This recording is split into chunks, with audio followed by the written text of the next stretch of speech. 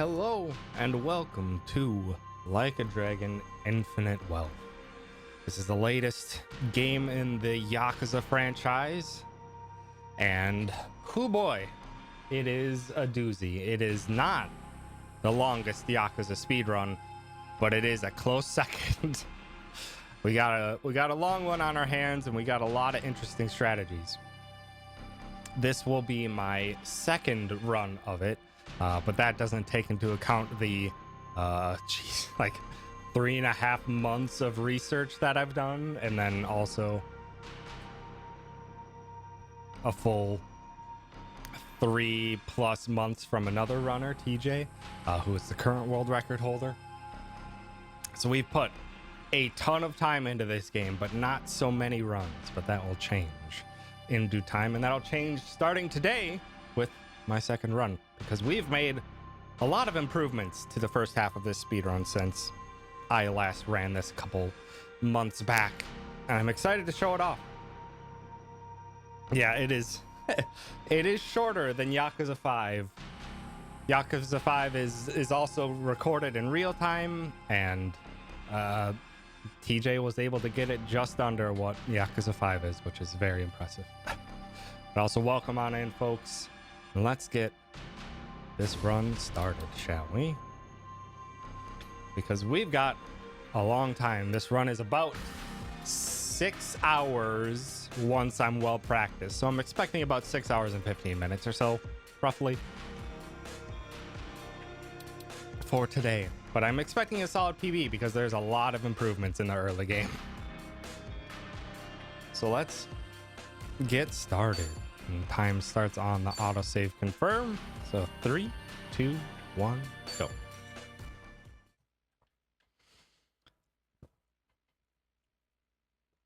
Yeah, this is Like a Dragon Infinite Wealth. Starting off a little bit after the events of Yakuza 7. Yakuza Like a Dragon, because the naming convention of this franchise is surely something. And we're starting off with our boy Ichi, who's on top of the world. Well, on top of the regular, having a fairly normal life. He's got a job now, working at Hello Work, helping reacclimate Yakuza members into society after the events of Yakuza 7, where the 2 major Yakuza clans have now disbanded. So those Yakuza have someplace to go. Or gotta have someplace to go. And this guy really wanted to convince Ichi the Yakuza way by giving us a brief tutorial on how to fight. We got our basics pretty similar to Yakuza 7, except for that now we have some additional effects. We have knockbacks like that, where if they get knocked into a wall or into an enemy, it'll do extra damage.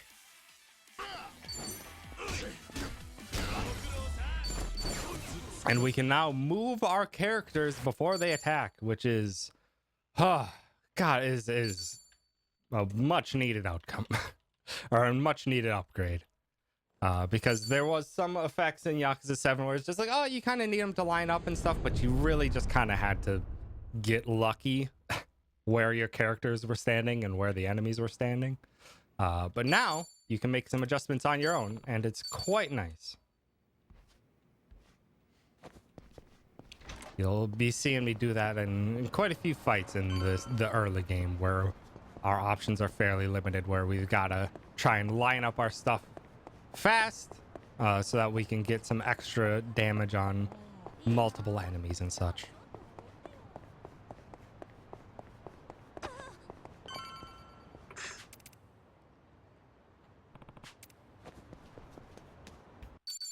Hello, Hamako.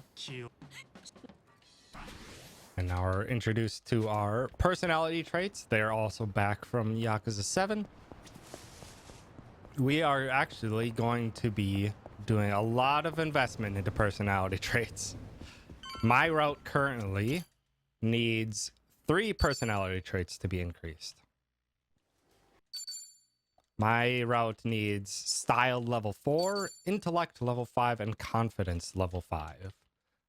TJ, the other primary runner, does not need the confidence to level 5. But that is a difference in our routes that I'm sure as we get more information, we'll be able to unify into a single route. But right now, I like having the confidence. And now we get our lovely tutorial on how to do weapon attacks.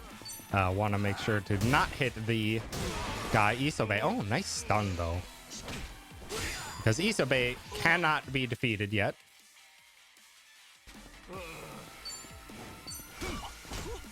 The other guys can. But oh, wow, instant stun relief. But Isobe cannot be defeated until that dialogue box. Goodbye.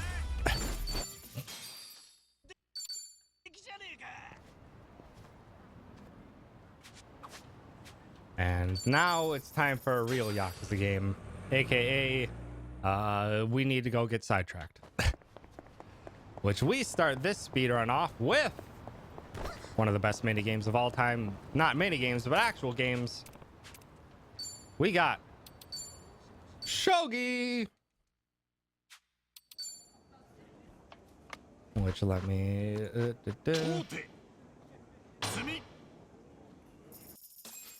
we are going to be doing all 10 puzzle shogis and then a little secret at the very end.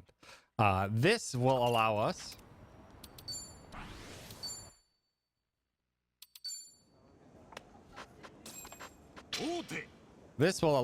to be able to purchase 3 books to increase our intellect on top of the fact of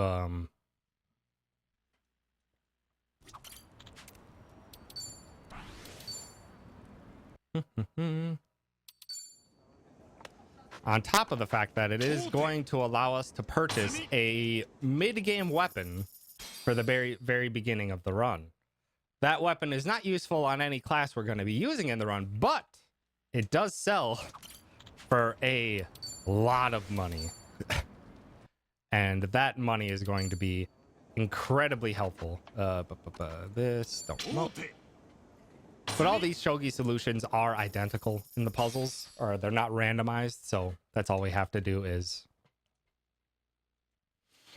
follow the solutions.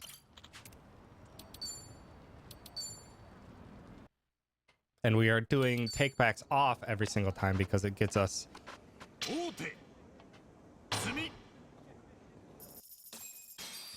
a little bit of extra points, and we need those extra points so that we can purchase everything that we want to from the shop. Halfway done, but now we're getting to the puzzles that take 2 turns to complete.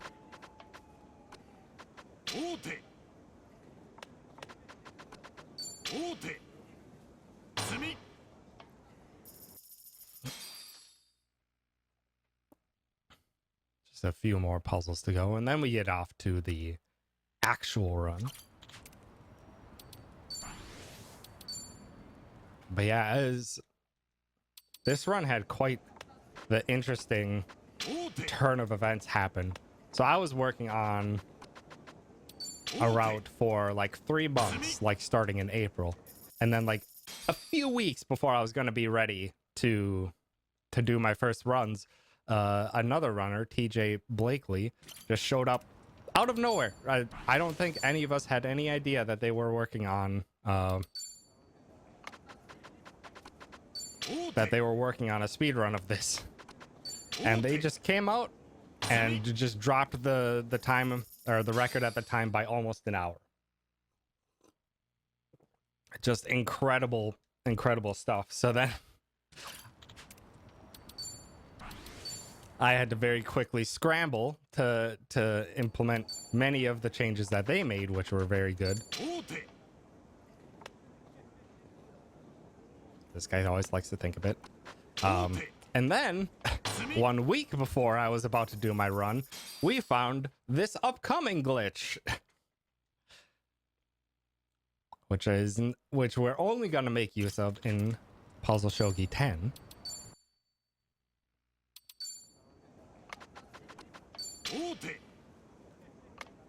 because we're going to succeed. And we're not going to confirm it. If we succeed and do not confirm, the game does not think that we fully finished the 10th puzzle shogi. This allows us to farm an extra 4,000 shogi points per puzzle shogi, which is a whole lot. God dang it, I don't have time to deal with bots while I'm doing the speedrun. But yeah, so long as we do not confirm, we get an extra 4,000 points, and we're going to do one more, and we do have to confirm the final one. We do have to confirm the final one because it will only fully count us as completing Shogi 10 if we do the confirmation. Which we're going to do here because it gives us a lot of intellect for beating Puzzle Shogi 10. And then we exchange our points for the revolver, 2 chunks, and 3 Professor Mutants. And you're going to quickly see why we get that Desperado's revolver. Because we're instantly going to go sell it.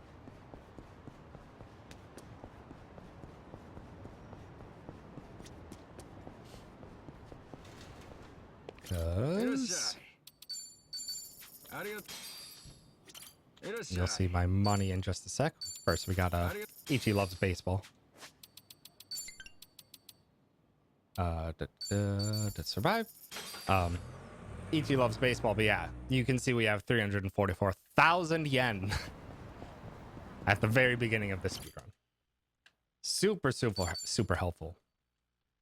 And we got baseballs because Ichi's a big baseball fan, and also because you're gonna see that the first half of this speedrun, our primary damage source is not going to be our character's abilities. It is going to be items. Now Ichi's getting ready for a date, hoping for Nanba and Adachi.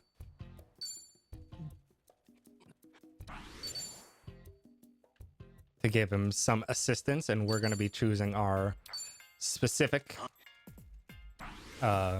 personality choices so that we can get as much into the proper personality traits that I mentioned before as we can. And now that we're right here and we have money, we're going to get one quick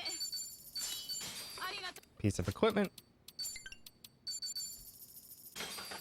Get some value pack insoles to increase our agility. Because agility is going to be crucial for this entire run, and there are very few sources of it. The majority of the shoe armor in this game does not increase agility at all. So we are going to very carefully manage all of our agilities. For this, and this is a first option. This is first option. Ichi's having a good date.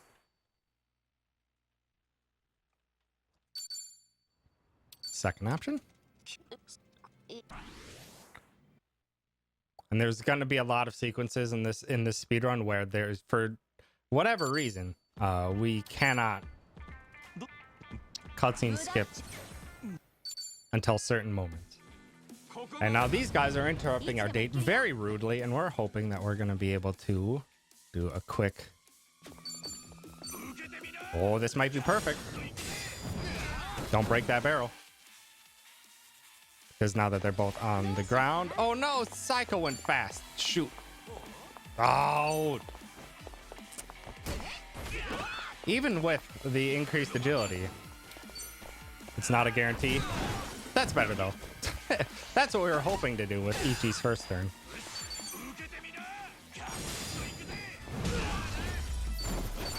Is that with both of them grouped up and low on HP, grab that barrel for a very quick kill. But Psycho actually outsped, because in this game with agility, it kind of converts your agility into a wait time variable. And that wait time is partially randomized. It takes your agility into effect, but then also adds a bit of RNG to it. So even if we are 5 agility faster than one of our allies, that does not guarantee that they are going to go first. In the early game, it takes about 10 agility to be a 100% guarantee that one of our allies is going to go ahead of the other.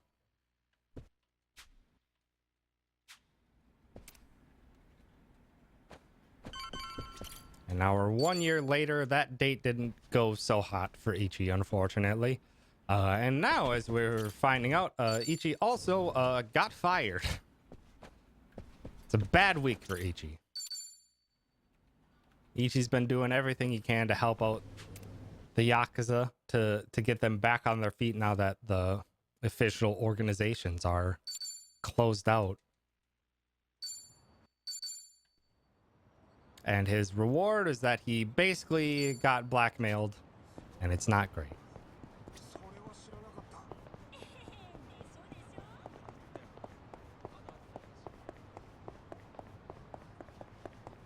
Yeah, agility is going to be everything for us, and you're going to see very soon why we use the items.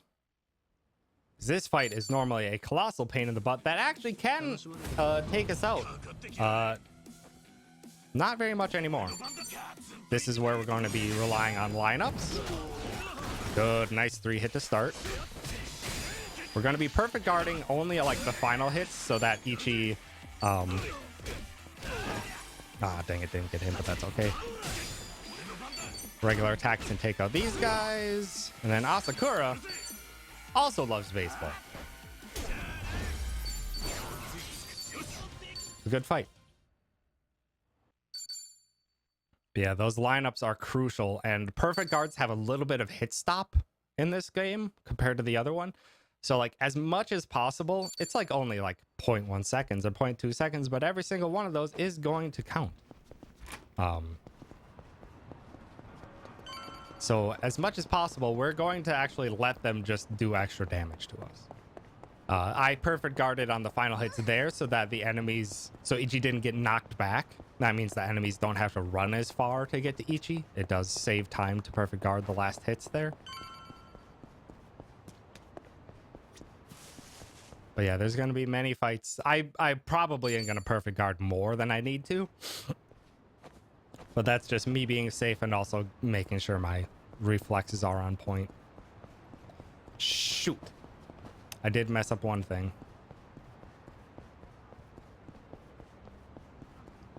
This is not the worst backup in the world, but I did mess up right away. I was too busy thinking about what I was going to say.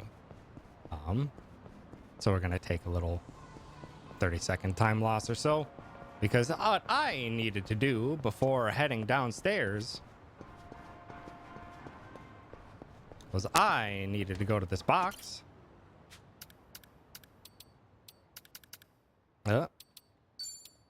And put those baseballs away.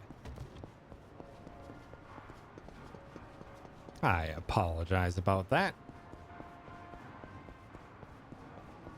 Because that is important. We can only hold 5 baseballs in our inventory at any one time. But to avoid getting unnecessary trips, we have to run past the pawn shop again. So we might as well, before we head in, drop off our baseballs so that we can store 4 baseballs for later. That is also very strange. That usually would not trigger a fight from that far away. That's actually interesting. But we can adjust our ability to run away fairly easy in this game, at least. Restock our baseballs and progress onto the story.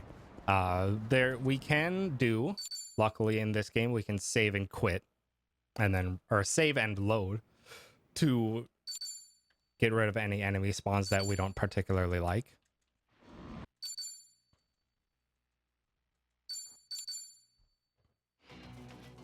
or we can run away and we can line up Ichi to run away quickly.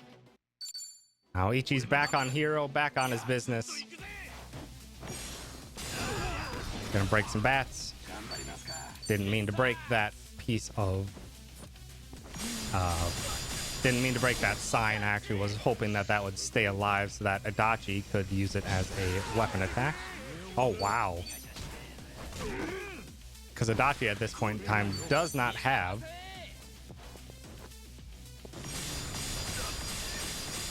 any damaging abilities. That is the first time I've actually seen a fear from that ability.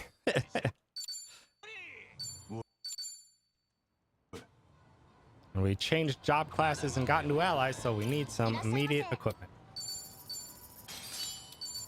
Get new equipment for all 3 of our party members and get a health ring for Ichi.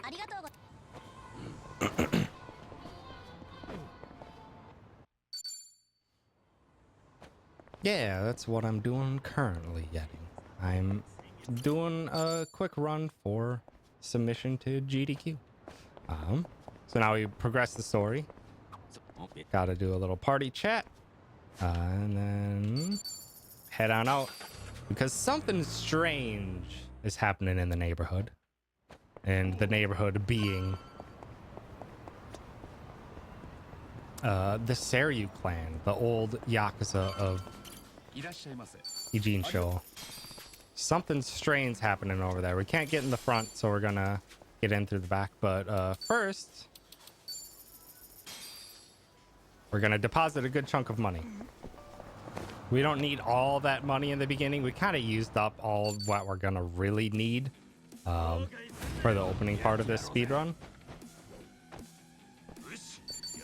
And there will be a point in time where it is going to be taken away from us, and during that period of time, we need it.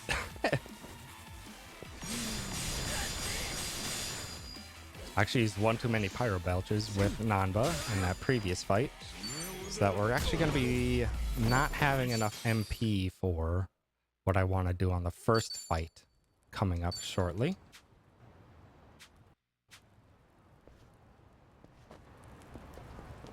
But that'll be okay.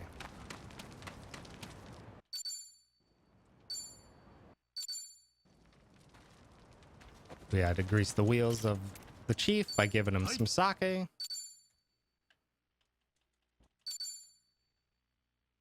Yeah, that plus a minute and a half is mostly just me. Me forgetting to store the baseballs for the future. But our way to get into the Seiryu HQ without them noticing us is going to be through the sewers. We used to pick up a few things in this set piece, but we really only get like one thing now in this entire set piece. So we're mostly just going to be running from fight to fight. And we're already going to be very underleveled. This opening fight, these enemies are already going to be much faster than us. This first enemy always goes first, always hits Ichi. We're hoping that should be good.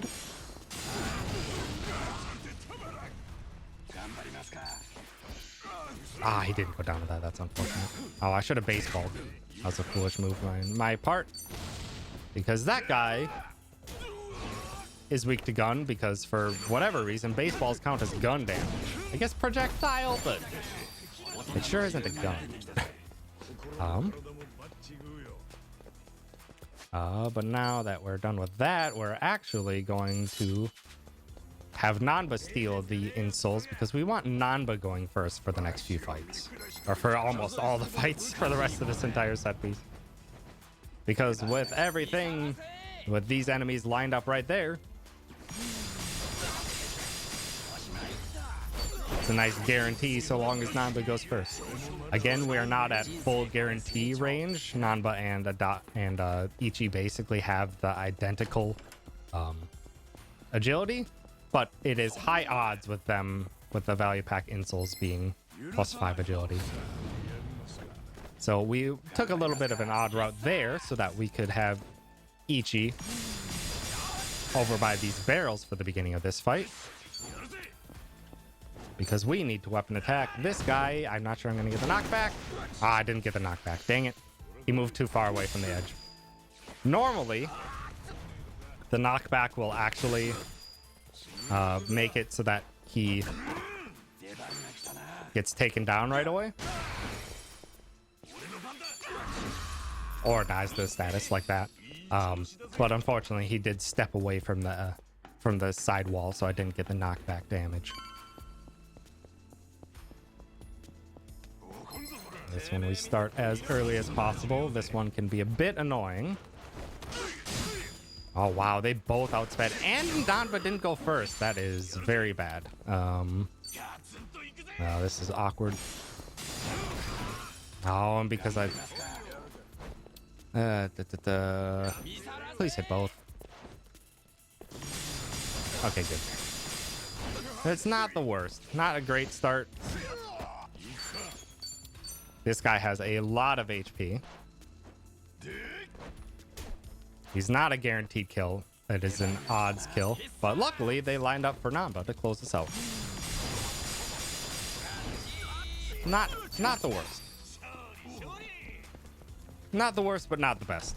Normally, what's supposed to happen there is that Namba will outspeed.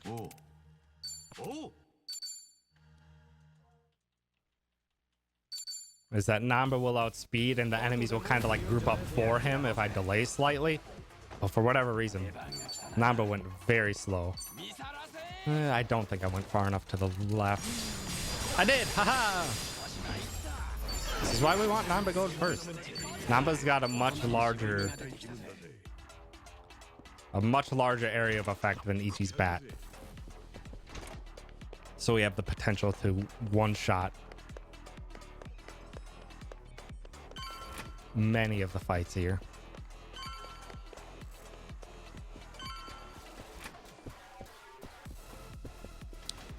And also, if you are not aware, the Yakuza franchise's music is fantastic.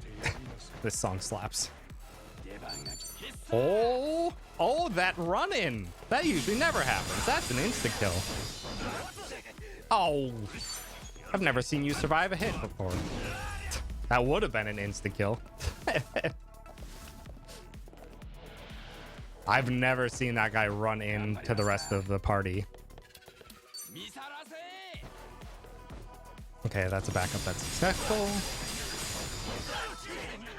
I didn't know that was a damage range that one of them could survive. That was good fights.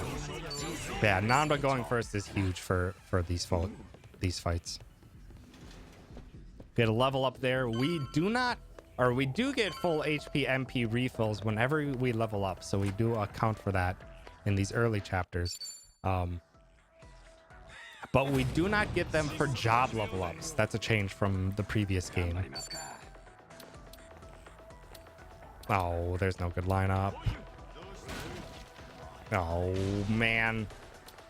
Oh, I was trying to find a good lineup, and I just wasted so much time.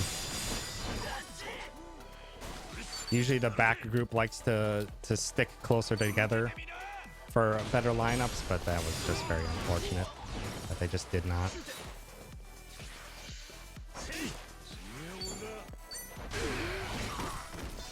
Nice back attack crit. Oh, get him with the teammate! At least it was a fast finish. Now the one item that we are going to grab here, we're going to grab the incendiary grenade. Items are very, very powerful for this speedrun.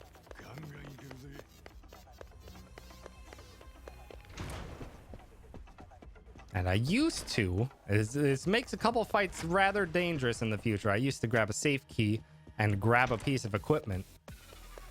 But nope, we don't need any of it anymore. It makes one fight in particular quite scary looking if something goes wrong. But it's manageable.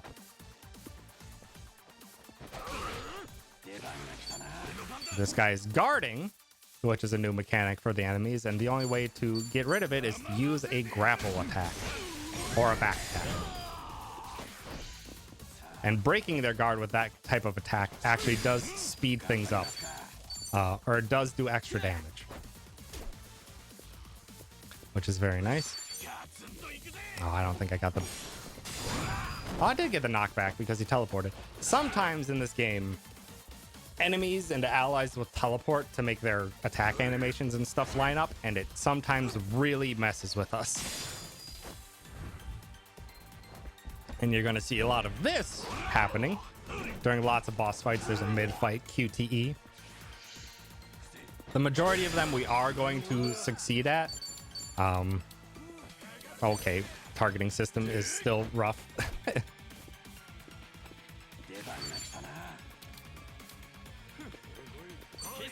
Ah, that won't hit 3. Or maybe it will hit Kwaki? Nice! Oh, because I didn't get the... Dang it. I shouldn't have done that. I should have finished off enemies. Ah, that was foolish.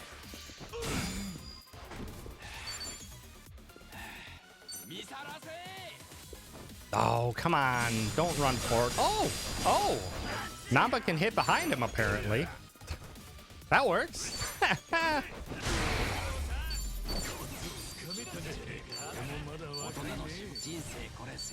Yeah, the game is not quite as kind to us.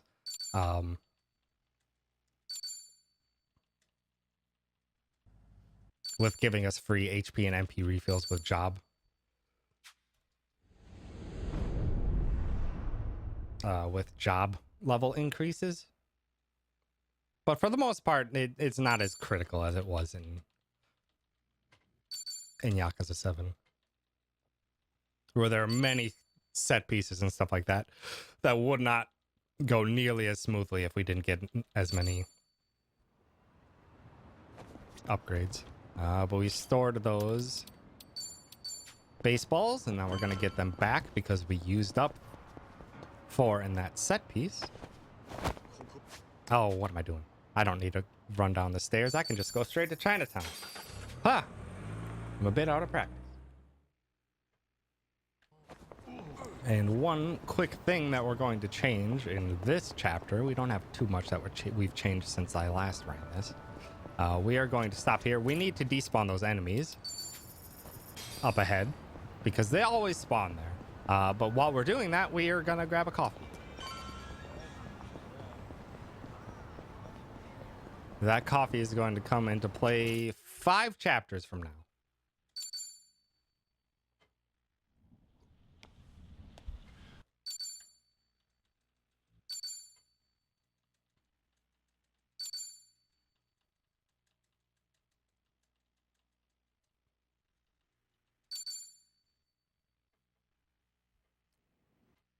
I need to adjust where my notes are. That's definitely not making things easy when my notes are not clearly in view.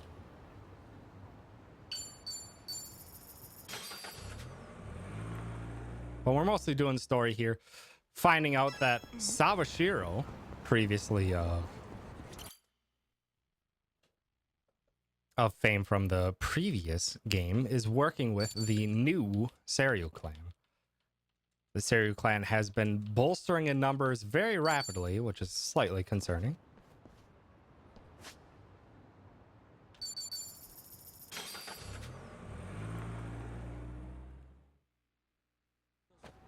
And Sawashiro is sending us off to Hawaii. Because it turns out that Ichi's mom is actually still alive and living in Hawaii, apparently. But first, we're going to grab those. We're going to get a lot of intellect. Ichi is going to steal the insoles back. And head on out. Ichi's going to say hi to Arakawa Sr. before he heads out to Japan. Because, yeah, it turns out Ichi's mom's alive in Japan, and she has some connections to things going on.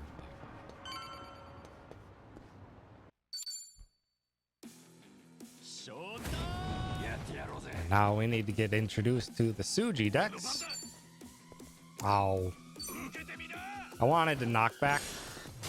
Because if you can get a little bit of knockback damage, you can skip Adachi's turn in this fight. But it's not the longest turn in the world. Just give him a little smack.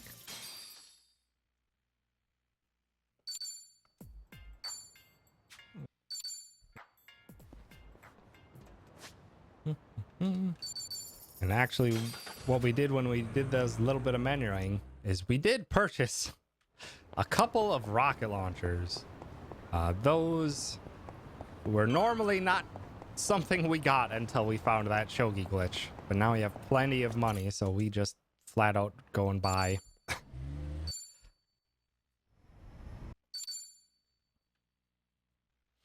Go and buy a couple of rocket launchers that we're going to make great use of in this chapter. Because we've entered Hawaii, we have our money deposited, so we don't have too much on hand. But this chapter and the upcoming is pretty on rails. There's not a whole lot we can do to like speed things up or otherwise.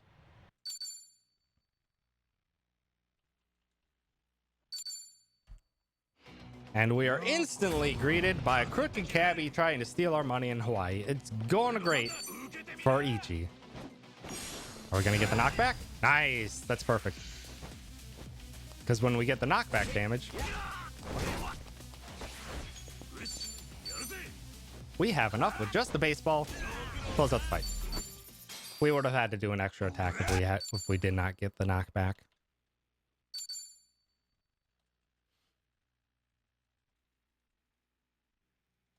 It's a very strange cabbie, though. Kind of seems familiar from maybe some of like the promotional materials for the game. I don't know. I don't think we'll see them often. But now we get to our first bathroom break. This segment here is not skippable. So this would be in a GDQ environment, a good time to read stuff off. Or for me to take a bathroom break nice and early. There's a few instances where we have like built-in bathroom breaks in the run. There's one coming up in like another 20 minutes or so. There's one coming up at like around the 2-hour mark. And then one at like the 2-hour 45-minute mark. Like our built-in bathroom break times. So we have a few instances where we can actively, and it runs so long, take some time to just read some stuff out without any distractions, as well as for me to take a quick break and run to the bathroom and such, because whew, the long one.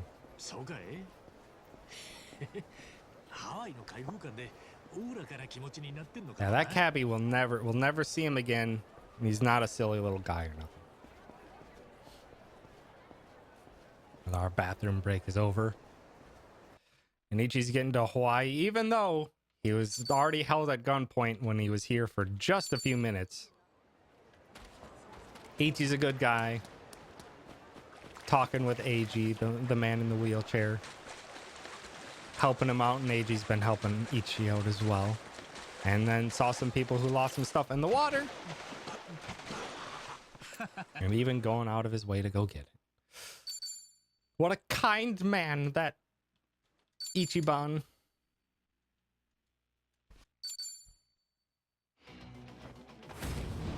And again, he's greeted with his kindness is greeted with more lowlifes. Because this is the life of Ichi.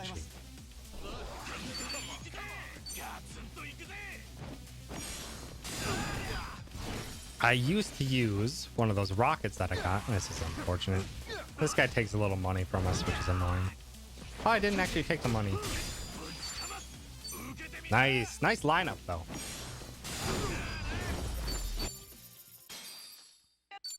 I used to use a rocket there to try and end that fight immediately, but it's not consistent because AG takes a turn. Aloha.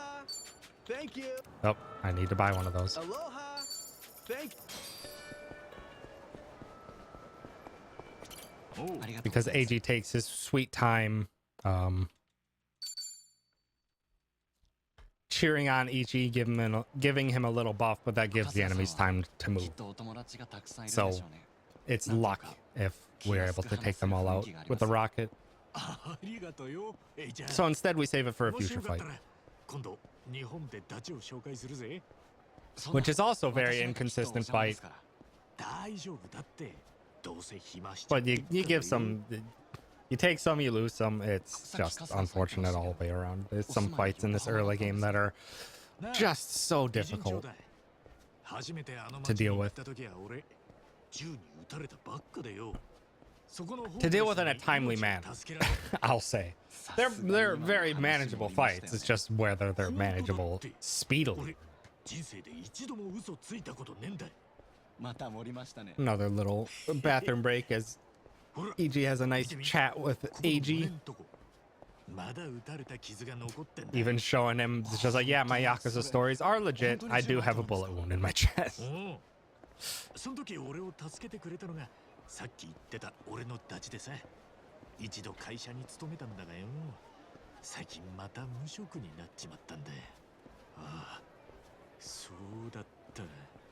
Yeah, as we're going to find out, that cabbie we were getting held up by was working with a Yakuza that ran away many years ago off to Hawaii and has been doing just no good things here in Hawaii. And surely they're not going to make an appearance very soon and make an appearance like 5 other times in the future. We're going to see them a lot. And the character's great. I actually he's one of my favorite characters from this game.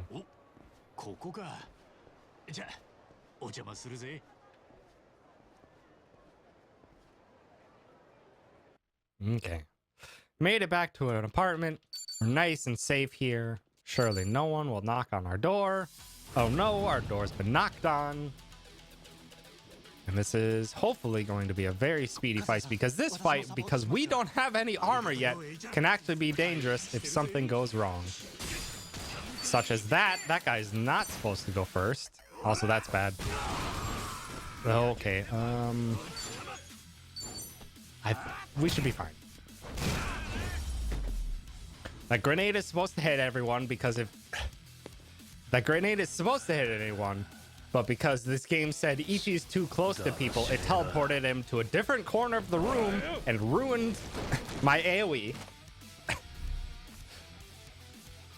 So I had to do another attack.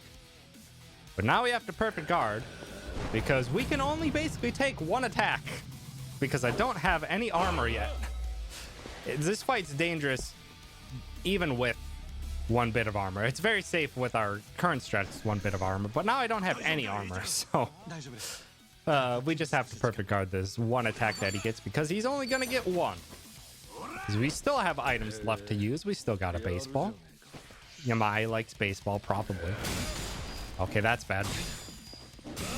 Yeah, I have to perfect guard these. That hit hurts. Ugh.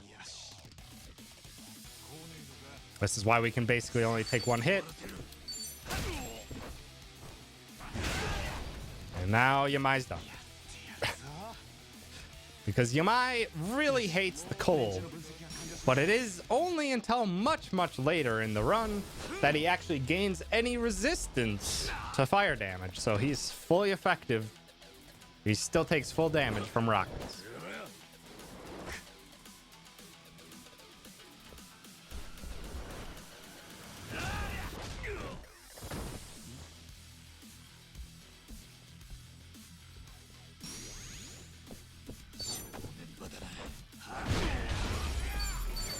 And after the cutscene, we are already done. That's all we got to do is finish them off. I was expecting this chapter to be a little bit slower. We're buying the coffee. I've just been a little slow on the mark anyway. Just getting back into the swing of the run. Slow with my menuing and such, as well as the 1 fight that we do take slower in the second Hawaii fight. So that little bit of time loss is expected. We'll hopefully save that up in this chapter.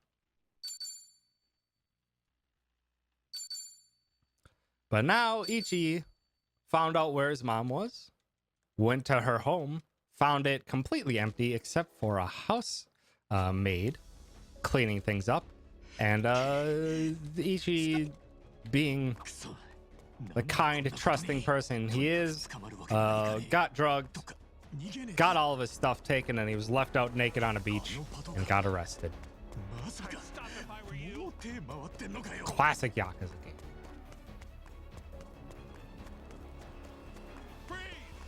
And this is why we went and deposited our money beforehand. Because otherwise we would lose that 300,000 yen for this chapter. There he is. Get him. And this chapter isn't where we need it all. It's the next chapter where we're basically going to be using all 3,000 of that money. And we do not get that money that she stole back from us until the beginning of chapter 5. So we would have a terrible time if we didn't have any of that money.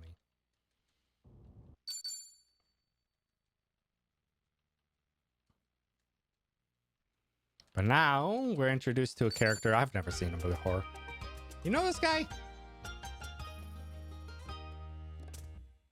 I thought I saw him in like Yakuza 6 or something once. Seems like an odd choice to bring back in the game.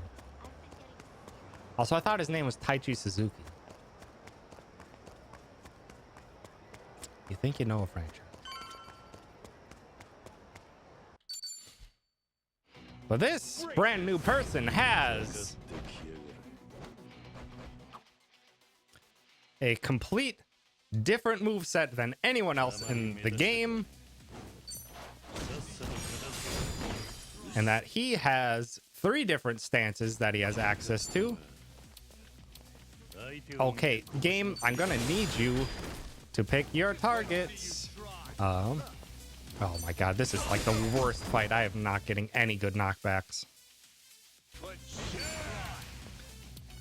He has rush mode that does extra, or gets an extra attack. He has brawler, which is just very good damage. And then he also has beast, which breaks guards with basic attack and also is very strong in general.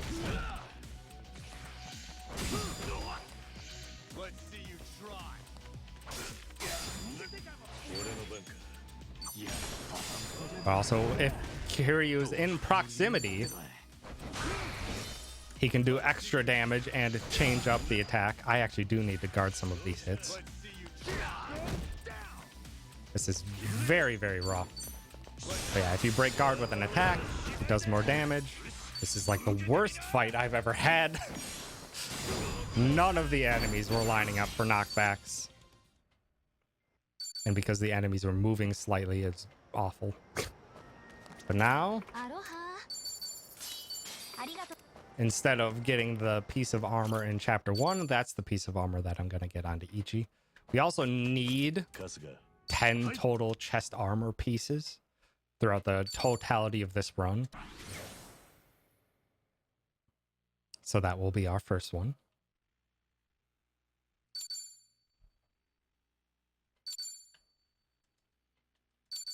And now we're introduced to our new bar location.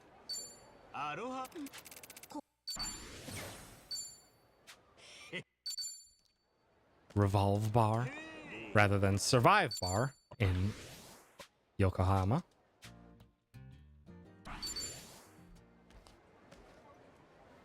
And we're in a whole brand new location. And this location is very large. Hawaii is very spread out compared to the way Ijincho is, where kind of anything's within a very quick distance of any taxi. Hawaii has lots and lots more open space. So we need a way to traverse that open space much faster.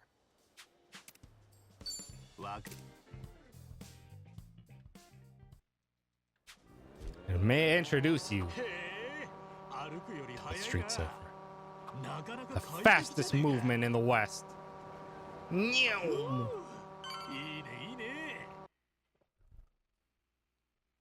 We're going so fast. And people already hate that we're riding a Segway, so they attack us. Those ones I do want to perfect guard because I do actually need to maintain some HP from this fight. We'll use our last baseballs here. Both these enemies have a lot of HP, but they're both weak to gun damage.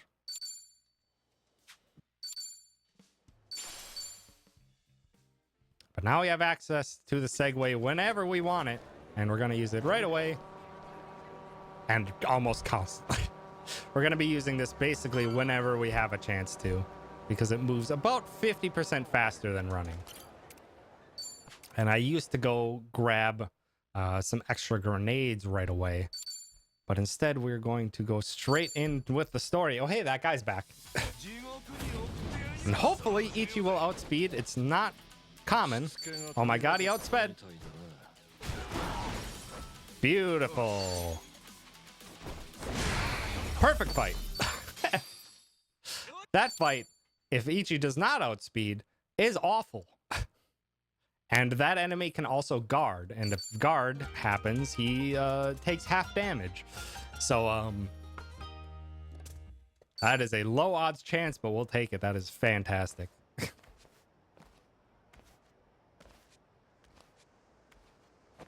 Okay. But now that Crooked Cabbie is now our party member, and Tomizawa is a great guy. And now I've changed up what fortunes I grab, because those two are actually the only two that I'm going to grab right now. We are actually going to get, I think it's 40 points of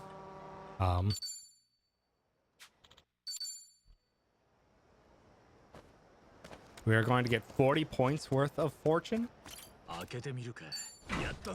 over the course of this chapter and the next, so that we can get a amulet that increases our money by 15%, which is very, very important. We have a lot of extra money from what we did to get the revolver early, but we still need as much money as possible for all of this, for the entire duration of this speedrun. So as early as possible, we get access to increase the money generation. We take it. But now we're introduced to our first and only chase sequence, this time with QTEs. We'll see a few other chase sequences, but they're not QTE based.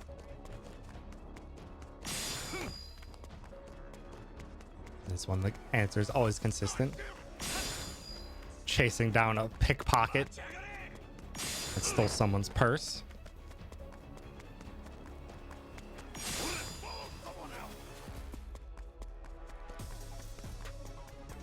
We're splitting them up, heading off at the pass. Get him, Tomi! Oh, you almost had him. Almost got him.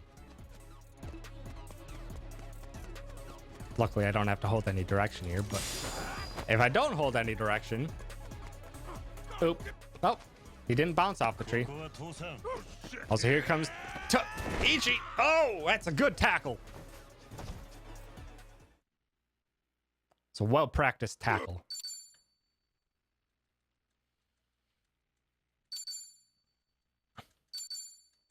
But as we find out from Tomizawa, it is not safe to be a pickpocket, especially at night here, because there is not Yakuza, but Hawaii's very own criminal group in the Barracudas, and we do find that pickpocket slightly deceased. Slightly deceased.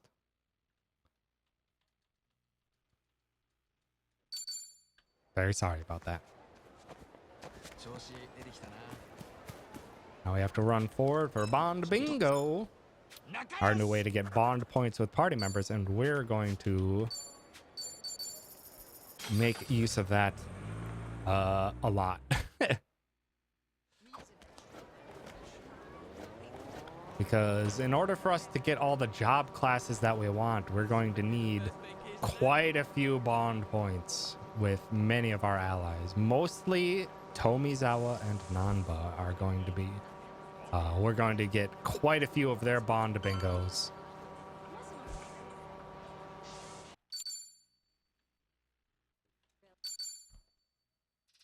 And now we're trying to track down the person that stole Ichi's stuff.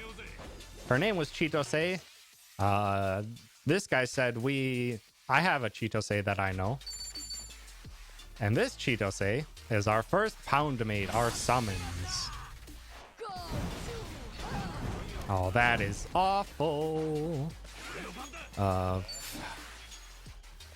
Please hit multiple this time. Thank you very much.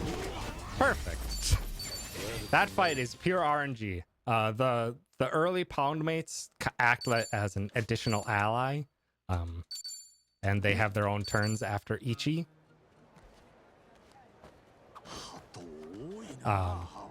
Many other late pound mates do work like in Like a Dragon, where they are just cutscenes for damage. No, I thought I had enough space. Thank you very much. I actually am gonna have to heal this.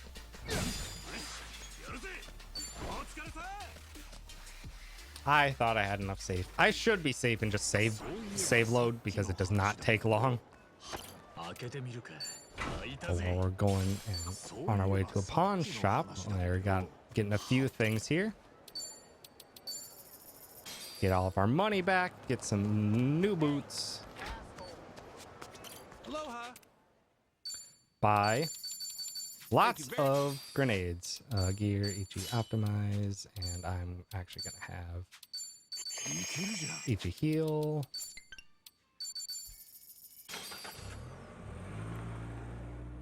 Then we progress.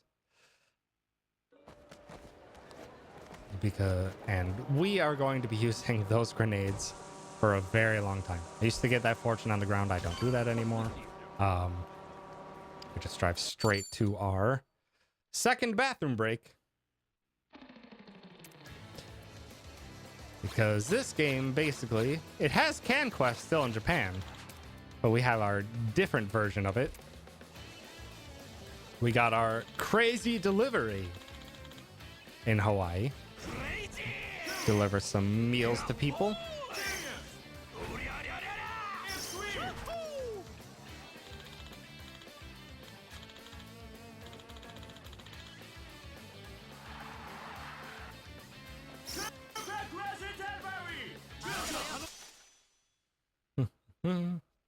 And with this, there is no way for us to skip this. We have a 3-minute break. I used to have it routed in very briefly because you can get some shoes with the points that you get from Crazy Delivery that have 10 agility, which is very, very useful. But that was when we didn't have any money. Now that we have money, we can just buy shoes that have 10 agility in the next chapter, which is just faster and easier. But the reason that it is slower for us to do Crazy Delivery is because it's just like, it's 3 minutes. You have to wait. Surely you can do it. Everything you need to do in this Crazy Delivery within 3 minutes. And the answer is yes, but within the timer of 3 minutes, not the real time. Because every single time we do a delivery, it pauses that timer. I had it routed out so I would end with like 1 minute and 10 seconds left on the timer, which is very nice and speedy. It's 45 seconds slow than just waiting. Because that that timer pauses every time we make a delivery, and I break and like do the fastest animation while that timer is paused. It still loses a good amount of time. So no matter how good we are, it's just not fast enough for us to really make it worthwhile for us to do this. In fact, every dollar we get actually makes a bar fill up at the very end, so it is slower to even grab anything. Hurry up! Hurry up, I am. Does it not look like I'm hurrying up? But yeah, what we used to do is we used to do this because this is nice and fast and you just, you know, gain stuff like that. Yeah.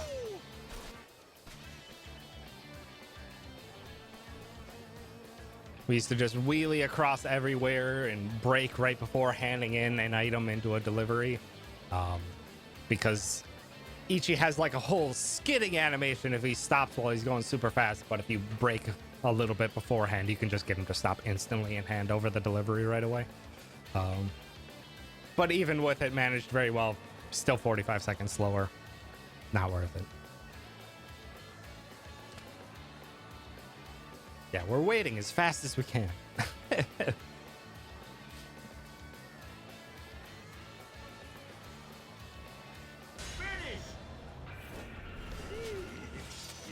Who did it? What do you mean, failure?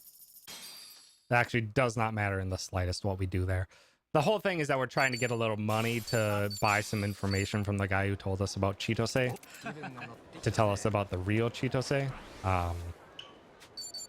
So we do an odd job to get 30 bucks. And we don't have to do anything and we still get the 30 bucks. So. Gosh, I'm still getting used to how best to hop back onto the Street Surfer.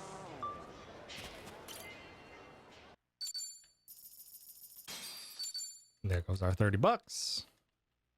This guy's a very cheap information broker. 30 bucks and he just hands away where someone is.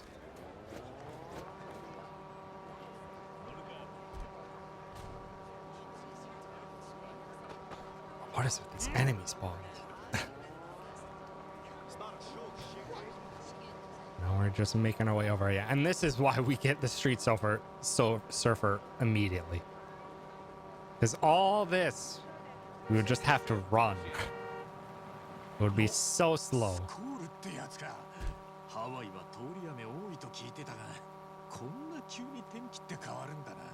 Now we're making our way over to the person that is supposed to now know where Chitose is.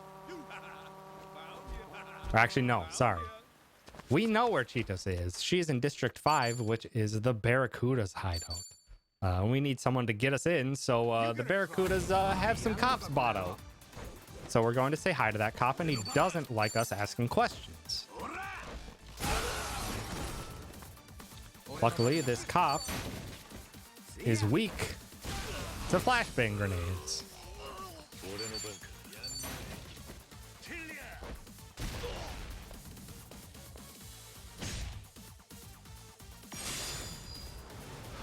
And luckily, he's also susceptible to paralyze because this guy has guns that he uses against us, and those guns hurt a lot. We have exactly one t-shirt on Ichi. Tomi comes with some defenses on his own, but Ichi has a t-shirt right now. He's not very defensively inclined.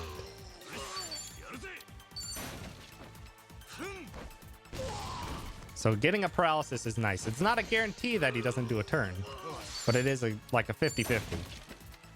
So very nice, he didn't get a turn. We got the status effect so that the fight is over after this. Actually, we didn't even need the status effect damage. We just got enough high rolls that we didn't need it. As we found out from doing research that the damage rolls in this game are a plus or minus 5%. Each of those grenades does 150. So 150 plus or minus the 5%. And then weaknesses. Weaknesses are very important to talk about. Weaknesses in this game are like Pokemon weaknesses. They are just flat increases or flat percentage increases and decreases. If you are resistant to an element, you take half damage from it. If you are weak to it,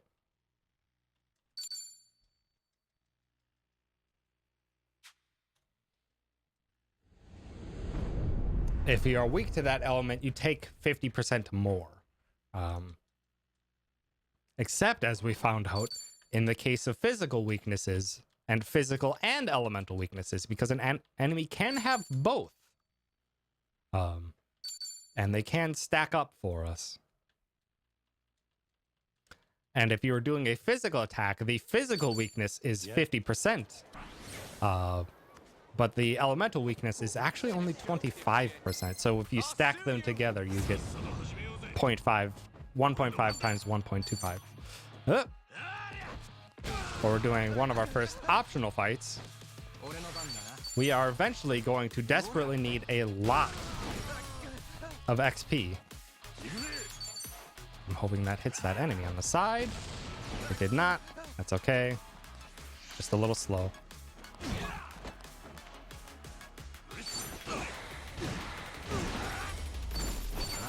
We are going to need a lot of XP later on, and these guys drop an ankle weight, which decreases MP but increases our XP by 20%. That's going to be crucial coming up later because of because we are already going to be underleveled for everything that the game is going to ask for us in this chapter. And that is going to only increase as time goes on. And this game has a lot more punishment mechanisms. This game has a lot more punishment mechanisms for having lower level than in the previous games. So we're going to maintain a certain amount of level behind the enemies. Because if we are further, it applies a debuff to us. Our first turn will be drastically slowed down, so the enemies will outspeed us, which is terrifying in some fights. And now for actually a change that happened recently, thanks to TJ, is we're gonna take one brief detour over to here. Aloha. Get one intoxication bomb, and then actually right here is a fortune that's +4.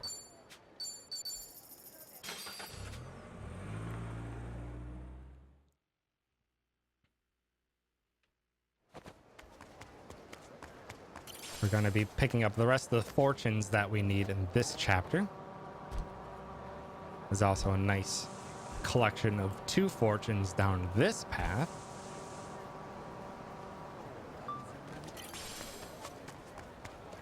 We can get a +3. Oh, come on, Ichi. And a +4. And then we're going to make our way over to the mall where we need to go. And on the path there, we got some more shopping and stuff to do. We got another Tomy Bond.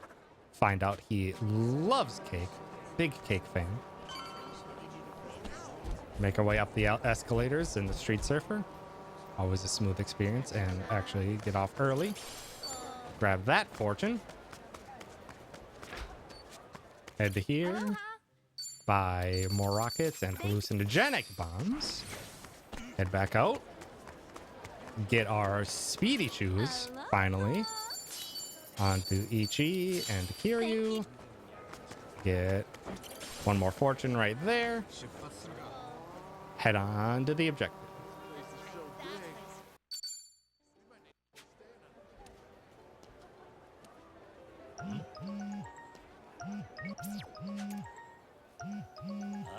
And as we just got a phone call, we found out that Sujimon Sensei made his way over to Hawaii. And you can tell he's on vacation because he's just big chillin' vibes. But this is our tutorial into the Sujimon battles. An actual pretty fun little minigame side quest. Where you get a team of 3 together and you battle it out against the enemies. It's actually a lot of fun to do. I did all this very early in my casual playthrough. A lot of fun. And we are absolutely forced to do it though for the speedrun. And it is 100% consistent. We just attacked with the middle 2 times in a row. God dang, those bots. Those bots are on the rise again. Now we have enough MP gauge charged up on the right.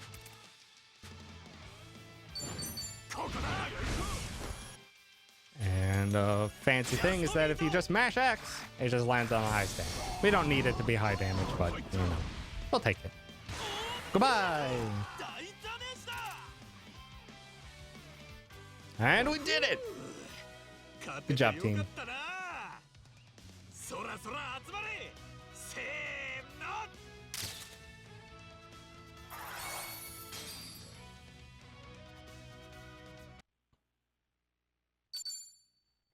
And now the most baffling decision. I have no idea why. This next sequence is not cutscene skippable at all. So we just have to mash it out.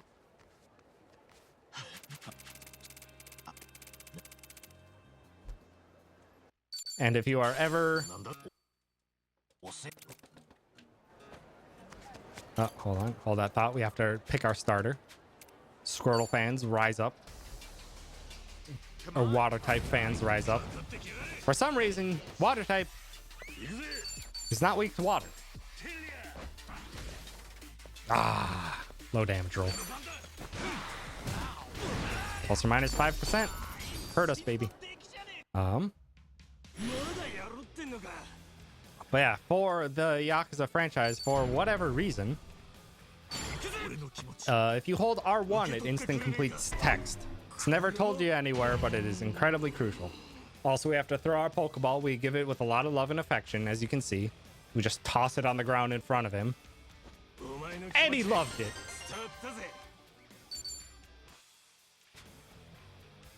This game's silly. But yeah, we don't have to do anything for that first catch. We don't have to mash or anything, so we just save our thumbs. Now we have a big run. So we first go to here. Need to buy a bunch of equipment for the big set piece coming up because, oh boy, there's a lot that we got to do. Swing over to here, get another Tomy Bond.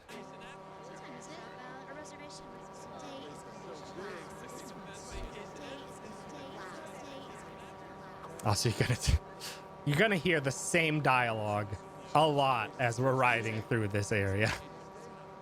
There's only so many voice lines that they used. And you're going to hear a lot of them, and you're going to hear a lot of them doubled up every now and again. It's very silly. But now an actual change that I'm doing that I just implemented. Please get out of the way. I don't want to have to change route. Thank you.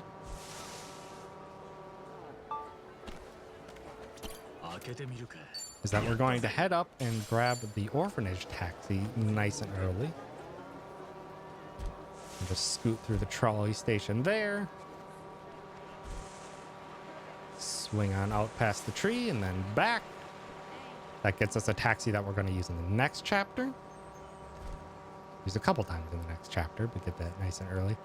And we want to go buy even more powerful grenades because yes, those grenades that we've been using have been powerful. They're not powerful enough. Dang it. We need stronger power. Swing on down to here to get the Night Street taxi.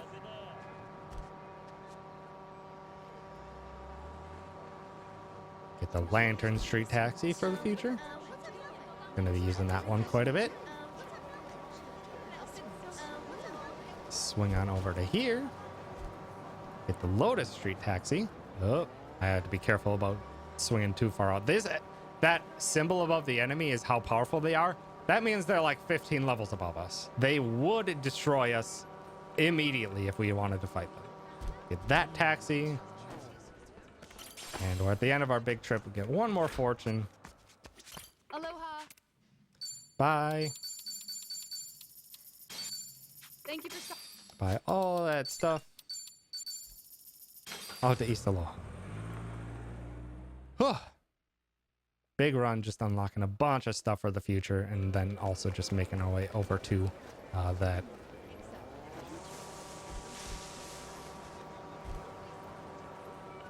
more powerful grenade pawn shop. Very, very helpful. And now we're hungry.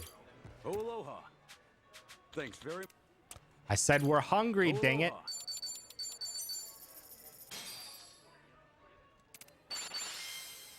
Something we're going to be doing a lot in this speedrun is getting meal buffs.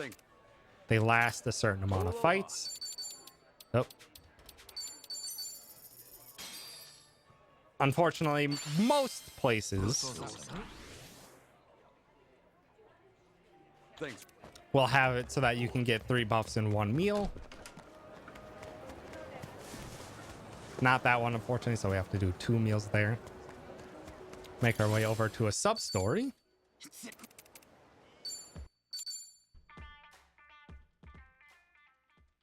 That we're going to be using a lot. That sub-story is probably one of the most important in the entire speedrun.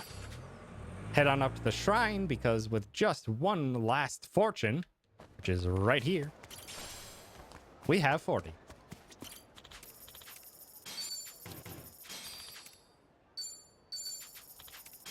So we're going to buy. We have to do it in order, strangely enough.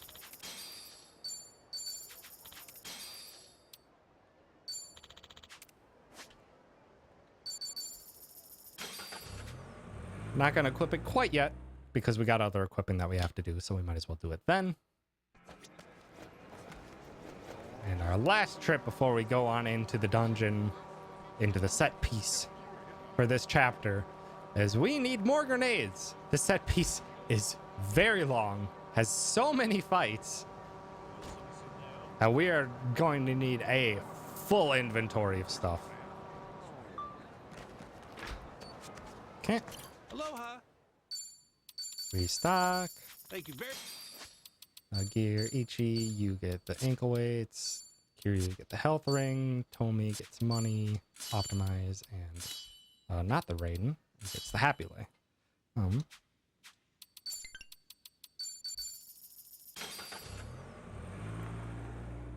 Okay, finally, we are ready.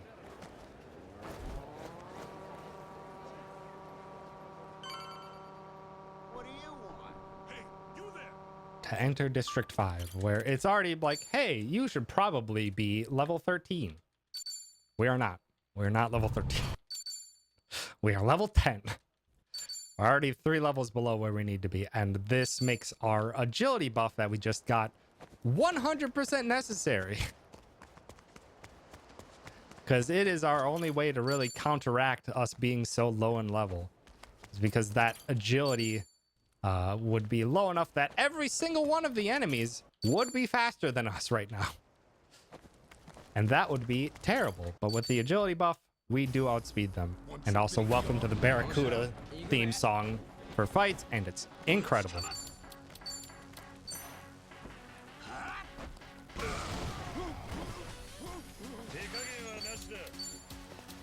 Nope. Jose has too much HP, so he gets a volleyball. And we're hoping for...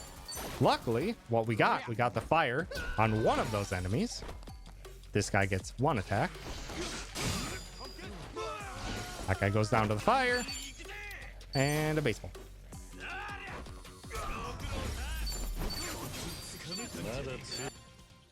Yeah, we are entering the set piece with 5 baseballs, 5 volleyballs, 5 incendiary grenades, 5 liquid nitrogen, 5 flashbangs, 5 modified incendiaries, 5 modified liquid nitrogens, 5 modified flashbangs, 2 rocket launchers, 5 hallucinogenic bombs, and an intoxication bomb.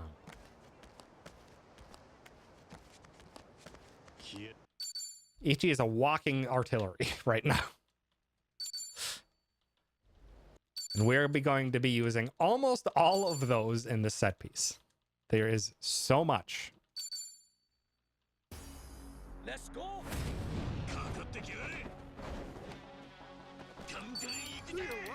It's unfortunate that that got guarded, but that's okay. That happens. I don't think this is actually going to hit that many. Only 2. That sucks. Yep.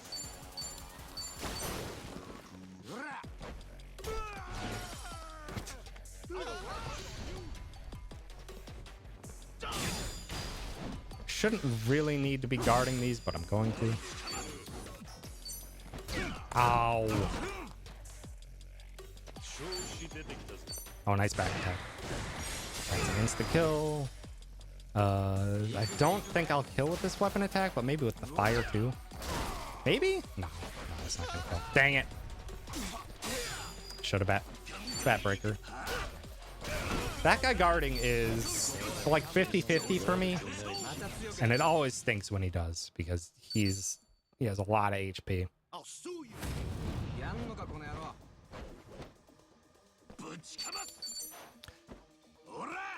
That's a baseball I didn't mean to waste.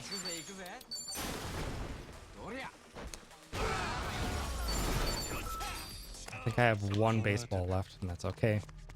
Because hopefully, this next fight is skippable. It's not easy to skip. Damn it. Nope. That one is a very difficult fight to skip. I'm gonna have to use my last baseball here.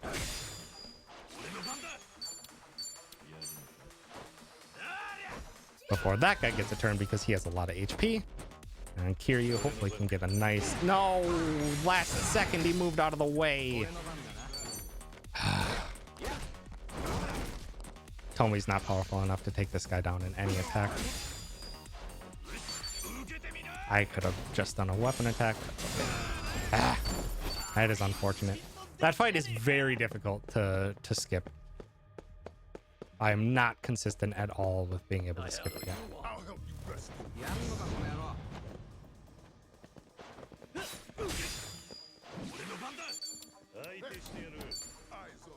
Sir, can you back up just a little? Thank you. Thank you very much. Yeah, our best AoE option is also all those grenades we got, so it's what makes these fights... Oh, I just realized that Tomi was on 56 HP.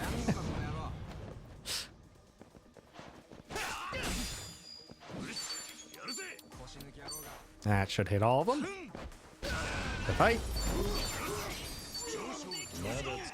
This is a very RNG set piece, depending on how these enemies like to play around.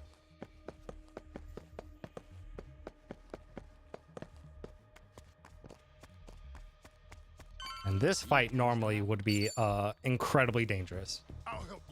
These two enemies with guns do about like 150 per attack. They are ridiculously strong. And we want nothing to do with them.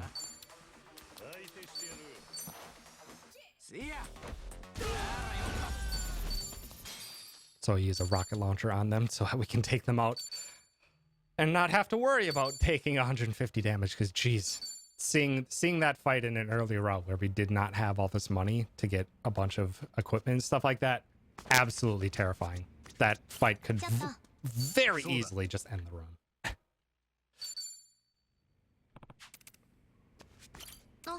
Now we found a Chitose. She's the one who stole all of our stuff. And she's helping us out a little bit. She's helping us out in the enemy base, which... it's a little dubious why she's here in the first place. She might be a little buddy-buddy with them. I'm sure it'll be fine. I'm sure.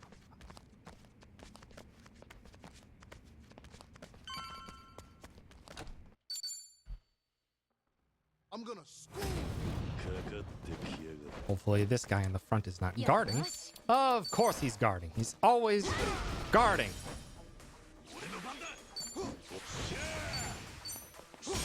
But if he's guarding, he takes more damage. Takes more damage from a beast guard break.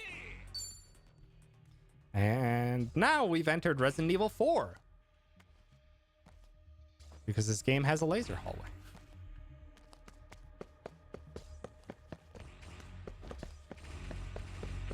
Nope, not that way. Ah! Every single time, I'm just like, you have to go the left path. But it's not that early of a left path. Ah, bad. Terrible, terrible, terrible. I'll sue you.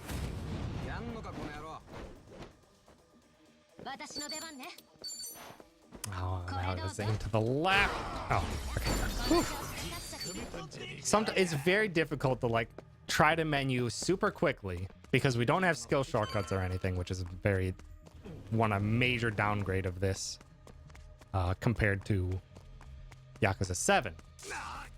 Is that we don't have skill shortcuts, and we don't have any way to do item shortcuts either, so our menuing has to be very fast. And it is not easy to do all that super quickly. To do all that super quickly and to try to pay attention to where our targets were.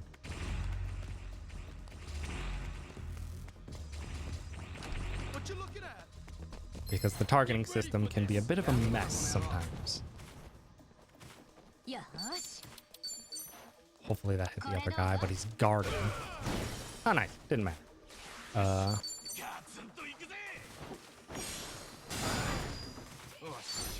I didn't need to attack with Tomi. That should finish. Normally I would have liked the baseball there, but I used an extra baseball. I don't need this heal.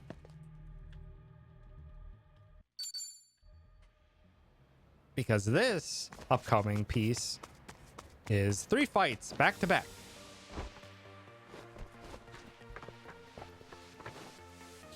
Where we gotta strut our stuff. Welcome to our impromptu guests. Now let's get this show on the road. First up, we got an all-access look at our newest collection. And there's only one way our team knows how to strut our stuff. It's to die for. No, targeting. Nope. If you hit the guy in the front, you don't hit the other two. Luckily, these guys are very weak. They don't have a lot of HP. Set Kiryu up for Beast for the next fights. Normally, you have to hit right in that fight in order to fire it off to the target on the far right, and then that hits all 5. But for some reason, that time, it started on the left, so I changed it to center. Like I said, it's very difficult to menu fast. One guy is always guarding here. It's either the left or the front. I didn't mean to attack. That's just slow. He's supposed to guard there.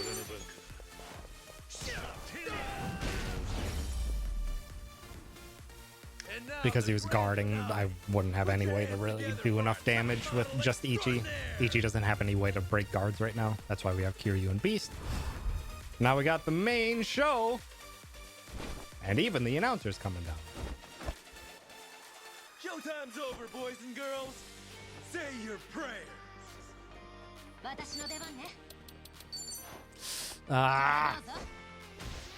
That's bad.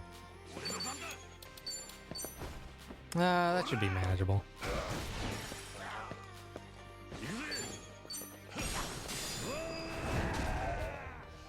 I think with an attack and the cold damage, that should finish him off. Oh, never mind. Tomi's got some strength. It's about half the strength of Kiryu right now, but there's some. Nice. Not too bad.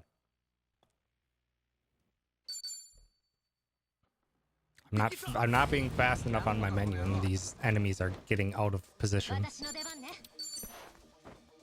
Very difficult to manage. Those guys stood still for us, though. Very kind of them. Oh, hold up. Oh, hold up. Yeah, we got a weapon earlier in this chapter for Chitose, and there's no reason for us to equip it yet because she doesn't need to attack. In fact, we mostly at this point get that weapon just because we need it for personality traits later on. She basically doesn't have to attack anymore.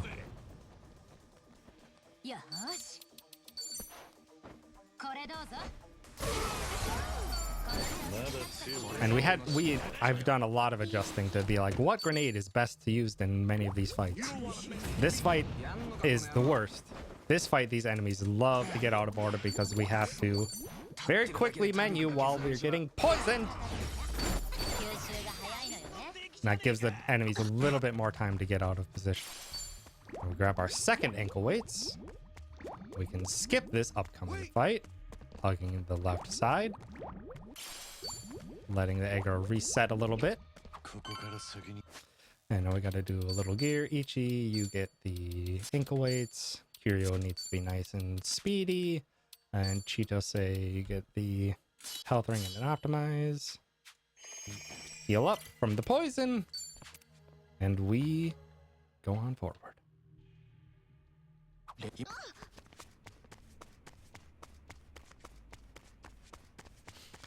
Now we're making our way over to the big boss man himself. The big boss of the Barracudas is Danny Trejo.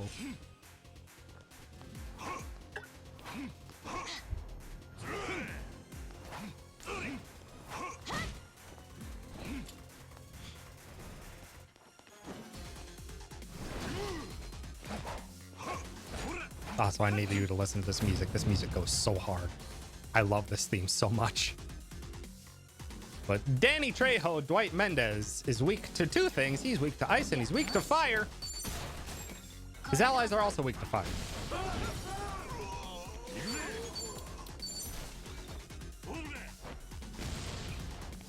And we have quite a few grenades for him. Is he guarding? I'm gonna need to do a volleyball early. Why did that do 300 damage? Oh, it hit him in the back because he was guarding. Sometimes the turn order in this fight can be awkward. Like, Ichi normally does not get outsped by Dwight. But because it hit him in the back, the volleyball did full damage. So that was very lucky for me. And I got high enough damage rolls that it went straight into the QTE. Normally it doesn't do that until I do the next attack if I use the volleyball early.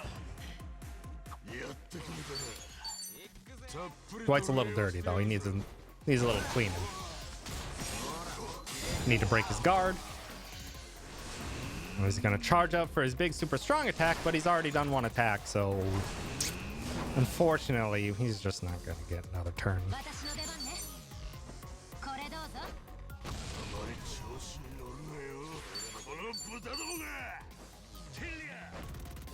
Goodbye. Yeah, Dwight doesn't really get to play.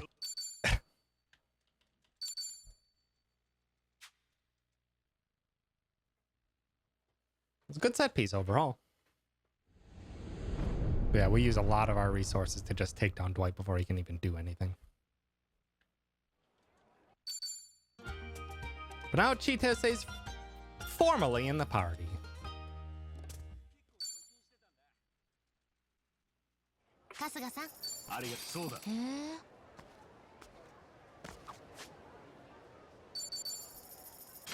And now we're into chapter 5, which, just like in Yakuza 7, is when the game really opens up in what we can do. But unfortunately, in this game, it opens up in what we can do in ways that we really can't really do too much with. We're going to be unlocking our ability to do a lot of extra stuff that we're going to do later, but we just don't have the personality traits to do it all right now. We got to do our drink links, which our choices are absolutely crucial in the drink links conversations, because we need those specific personality traits. We need the confidence, we need the intellect, and we need the style. Oh, come on.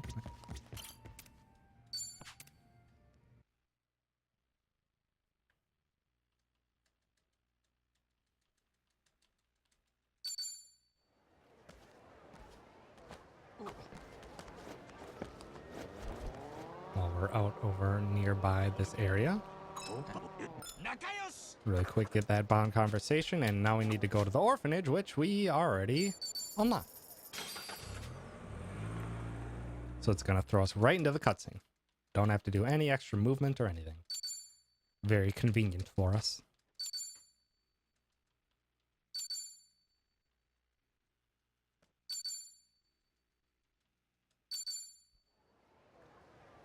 And this chapter is unfortunately just kind of like a lot of just running around. We unlock some stuff. We do some bond conversations, but there's like 3 fights for the entirety of the run. Or for the entirety of this chapter. It's mostly just a lot of running around. So this would be another fantastic time.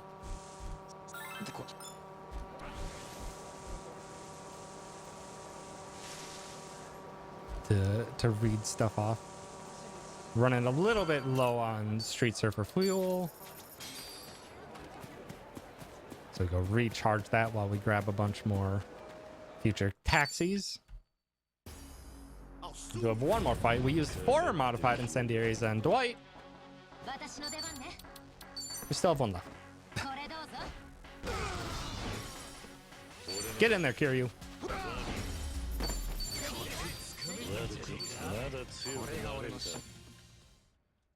Now the enemies are starting to have a lot more HP. We are actually never going to go back to the regular grenade shop anymore, which is great because it's really out of the way. It is extremely out of the way.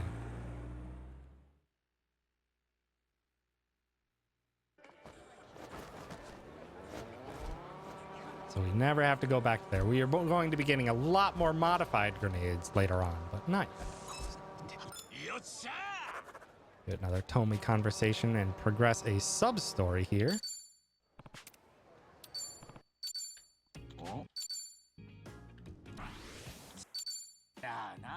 This will unlock, now that we're going to go do it.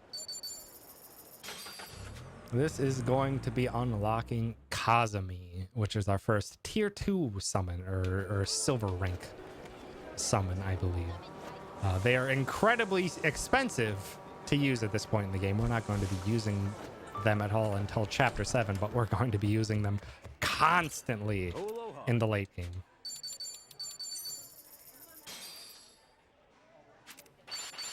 Well, I need 1 meal from Oahu Burger this time for some speed increase. Thanks.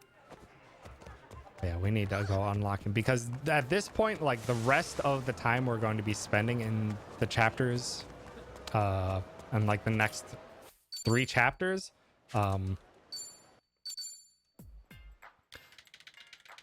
none of it's going to be at daytime, which is the time of day that we need for this.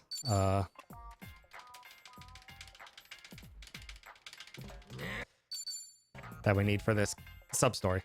Also love the looped audio. And we needed to summon a windstorm. And we did successfully. It was that easy.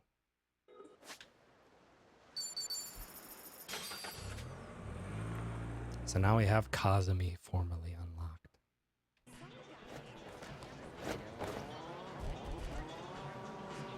And now we get to unlock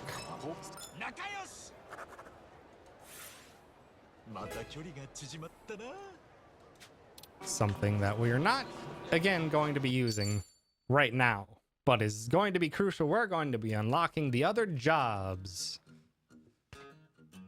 And we're unlocking the ability to get other jobs, I should say.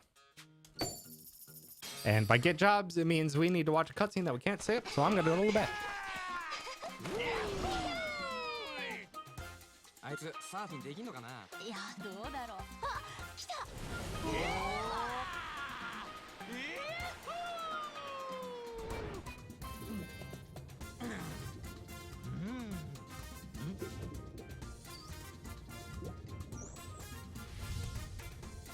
サーフィンイルカ海遊びなんか使えそうな気が。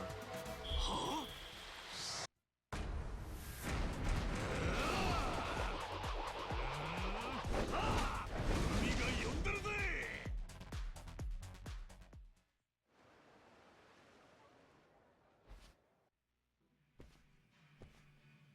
どうでしたか？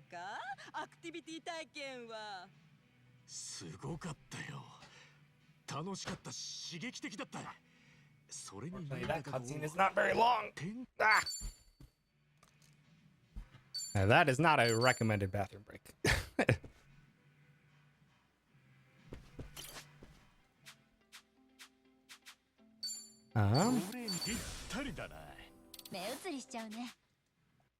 We're only going to be doing 1 job change early on, and that's actually just changing Ichi back to Freelancer.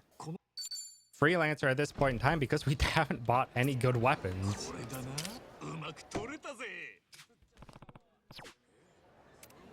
because we haven't bought any good weapons, Freelancer is actually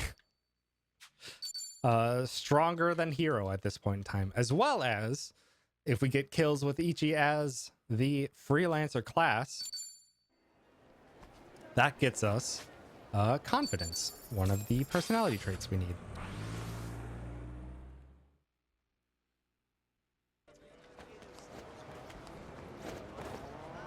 Let me just do more story. I need to be careful of those mounds. Those mounds on the ground are usually just like a little item or something you can get, or trash that you can clean up to get some points for a certain shop. But sometimes they're enemies, which makes them very annoying, and why I give them a wide berth.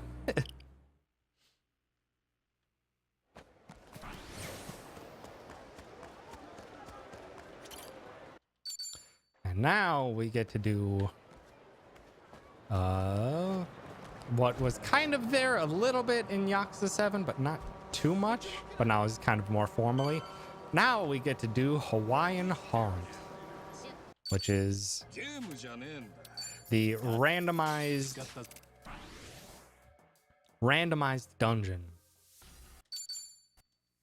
for replayability and experience, but we don't want to do any of it. We want to just get this done as soon as possible. This first floor is 100% consistent. The layout is always the same in this first floor, but the contents of each room are slightly different. But the layout is consistent. There is only so many layouts, but the second floor, I do not know what that layout is. It is very rare, or at least from my experience, it's very rare that it's correct to go the direction of where you start facing. So I kind of just go right and pray. Is that it? Hell yeah. Sorry, I need to get better with my language. Getting a fast floor in Hawaiian Haunt is very nice. That was pretty good.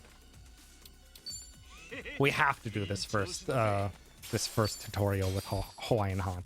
And we also needed to very much make sure we did not get into any fights.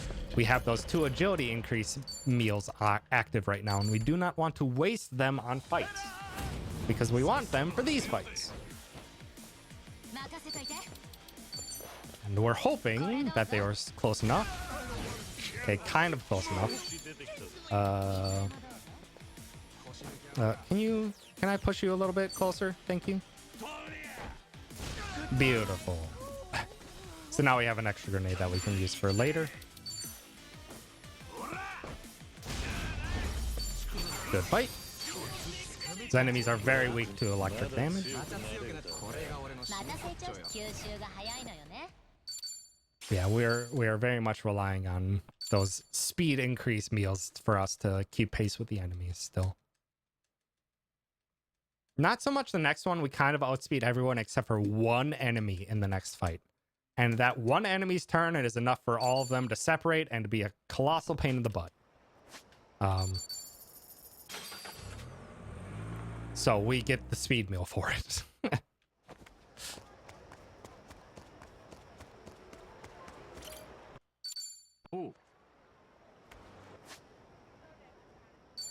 And now we just go close out the chapter. It's a pretty speedy chapter. I used to do another sub-story to get an extra money gear early, or in this chapter, but I moved it to the next chapter because it only gets us like an extra few $100, which we can manage without, and it's easier to handle in the next chapter. All right, these jerks. We need to use a modified liquid nitrogen in the back there because all those enemies are weak to it. Perfect. And our agility move just lets us outspeed that single enemy. Want that guy out of here.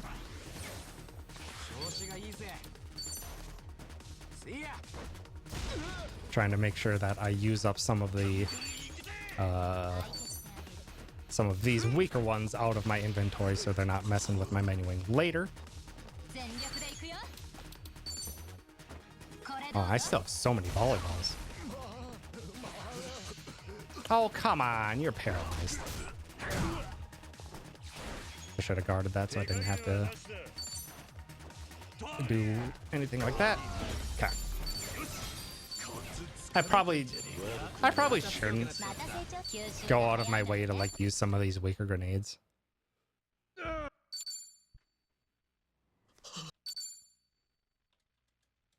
But I like to because, man, I hate having these things in my inventory when I really don't want to use them.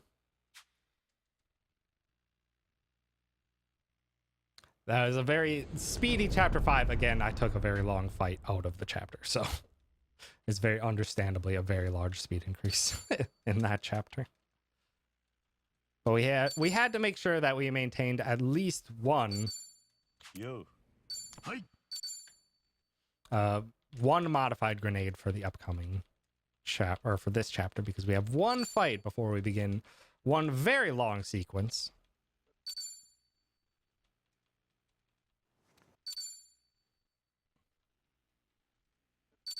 Now Ichi's trying to find out where his mom is, and he's making it so that he's publicly known. He couldn't find his mom, so he's gonna make it so that his mom finds him.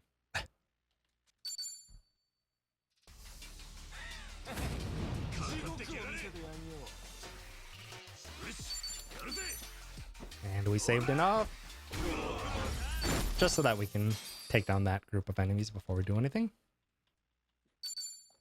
And now it's yeah, it attracts other people's attentions, trying to get everyone who knows where his mom might be together. And by together I mean against him. But now we have a bit of a different game to play. Big Animal Crossing fans? Anyone? Because we have, oh my god, the auto lock on for these bat swings is something special. Yeah, we got Animal Crossing time, and this is mandatory. We have to do as guaranteed. We have to do a mandatory guaranteed first 2 days of Dondoko Island, this game's Animal Crossing.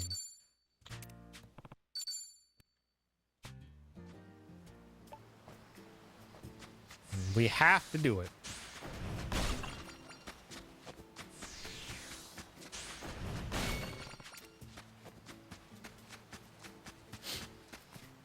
Which unfortunately is all timed in real time. So time does not start until after this sequence here. So we want to get this done as fast as possible, but then we have 2 7.5-minute days, or like 8-ish minute days that we have to do. There's no getting around it. We have to do it.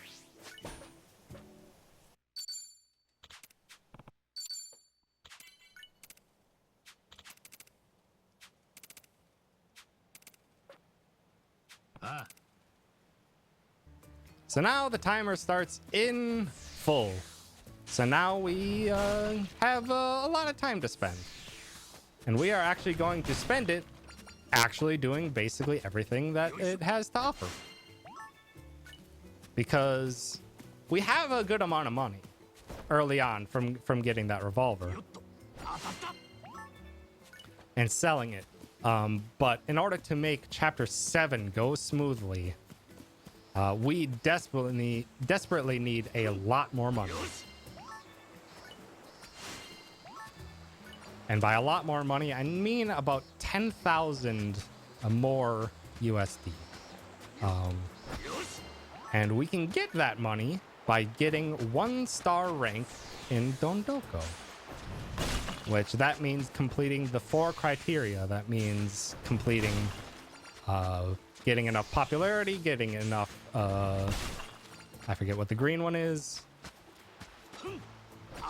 and getting enough money and clearing out enough stuff to purchase, purchase and clean out 2 plots of land. So we are going to be doing just about everything we can in the first 2 days so that we can get enough of all those criteria to reach 1 star at the very beginning of day 3, which is when the game allows us to go back to the main game. So for the most part, this is a very chill time. We can typically do a lot of... Oh, come on. We can typically do a lot. Or basically, we can do everything that we possibly can do within the first, like, 6 minutes of the 7.5, 8 minutes that we have. So we're not too rushed in terms of what we got to do. And it's on a pretty... It's just on a timer. So we just do everything we can. We got to go fishing. We got to go hunting bugs. Got to clean up the trash. And also we're doing all these things because in order for us to purchase the 2 plots of land that we need to do, we need enough building talent. And in order to increase building talent, we need to craft things.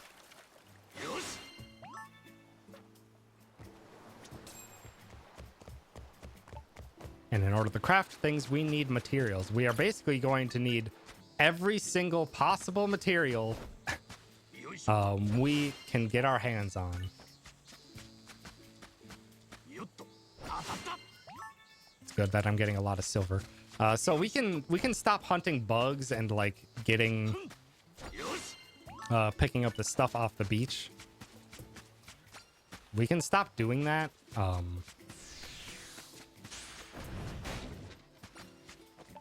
As soon as we reach the goal for the 700 thumbs up in the top right there.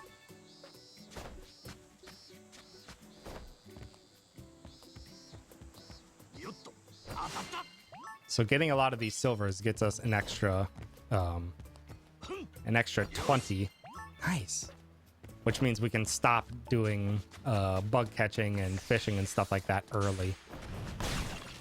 Because I'm not sure what all is included in the real-time timer of this. Because I think some of like the dialogue boxes and stuff like that are not included in the timer. But I could very well be wrong. Oh, hold on. There's a mushroom.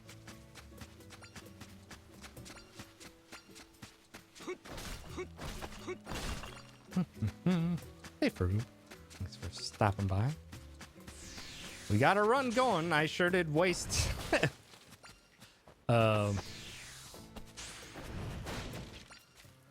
sure did waste a minute and a half in chapter 1 because I forgot to store my baseballs. But other than that, it's been going pretty solid. Pretty solid so far. And still getting used to all the changes that I've made.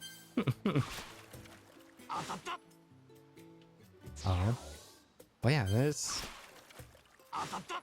In the context of a marathon run, it's not too much else I really need to talk about while doing this segment. Oh, a jellyfish.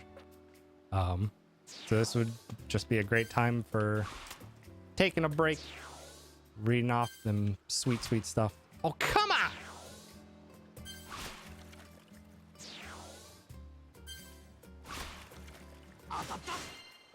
Yeah, luckily, like, yeah, we are not on much of a timer. This first day feels like I'm very tight in terms of how much time I have. Second day, not so much. I feel like I can be pretty lenient.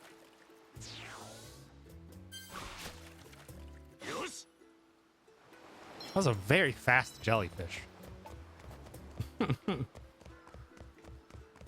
Yeah, over the past couple weeks, I've finally gotten the opportunity to look over TJ's new run. TJ is the current world record holder with 20 minutes faster than my current best. Which my current best is also only 1 run. Excuse me, butterfly. Get in the net. Oh my god. Butterfly is the bane of my existence. Get in the net. But I was only able to, in the 2 weeks time, to like really carefully get chapters 1 through 7 updated. So the late game is still my current strats, and I know TJ does quite a few things differently. So I'm very interested to see what's been improved there. And those are improvements that we will obviously implement in time before the big events happen.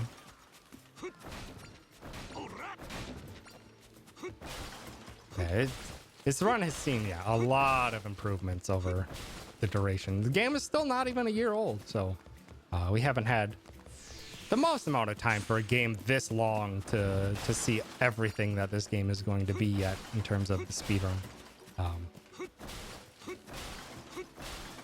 Yeah, there's so much that we've improved. The first runs were mostly done by Metza. They were very good with the strats that he was able to develop before. Heck, basically started doing runs before I even finished doing the game casually. But yeah, then there was like a 3-month lull after Metza's first runs, where like I was developing runs and then TJ was, unbeknownst to everyone, doing route development as well. And so like come June of this year, we shaved off an hour from Metza's time.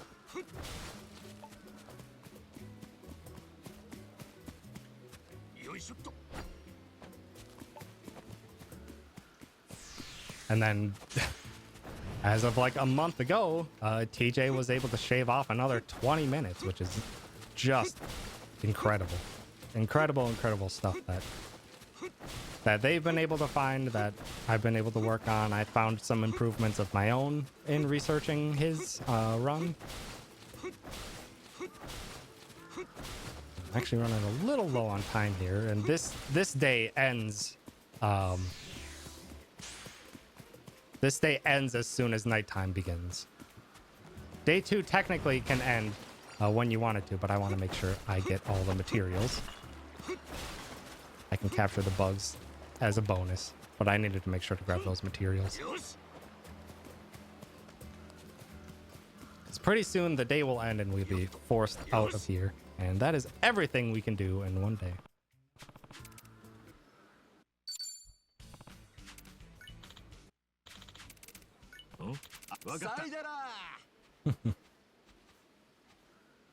Yeah, it'll be great if Peace Caller or PS Caller joins up as well, because they're an excellent Yakuza speedrunner. Very proficient in many of the Yakuza titles. And also very creative with some of the ideas that he develops. So I am interested to see if he ever picks this one up.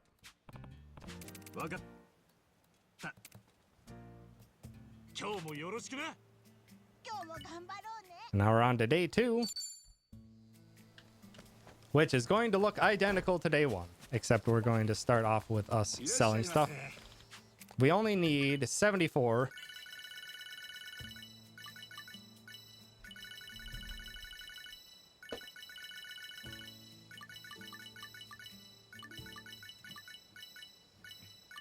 Yeah, my menuing is so bad.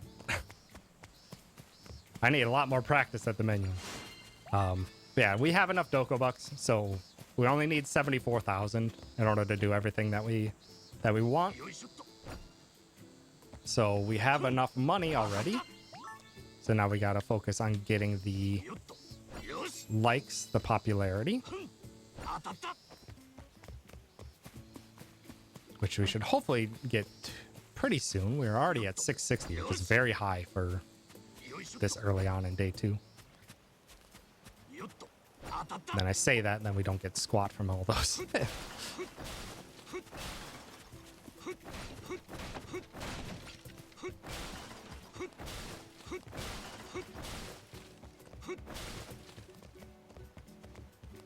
yeah, day 2, we will stop doing all the bug hunting and pickups and everything like that as soon as we reach 700. But we will still get all the materials before we go and craft because we do need every ounce of materials we can get.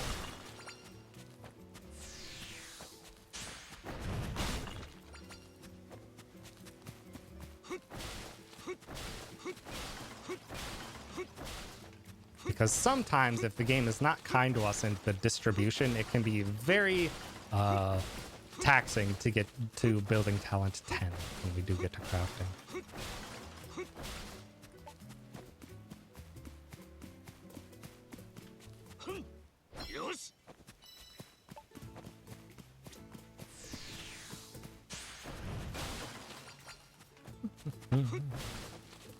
Yeah. Just gonna be repeating everything that we did in day 1, so nothing too much else to talk about here. And if we end it early, that would be a good bet. I don't have to go to bed right now, but in the future.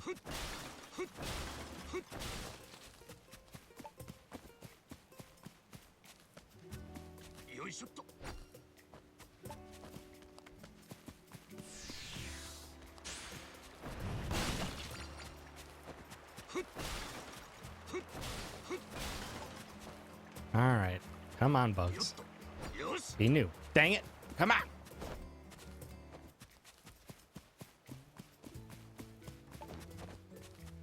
I'm just not going to get that bug up there. I shouldn't need it. Should hopefully be able to get the rest of the bugs from everything here. Oh, camera, please.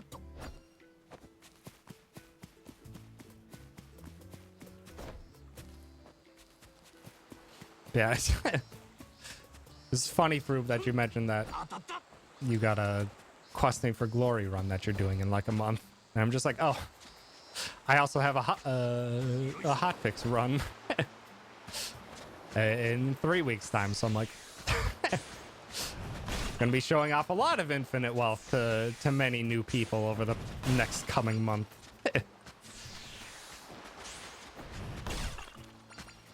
So we gotta...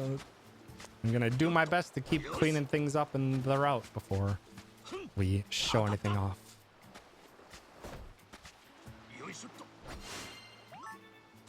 Okay, we are almost done. Come on. Give me another 20. Oh, come on. The game's being very stingy with this last one.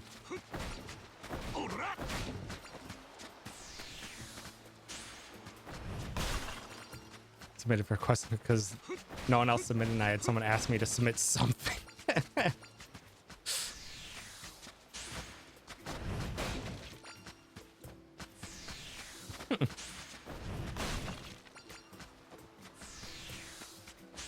Yeah, it's very difficult to get on a proficient level with this speedrun.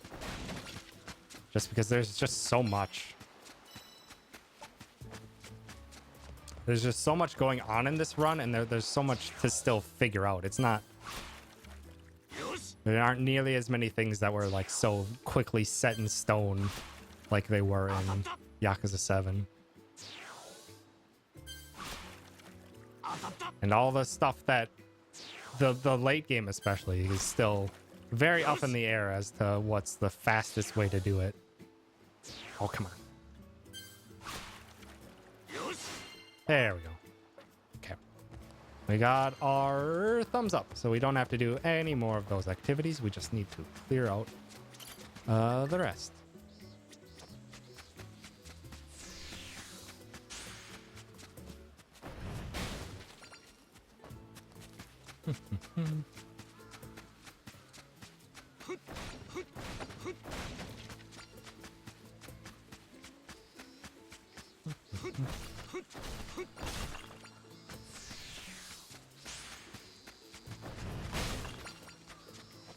So we just clear out the rest of the materials and then we'll do a bunch of DIY.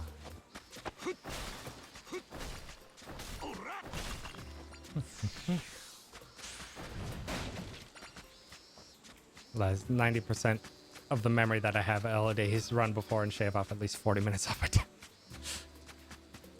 I believe that is everything. Oh, wrong place. Go to Ichi's house. And now let's do some crafting. So 1, 2, 3. Craft a wooden table first. カピカだぜ Then Jinai bus stop. どこに飾ろうかな So that gets us to level 4.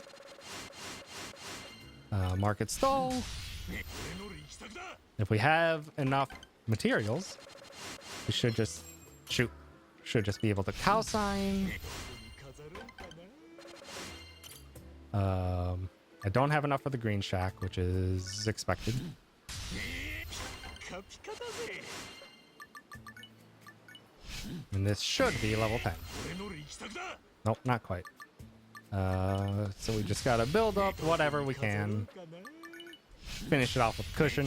カピカだぜ And now we're rank 10, which is what we need. We need to get the green updated. So we need to decorate with 3 of our most useful things. And now we're done. We've done everything that we need to do, or that we can do at this point in Dondoko. So now we just rest. It's a good time for bathroom breaks and whatever.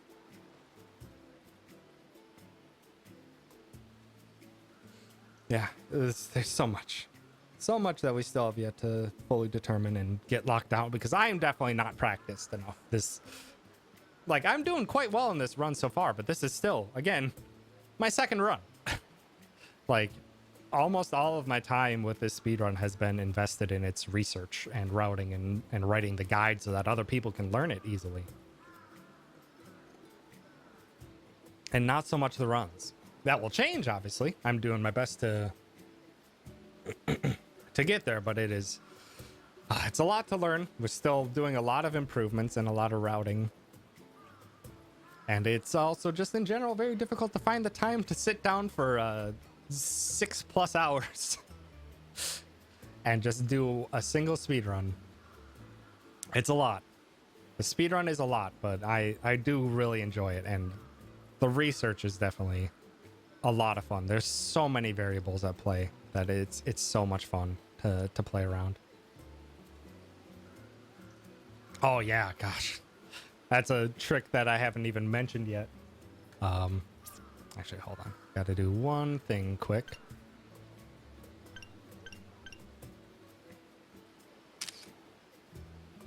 Very important. Because this day is over as soon as it says it's getting late. So I can just wait here, and then as soon as it says it's getting late, we are done. Speaking of. As soon as it says that, we can just end the day and be done. But yeah, there's a new glitch that has been found that I noticed it happens, but I didn't really know how to control it. And TJ and TGP have done a lot of research in determining exactly what it takes to be able to do. We can equip completely wrong stuff onto people's weapons in this game.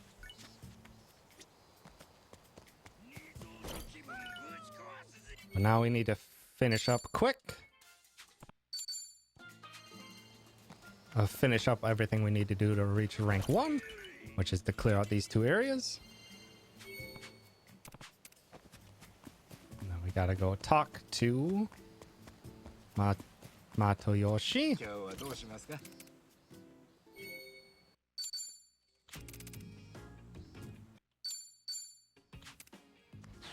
And we reached rank 1! We did it. We're a professional resort now.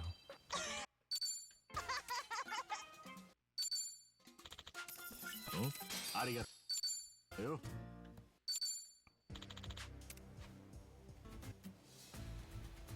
We gotta do one quick battle here before we can finally leave, but we've done everything and we got our 10,000 money.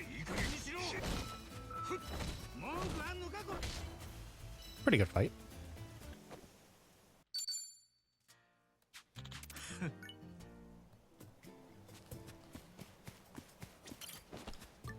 Dondoka Beach. And before we go back to Hawaii, we can also convert our Doka Bucks 元気に育てよ for an extra $1,100. And we are done with Dondoko.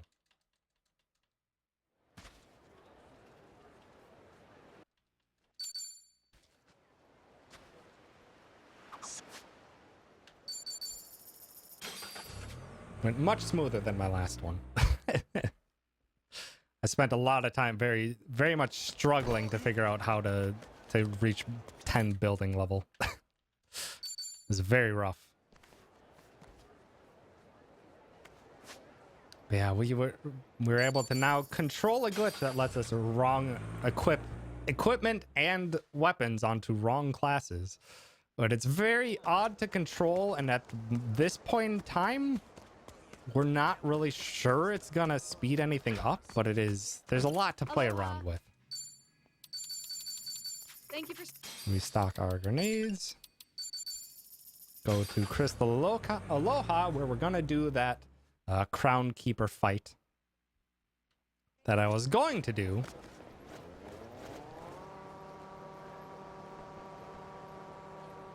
Back in Chapter 5, but we're now delayed to Chapter 6. Which is this gentleman. He summons some ads. Gotta make sure to hit these ones with the liquid nitrogen. Unfortunately, didn't get him. I'm hoping that one ally will get close to him, because we need to take him out before he does another turn.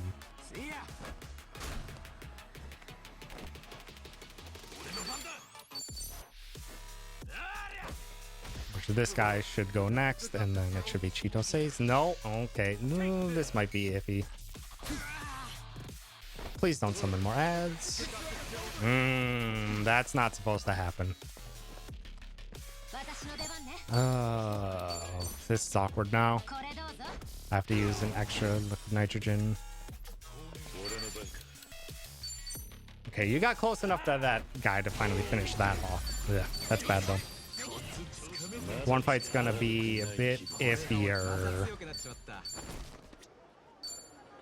Now Ichi, optimize Chitosei, you get lucky money, happy lay, and take the bottom insoles, so Kiryu still keeps one. Okay. That was not a good fight. And we used one too many liquid nitrogens, because those big dogs will only go down in one liquid nitrogen. It's very unfortunate. Chitosei almost always goes fast there, as well as my grenade did not hit where it was supposed to hit. It was supposed to have hit the king there, but it didn't. Very rough.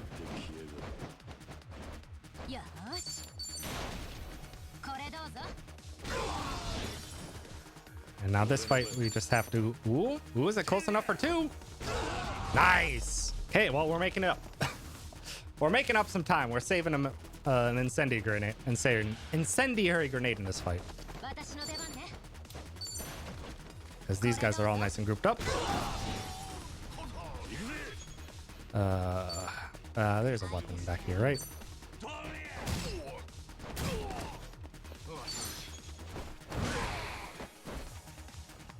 I don't think that kills. It did. Nice.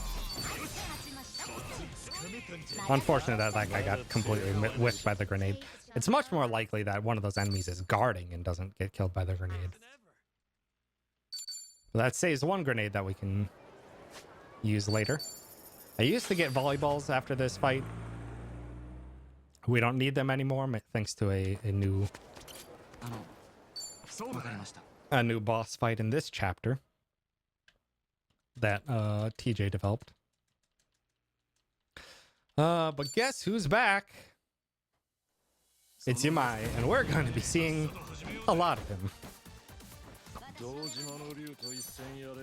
Hoping for a paralysis. And we use a hallucinogenic here. Actually, no, it's not worthwhile to use 2 against him. We switched to Rush mode because Rush Kiryu is faster, which means Kiryu will get another turn.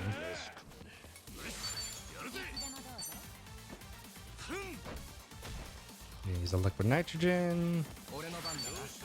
A liquid nitrogen. That guy gets another turn, which is, or gets a paralysis turn, which is annoying.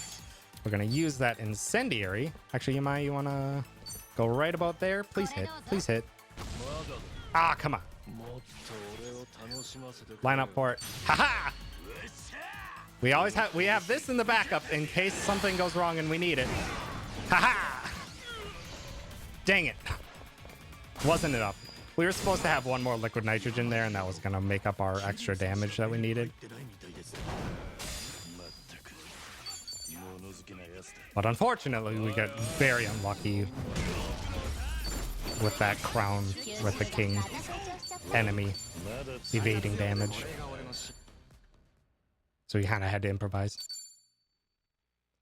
Not a good fight. Not a good fight.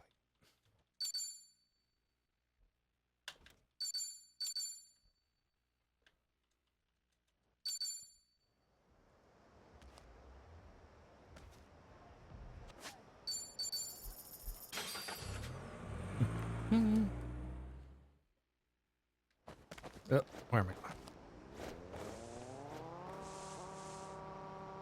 Not quite done dealing with Yamai's goons, but yeah, we're getting to the aftermath. Ichi spent a full like day, or like multiple days on Dondoko. So in that meantime, we have gotten the video out. Oh, nice car hit. We've gotten the video out, so now everyone knows that Ichi's here and who's he's looking for, and most people are not a fan.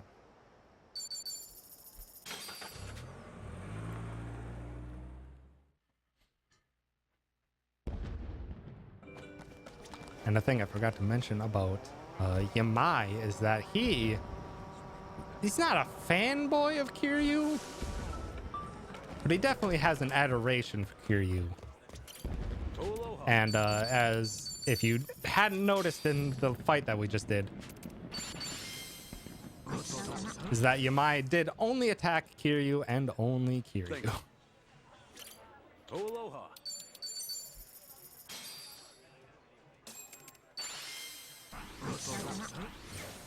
So that adoration is actually going to come into play later. Now we have all this extra money, we can purchase the strongest piece of throne in quotations item in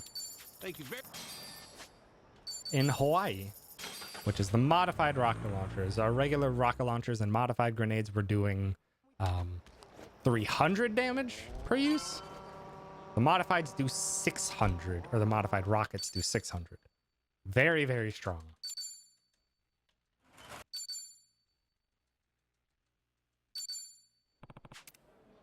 Gotta check in on Kiryu.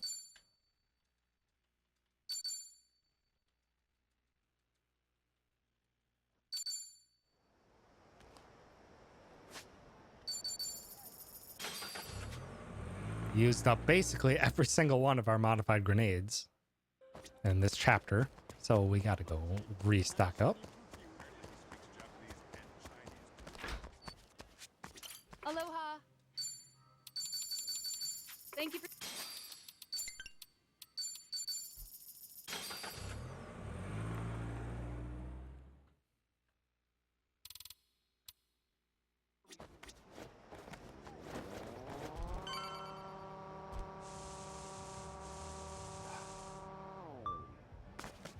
Now we gotta go say tie to Hanawa. Yes. I didn't play Like a Dragon Gaiden, so I don't know the most about Hanawa and their clan that are supposed to have made Kiryu's identity disappear, and Kiryu's doing work for them to also help for that. But everyone still knows it's Kiryu. He's kind of famous, so like, what good are they actually doing? They're not really hiding his identity that well. Also, this is Wong To. There's also a Chinese mafia syndicate here in Hawaii. They are also looking for Kiryu's mom. Although, so this fight should hopefully go significantly smoother than how I done. My previous fight was smooth. Wongto didn't get a turn. But now, it's much more consistent because we get him a little bit drunk. And by drunk, it drops his defense. He's close enough to an enemy to take one enemy out. Modified Incendiary. Wongto is weak to gun, but we're not even going to be using gun damage against him. With 2 modified rocket launchers and the fire debuff that we applied, which is a 30% increase to the already... Oh, shoot. I was spamming the wrong button. I'm actually going to take damage here. I'm not going to be able to kill Wongto fast enough. Ah! Normally...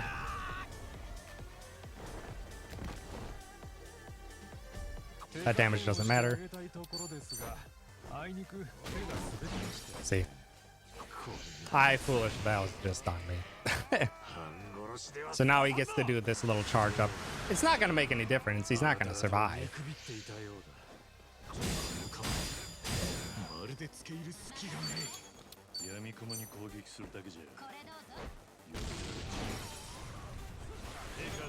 Nope, wrong one.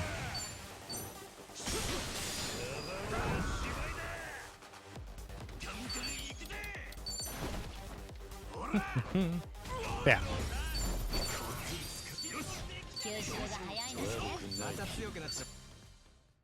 If I didn't fail the QTE there, I would have had enough damage that I would have been able to take out Wongto before he even gets a turn.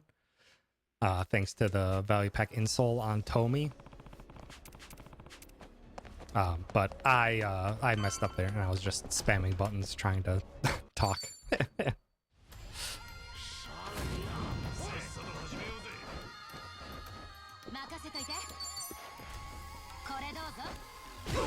Hopefully these guys don't spread out too much.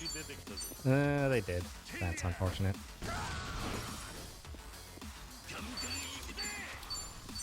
I should have plenty.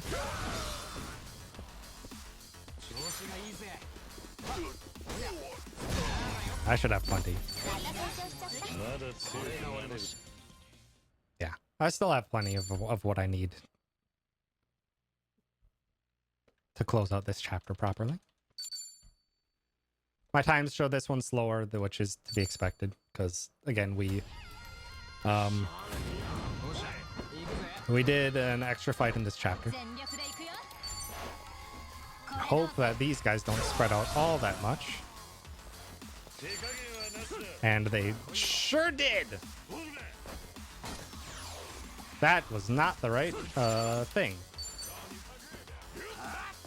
It's a good thing I don't need all of those.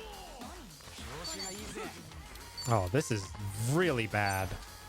They completely spread out. That's...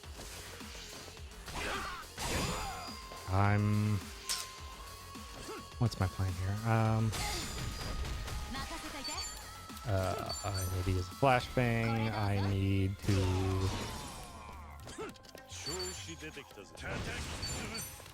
A nice back attack guard break. That'll do a lot. Okay. Not too bad. That was a bad fight. Normally that fight can like end in just 3 flashbangs. But they spread out so far. Major downside of these early games and just using grenade usage is our menuing is hypercritical. And if we're not fast enough and the enemies get too much time to move around, it can just slow us down substantially.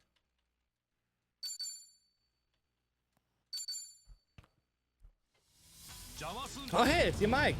Yamai's trying to catch us while we're down by lighting the entire forest on fire. Bold strategy.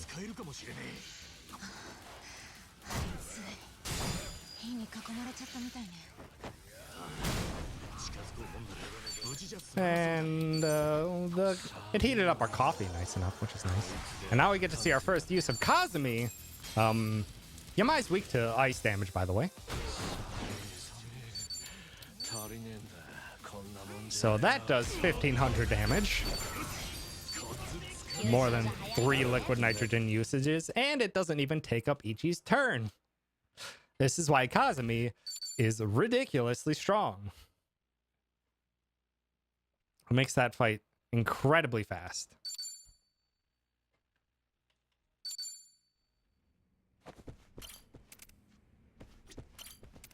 And why we do the 1-star Dondoko questing.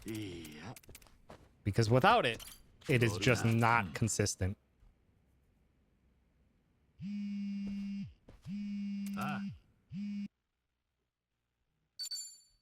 Those fights without Kazumi are incredibly inconsistent. But now, Kiryu's been captured by Yamai, and that's probably not a good thing, given that he was being very much the focus of Yamai's damage in fights. So, we kind of want to get Kiryu back, and we had to call for backup. The boys are back in town.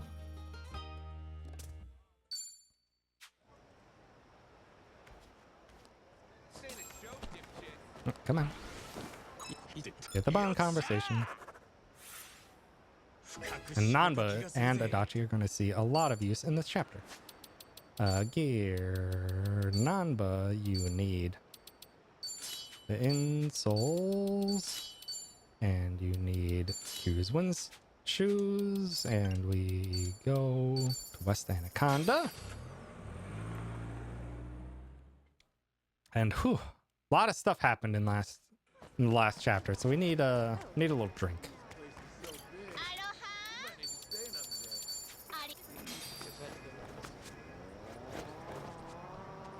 And by a little drink, I mean 30 alcoholic beverages, and that's actually going to be coming into play later. Our ability to have some of our allies be slightly drunk is actually incredibly important to the speedrun.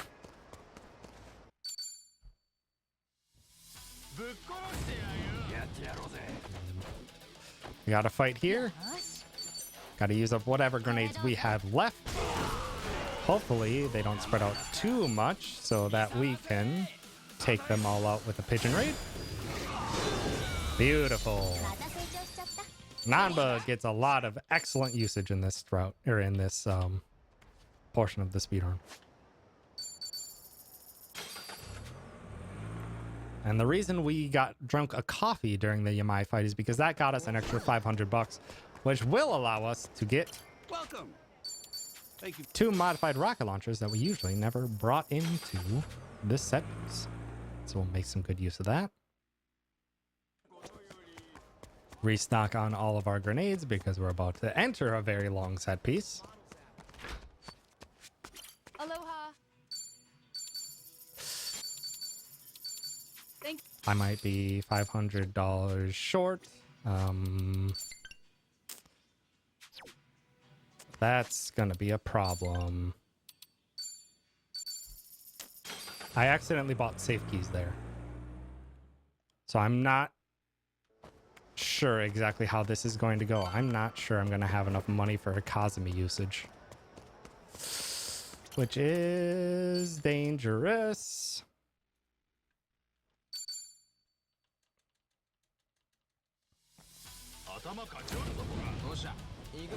We're gonna have to be careful. No, I didn't mean to use a flashbang. I wanted to use an incendiary because these guys get turns quick and they would die if they're on fire.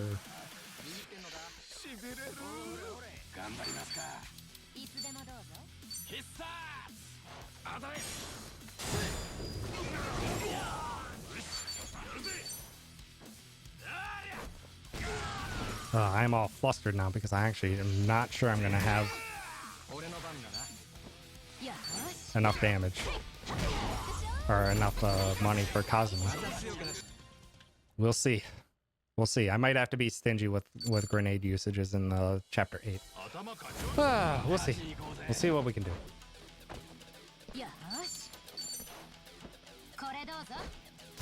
Good. One of those enemies loves to run behind my party, and it's very annoying. Very quick get Adachi into the party because yes, Adachi even gets some usage in this chapter. He's not very fast. Adachi is our slowest party member by far, and he's on the slowest class. His default class is the slowest class, so it's very difficult for him to get turns in, but he does have one very useful skill that hopefully we'll be able to show off.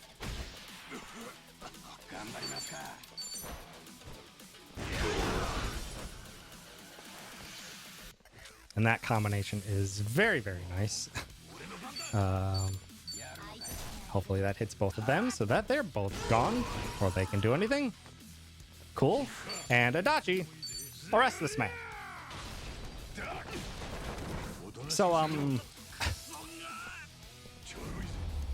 that is an instant kill attack. That is an instant kill status attack that is just is a grapple attack and is just so useful. So long as the enemy is not immune to instant kill, we make amazing use of that. Items. We need Aloha Blondes on Namba. A gear. Chitose. Optimize Namba. Optimize and use steal Adachi's shirt. Adachi doesn't need that.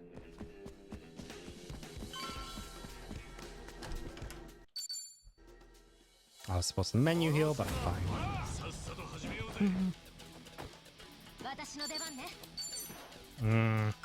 That's not gonna hit many. Oh, that's really bad. That should hopefully clear out the rest. Almost. Oh, come on. You're paralyzed. You're paralyzed! Come on! Good. I at least got them to line up.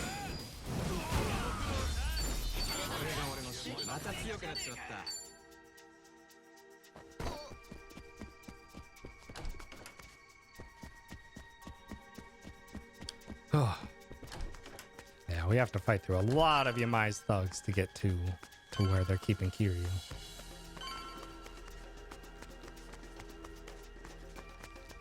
I should pay attention to my money. It's only 3 more fights in this before I have to fight Yamai. And hopefully I have enough damage, or I have enough.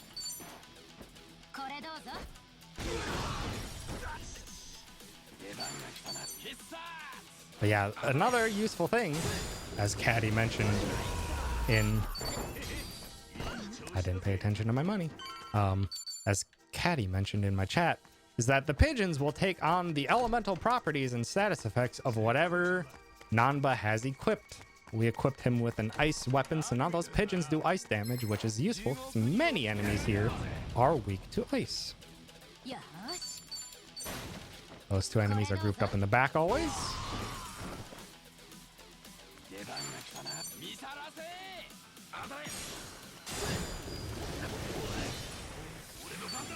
I need to get MP on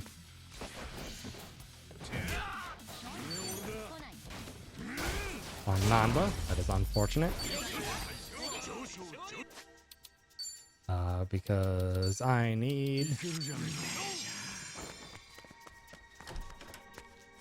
enough MP for... Actually, no, I didn't. Ah! That was foolish.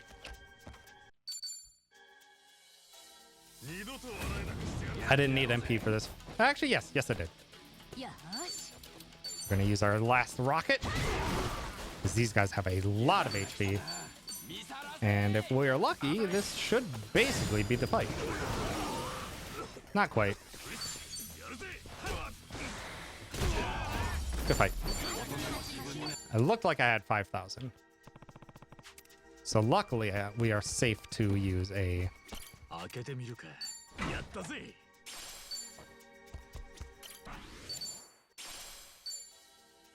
We are safe to use a Kazumi in the upcoming fight.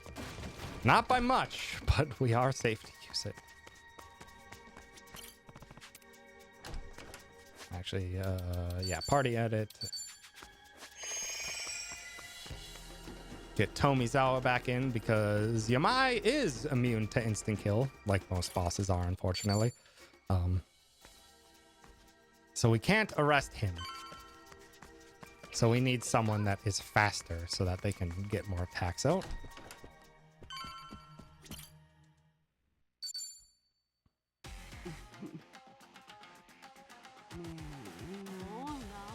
And our first Yamai fight that is a lot of HP. Our first Yamai fight that he has a lot of HP, and this is our 4th time fighting Yamai. Also, the song goes hard. The shamisen is slapping.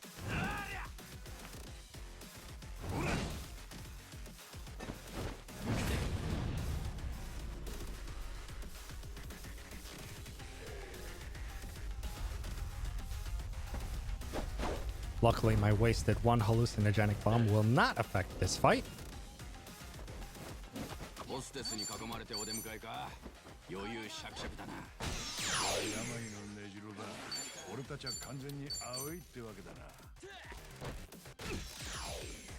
Doing that also helps us by getting fear onto these enemies before it gets their turn, because Ichi's a little slow. I have to perfect guard these, by the way. We need everyone to be fairly healthy in this fight. Ooh, that's a little low for Tomi, but that's okay. We use Kazumi. The elemental debuff unfortunately does not increase damage from pound mates. It's very unfortunate, so we can't boost that up. Still does 1500 damage, which is excellent for this fight. But it does not increase further. But it does stack with regular elemental defenses when it comes to stuff like grenades.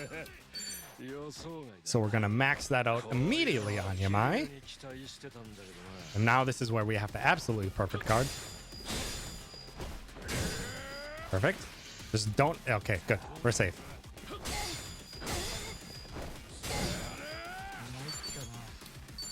Because now we can just modify the liquid nitrogen to victory.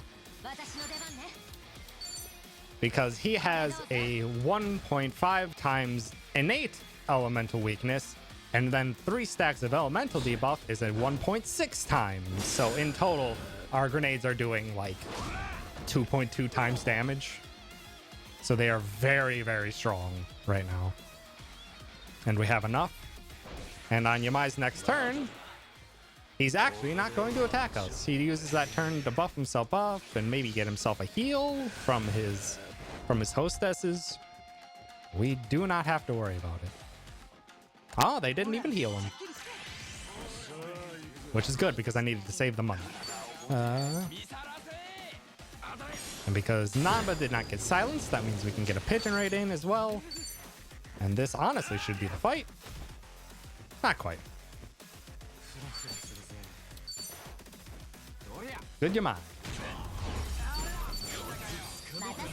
That fight can go wrong.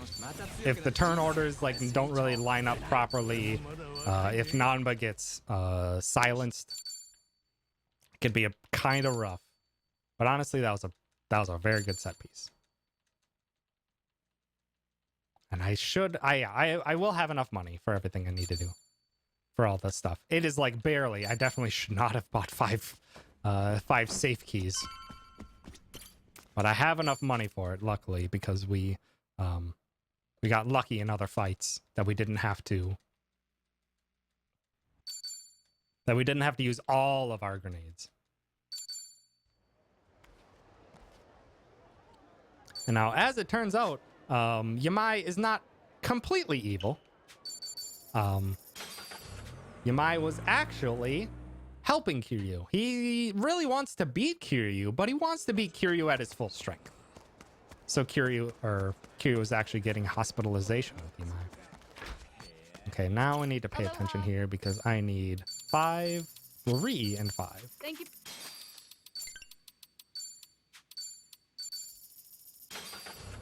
Because these are the last modified grenades that I'm going to be getting in my route. Yeah, it was turning out that there's a lot of things going on here. And one thing that we haven't mentioned yet is that there's a charity organization The charity organization, as we are finding out, is slightly a cult.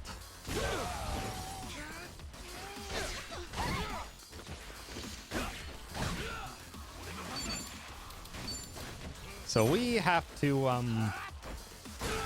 take down a cult now. We have 4 grenade usages allocated in this fight. And these enemies, although they have a ton of HP, are not immune to instant kill. They can get arrested. And because arrest is a grapple attack, it does not matter if they're guarding. Honestly, it makes arresting them even easier.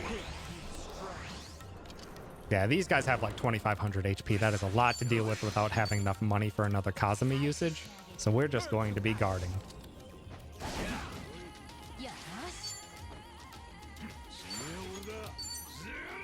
And goodbye.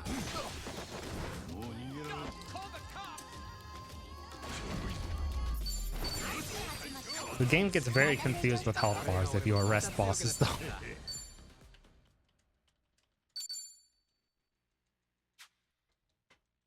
Okay. And with that, we're actually done with Hawaii for a bit.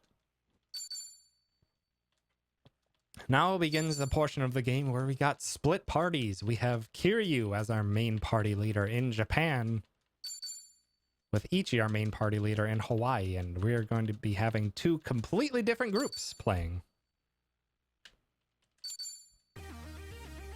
And beloved character from the last game, from Yakuza 7, Son, he is now our party member, and she's fantastic. She's going to be one of our major damage dealers.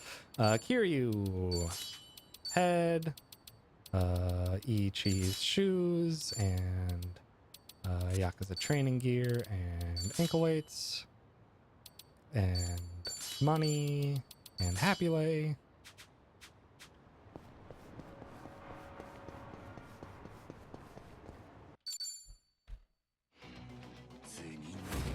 And Kiryu got some influence from Ichi. Kiryu also sees the enemies as different. But these guys stay nicely grouped up for us so that we can use Pigeon Storm from Nanba. Do even more damage. Kiryu can't finish off this thug on his own. And now we get to see one of Sonhee's best abilities, Queen's Claw. Incredibly fast animation, fantastic damage. We do have to pay attention to it. It has a high likelihood that one of its 2 projectiles will disappear at some point and get eaten up and basically have the ability to do half damage. But if we plan around it right, it does great work. Queen's Claw is very, very powerful.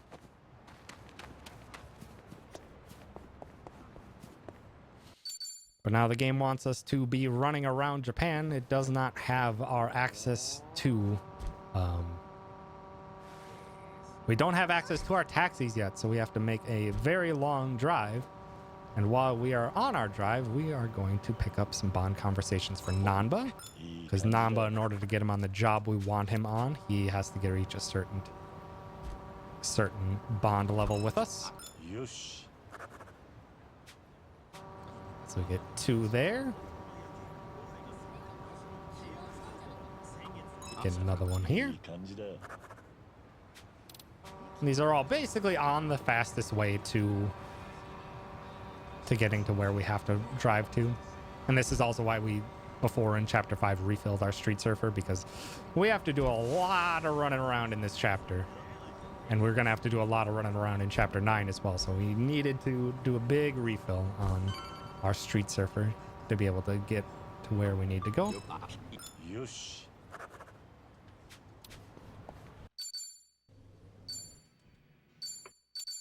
Now we can change jobs in Japan. We still aren't going to be changing jobs, though. Not quite yet. We have not unlocked, we've only unlocked one job. We've only unlocked the Aquanaut, which is given to us in Chapter 5.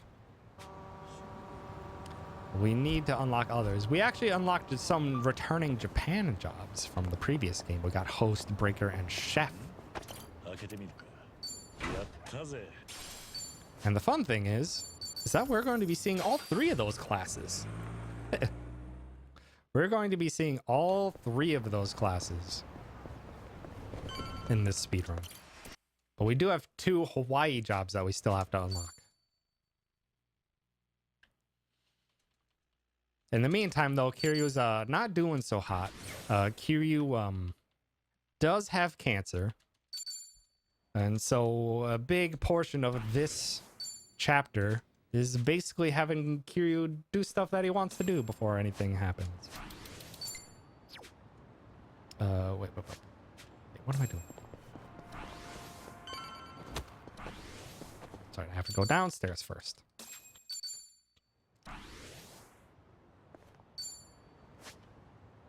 So Kiryu's running around with his new friends. He's doing stuff that he really likes to do. We took him to the batting cages.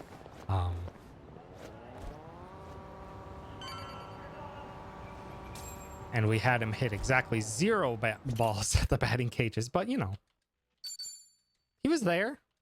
He baseballed through osmosis. And also Sayako's going to help us out.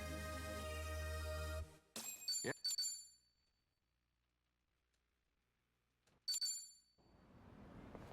And the first thing we're going to do now that we have a full party 4, let's go sing some karaoke, baby!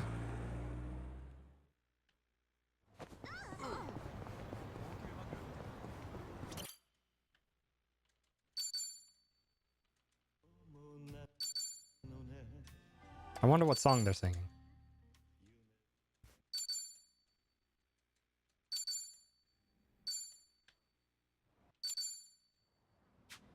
Yeah, this chapter is a lot of story.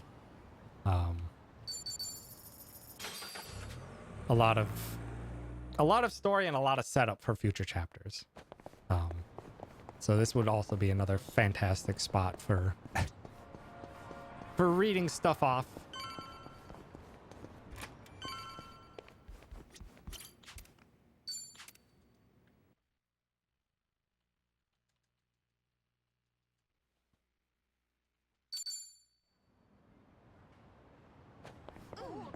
Oh. I always get things out of order here. It's because this is a lot of just flat out memorization. Also, it turns out while we were in Hawaii, there was a whole thing that happened. Seiryu clan got even stronger than they were before, recruited even more members, and kind of took over this place that might have a lot of, I don't know, a lot of memories from major Yakuza clans or something. Huh. It's very strange that this organization that's trying to not be a Yakuza organization took over a Yakuza place, huh? It's very strange.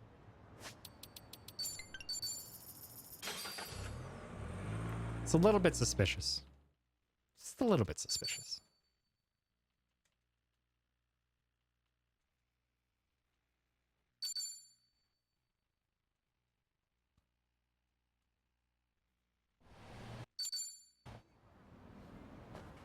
Visiting some old friends real quick, and this puts us right next to a safe that is a piece of armor that is basically not going to be used purposefully. It's just kind of a nice bit of armor, but it gets used purposefully in the final fight of the run.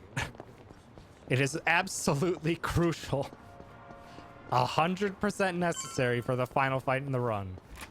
That singular bit of armor is absolutely necessary.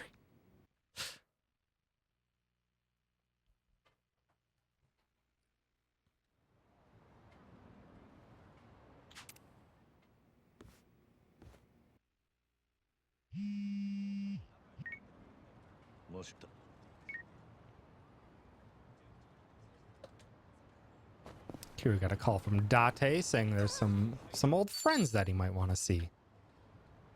Some kids from the orphanage that he used to run. They've all grown up. And they got all into trouble.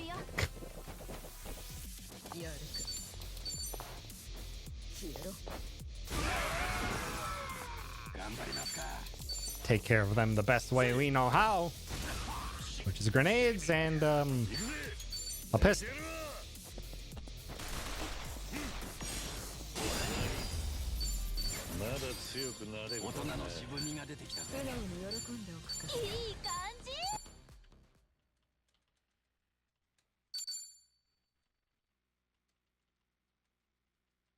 Yeah, there's not too much to say. This is all just a lot of prep work into the next chapters. Lots and lots of story. Hey, we got a mysterious call. Let's go see what it's about.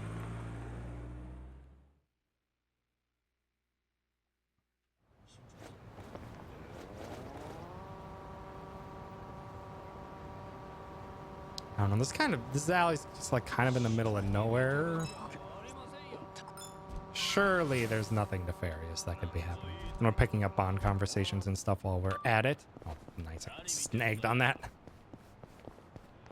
This is where the game's telling us to go, right, though?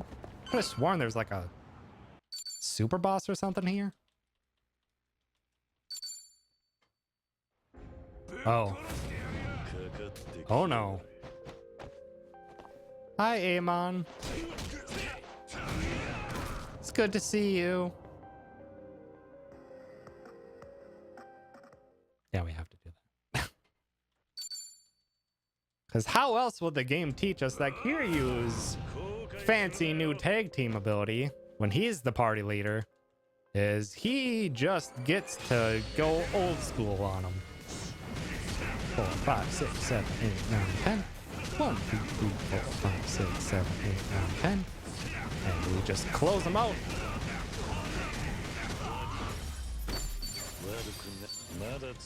There's other ways to do more damage during the Dragon's Resurgence, which is that little brawler mode.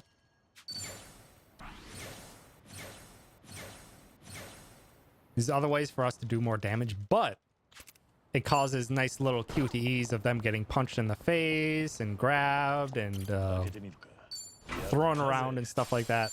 And those cutscenes are slow. So as much as possible, we just do the basic attack and just chain it all together.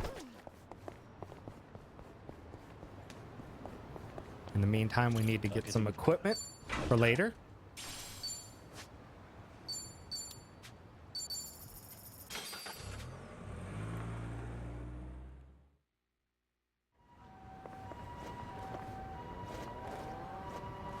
Getting accessories and equipment, because if you hadn't paid, or if you didn't know from the Hawaii chapter, we basically purchased 0 pieces of armor.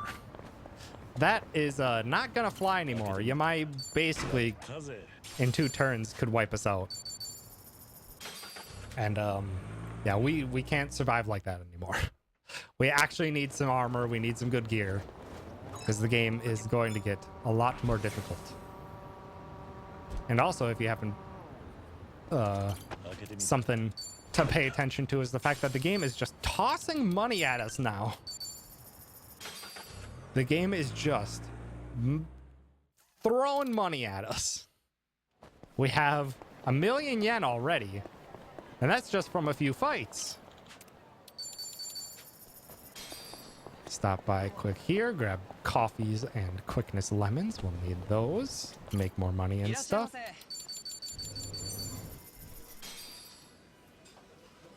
Have a good dinner, Caddy. Just like we got dinner, we got agility boosting meals for our party here, because we're not really supposed to be going to Kamurocho yet. We're supposed to wait for this. Well, we're doing it now. Get some CC lemons. You want me drinking muscle soda? We're not supposed to be doing this yet, so we're about to do some fights that are 10 levels above us. And you know that whole, we get debuffed on agility? Let's see, I did buy keys, so I don't need to buy keys in here anymore. I accidentally bought those earlier. 開けてみるか。 Um, やっ so yeah, that's why we really need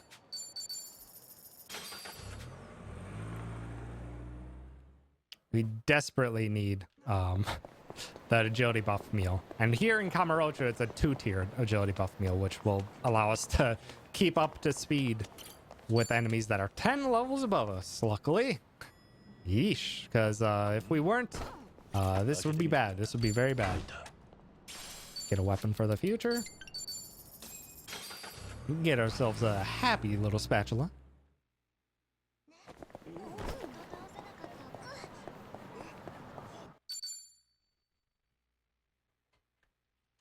And do a sub-story over here while we're at it.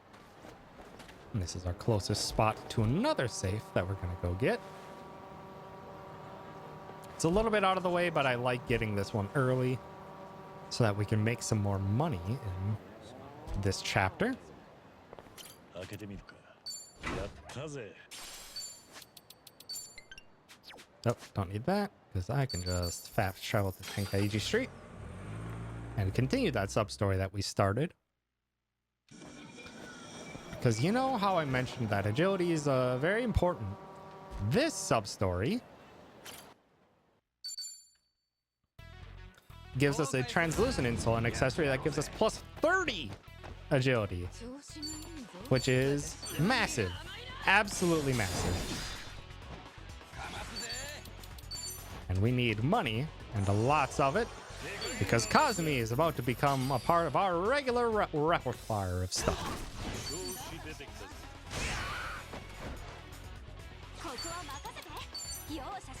This guy's guarding, so we have to hit him with the powder puff.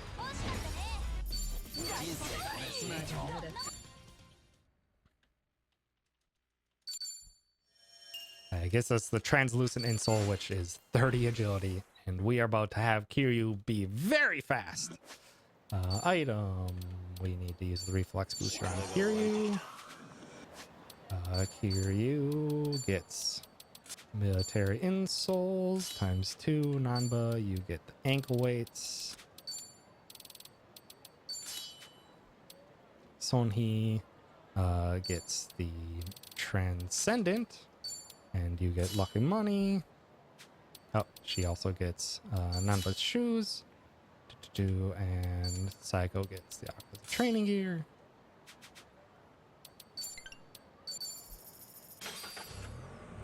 Because we've got a couple other fights that we have access to right now that can get us a lot of money. And we are going to need a lot of money.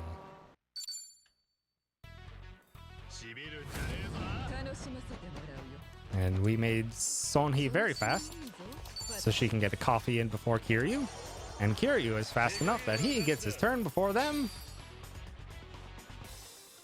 and can take them out with a Kazumi. And there's another 4.7 million yen.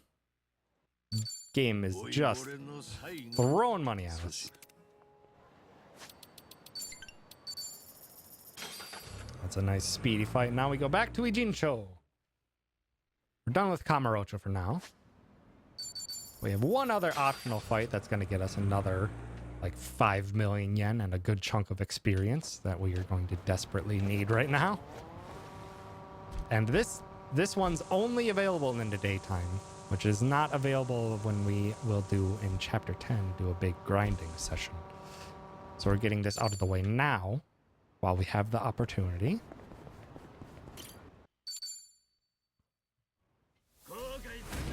These guys can be quick though, so we do need to perfect guard if they outspeed us. And they did not outspeed us. Good.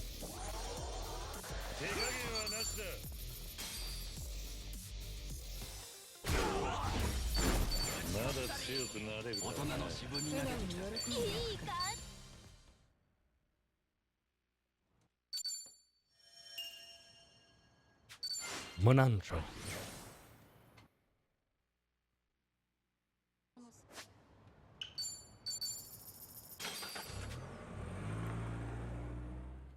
While we're here, gotta do just a few more equipment runs very quickly. Oh, you guys make up your mind. Where are you going? Oh, come on. Get ourselves a couple bits of accessories. We have good strength equipment now.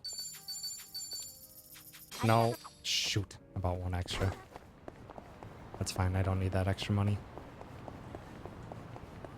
I'm not that tight on money anymore now that I have 11 million yen.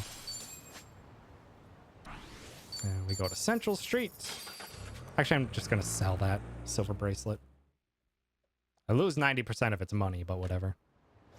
We can manage.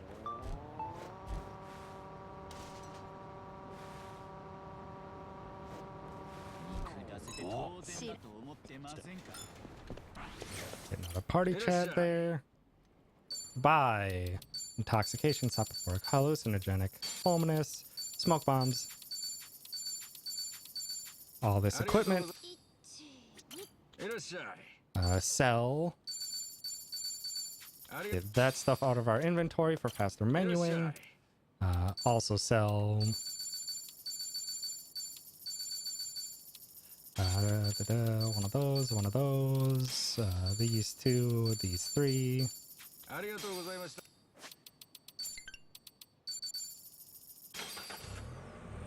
that will just make all of our menuing faster throughout this run, which is very nice. And while we're here, recharge our Street Surfer to full. Because for whatever reason, whenever we swap party members back to Hawaii, they're using the exact same Street Surfer. Meaning it maintains the battery level that it's maintaining the battery level from Hawaii to Japan every single time. So we do have to make sure that it gets topped up before Hawaii because they're going to be using it a lot.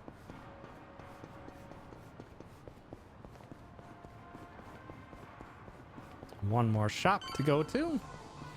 All stuff that we're not going to equip yet.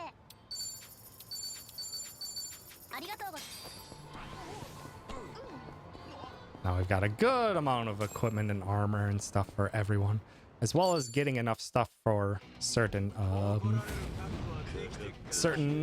personality trait goals as well. Coffee, because we want more money. Because we're going to spend more money on Kazumi. And these guys are lined up nice and close for... nope. For a rocket. Goodbye.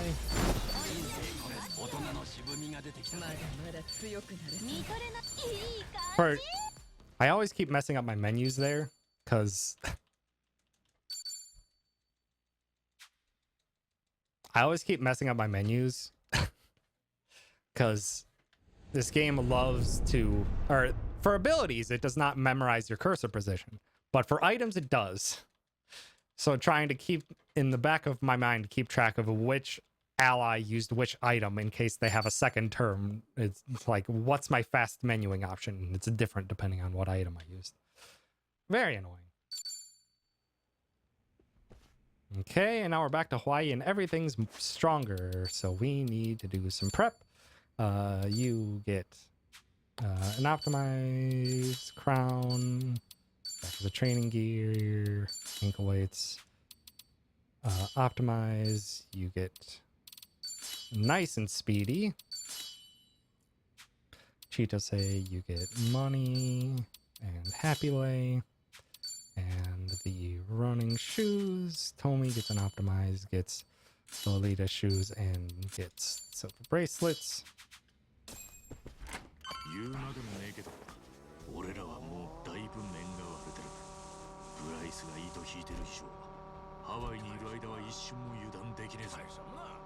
Now we're getting attacked by every single thing because we've angered the cult.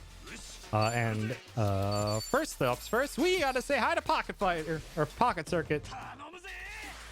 Get him! Alright, we're out. We needed to use that to get confidence.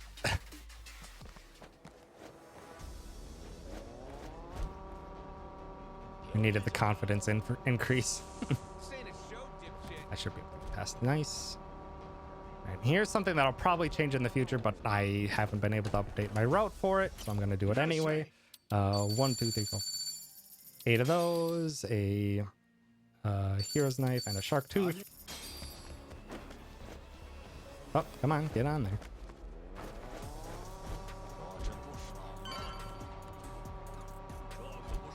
Because you know how we had to increase or make sure our street surfer was refilled? This is why. We are being chased by that cult everywhere. It turns out they are a part of every single criminal organization. Oh, I'm gonna get into a fight. The save. I need to get more practice and faster save loading because you can do that in like 3 seconds.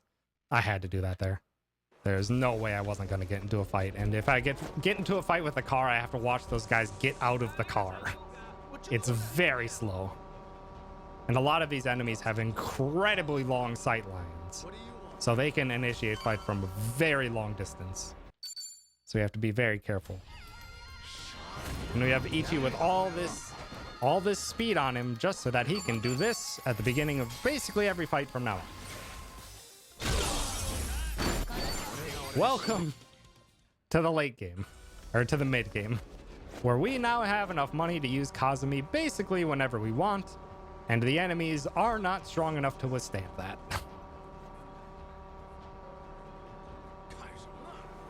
So we can very handily just start taking them out. This, I'm gonna have to peel to the left here to break their line of sight. Like that. Oh, awkward. Driving through this without getting into fights is so awkward. Because those enemies that I had to peel off to the left for, they have like an infinite sight line. It is absurd how long of a sight line they have. Oh shoot, I forgot to take this shop out of my notes. I need to do that for the future. Because I purchased all the beer that I needed for the duration of the run. I already got that already. Yeah, we are not done riding yet. Still have a long way to go.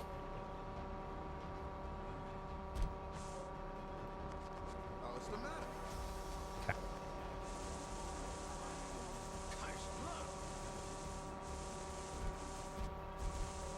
Now comes the most awkward dodge. We could save load this. It is possible to do this without save loading. Peeling off to the right. Peel left. Around, and hopefully this doesn't eat our... Oh, okay. Okay, we're good.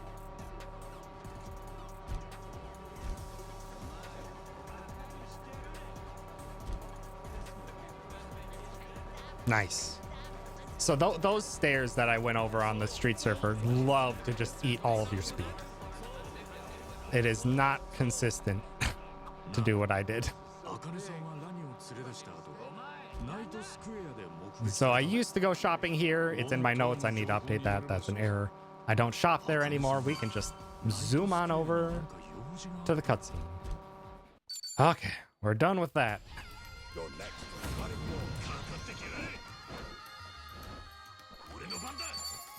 Yeah, we bought smoke bombs in case we got into any fights to leave it as soon as possible. But yeah, Kazumi's great.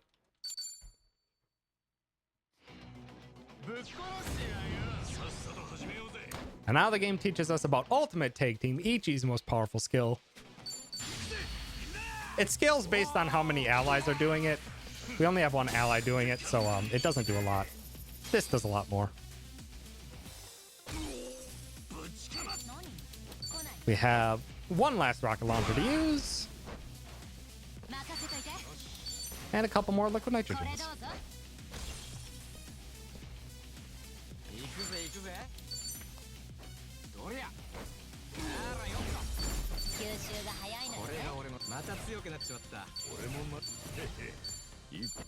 Okay. We're done with the big runaround, and now we need to do all of our setup for the late game. Because now we need to unlock all of our jobs and get everyone at the right bond levels for us to do it. Make a request. These two.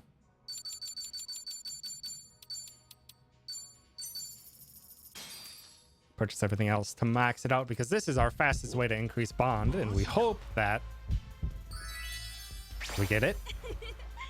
We actually only want one. It's actually slower for us to get two, but because we have to watch both of them do it. I apologize that this is our fastest way to get the bond increased, so just Come see me. hide your eyes away. Thank We need 200 points on Tomi. Why,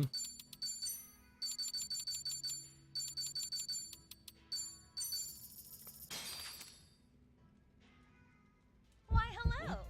あれは We're hoping for that top one to get it. Is Let's that enough? enjoy ourselves.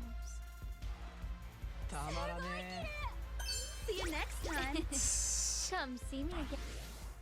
Thank you very I'm gonna go. I'm 20 lower than what I should be. As a safety, I'm gonna get this bond conversation, and then we. Where am I going? I need to CC Lemon my whole party, and to go to Crystal. Sorry, I lost track in my notes. There's a lot to remember, and there's a lot in my notes. So Tomi is 20 below what he should be, but I should be able to make up the rest of that elsewhere. I hate this fight spawn. Fight spawn is the worst. It's always there, and there's no way to get around it. Just have to save load. Oh no! Oh no!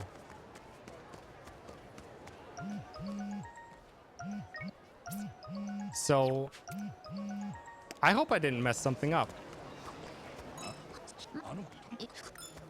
I might have messed something up royally, and I might have to load my backup save.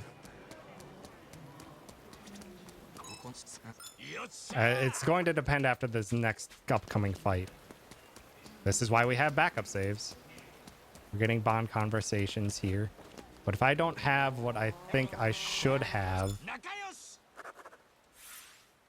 深く知れた気がするぜ Because there is supposed to be an NPC there that gives us a large portion of personality. We swing deep into the beach there so that we don't have to deal with that cutscene. This guy is resistant to ice, so we use our non-ice grenades on him.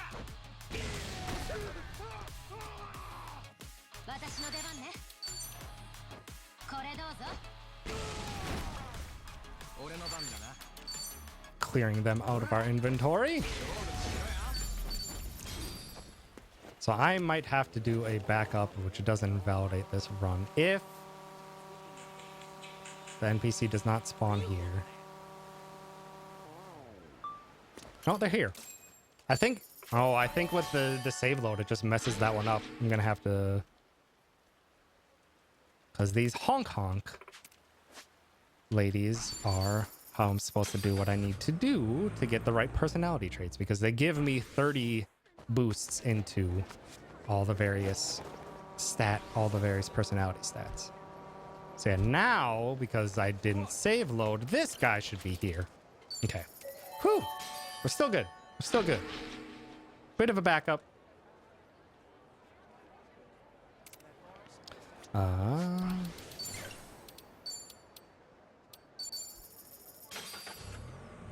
Bit of a backup, but we got there. This is also something that I'm probably going to route out soon, is this trip to buy some food. Because I don't think I'm actually going to need the magic boost. And it's the wrong one.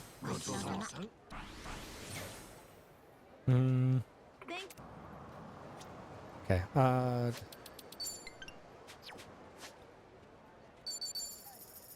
okay.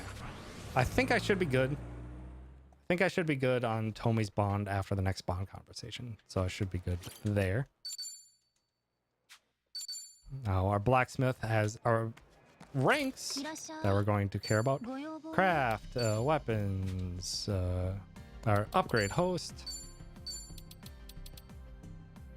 はじめいい感じにしといたから We only wanted one, because otherwise it would be wasted and wouldn't go to the next facility rank. いらっしゃいご要望は Use up everything we can to get to level 8, hopefully. はじめいい感じにしといたか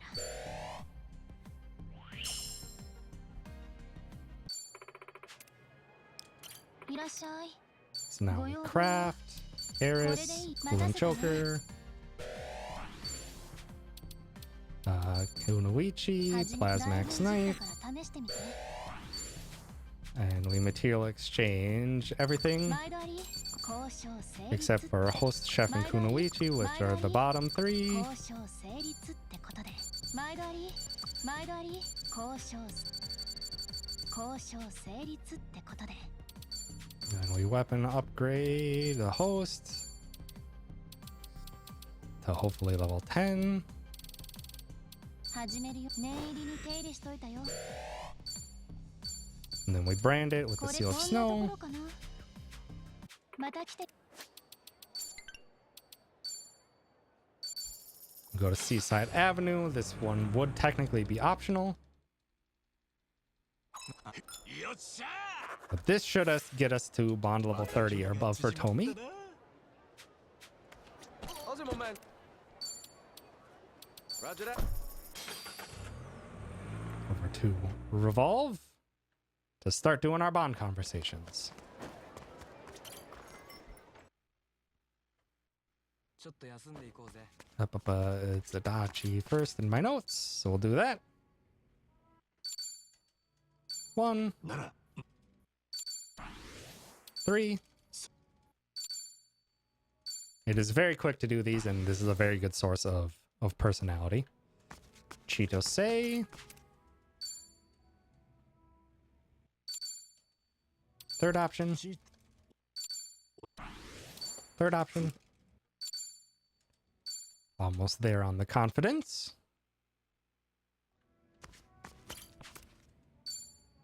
Tomi. Drinkling number 2. Second option. Second option. Lots of style.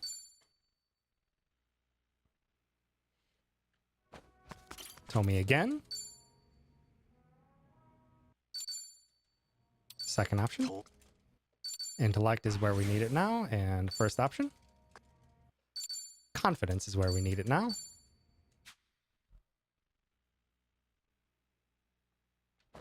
And quick talk to the bartender. よっしゃいありがとうございます To get a fruit cup, that is our only item that heals our full party member. Or our full team. We have one trait that is not quite done yet.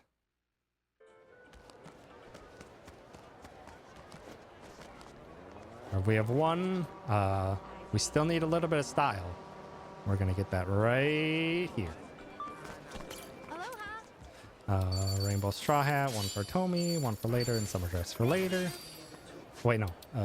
Gear, Ichi, you need that.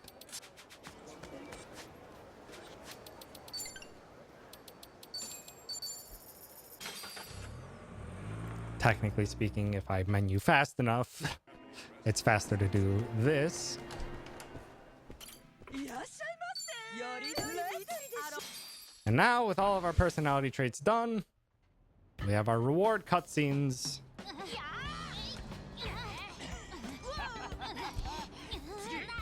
Which are unskippable. We're gonna go to the back. ほらこっち座りなさいおおほら座りなさいって言ってるでしょなかなかいい腕だ。将来剣の達人になるかもな。あれは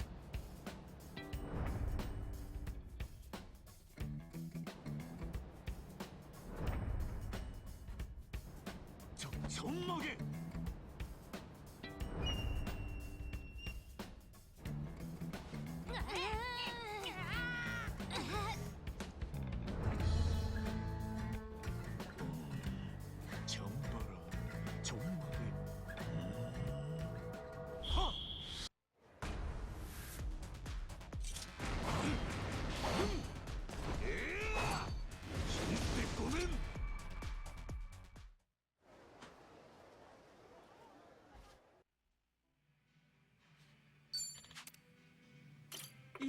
And one more. That unlocks. Our first one unlocked the Samurai job class. And this one will unlock the Kunoichi job class. Samurai technically probably isn't necessary at this point. I get it in my run for literally one ability. It's a very powerful ability, but it is just one ability. So likely is not worth the investment, but I have not had time to research and double check if that's what I want to change my route to. Because right now it is still very, very useful. It's one ability, but it's used often. But this one is 100% necessary. The Kunoichi job class is by far the most powerful job class in the speedrun. Very strong and incredibly versatile, and also the fastest. It will make our female party members zoom. Also, hi Tripo, thanks for stopping by. Thank you for the good luck. And I have not routed in any wrong equips yet. And as of now, I don't believe TJ has either. I think it has a lot of potential, but at this point, our stuff that we get normally is good enough at this point, but we'll see if that changes over time. Now we need to do all of our stuff. Aquanaut for Ichi, Samurai for Ichi. Breaker is actually where Ichi's gonna end. Kunoichi, this is what we did all of our personality stuff for. Host for Tomi. Then Adachi gets the Samurai, and then he gets back to Chef. Adachi's cooking. Skill inheritance. Ichi, you get the beachside barbecue and the burning arrow. Chitose, you get the violin. Scrub down and a battery storm. And Adachi also gets burning arrow. Gear Ichi. Oh shoot, that was the wrong one, because that needed to go there. Adachi, you get Transcendent and Military Insoles. Wait, where am I going? Yes. I do need to go up here. Yeah, you'll see why I have, why I do still get Samurai in my run. Welcome. Oh. Thank you. Holding too many buttons. Then we go to Night Street. Then we continue on and actually do the end of this chapter like we were supposed to do a very long time ago.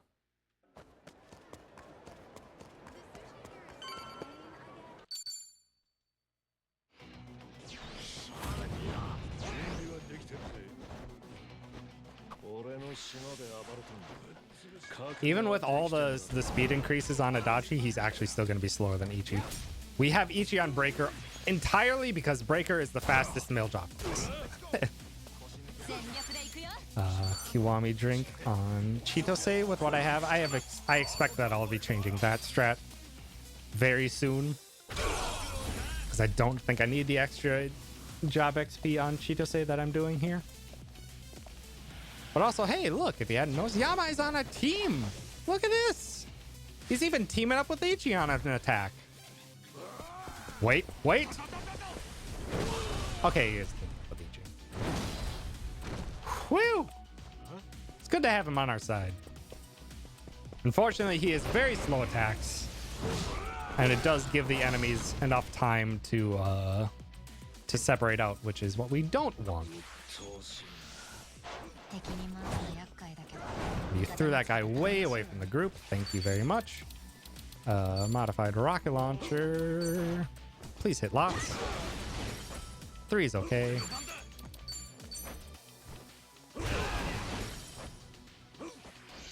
Not amazing.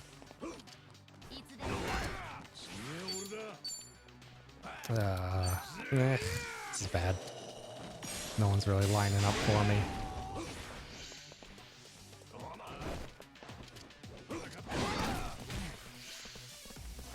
do need to stop this, because I don't want to get stunned. Thank you, Yamai. Okay, well, at least take these two out.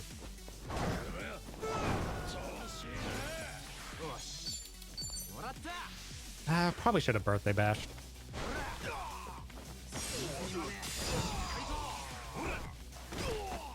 Chitose doesn't have a weapon. No. Yamai has to finish this. Bad fight. Ideally, we don't want to have Yamai take nearly as many turns.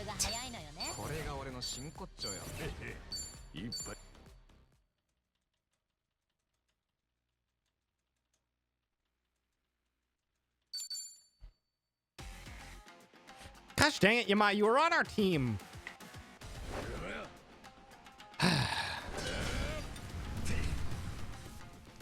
Oh, how fickle Yamai can be. So let's see how we handle this fight. Actually, if we handle this fight correctly, Yamai does not get to attack at all.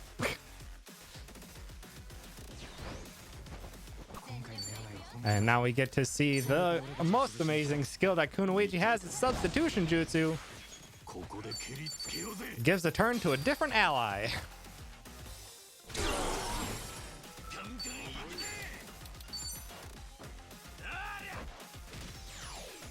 Which is incredibly, incredibly powerful.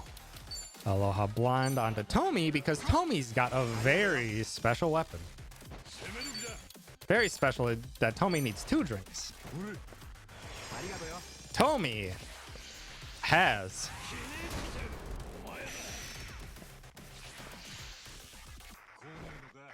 the Prestige. The Prestige increases damage if the enemy, or if we are drunk. It is by a lot. 3,200, by the way. That's double the damage that Kazumi can do. Thanks to the magic buff and all magic buff, drunk status, and the hallucinogenic bomb that we used on Yamai.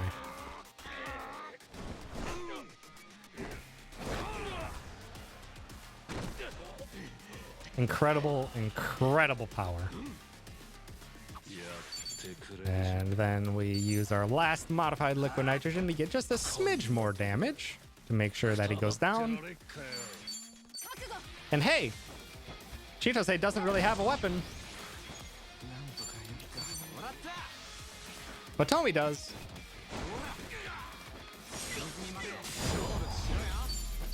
And we're done. Yamai doesn't get to play. Yeah, guard break increasing scrub down's damage is also massive. That's another 50% increase. Or 35% increase or something. First go to Dolls and Devils. So that we can progress the story.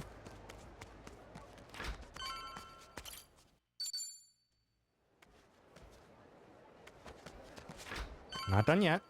She wanted 10,000 bucks.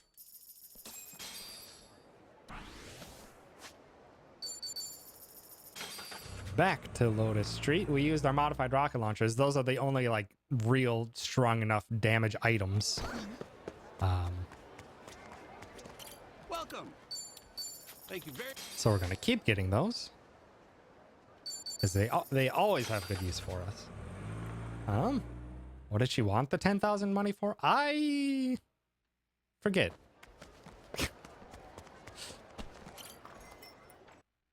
Honestly. I think it was for because she is the one who has been hiding Ichi's mom this entire time. And for some reason she wants Ichi to fork over $10,000 for trust? Maybe? Something like that.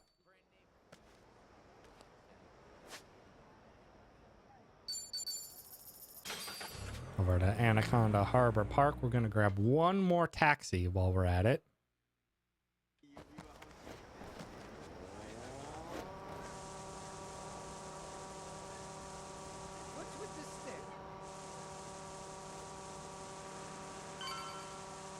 gonna swing on over quick to grab this taxi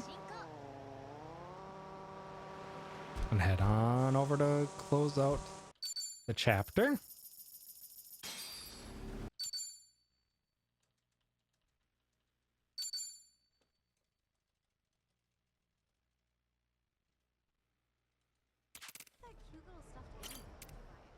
Ah,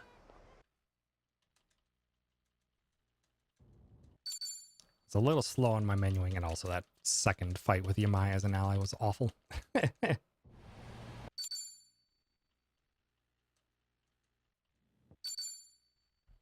But also, it turns out I'm gonna put you there's been some other shenanigans going on here because AG, 私の出番ね our friend in the wheelchair, has actually not been who we thought he was.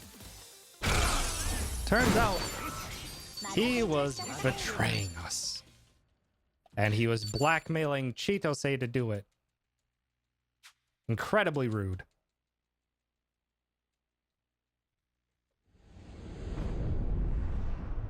How could we not trust the guy who seemed to have hacking ability well beyond his station and also had a camera pointed at us all the time? Who could have seen this coming?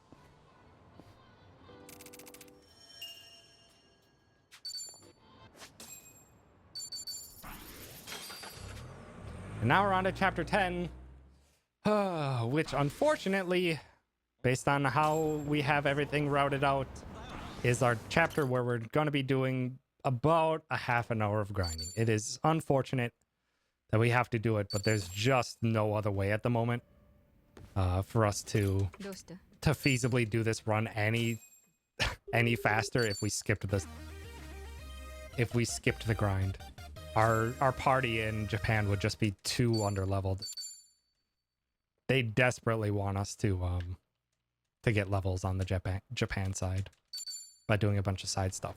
And if we don't do that, then we'd be doing terrible. Okay.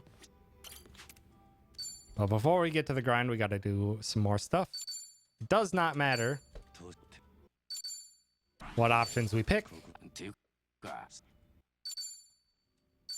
but we do need to unlock Nanba's tag team because it's a very useful tag team. And we also need to do Sayako's tag team because they're very strong. Also, yes, if you hadn't noticed, we did, in fact, get Zhao into the party. And unfortunately, just like with Yakuza 7, he is not going to do anything.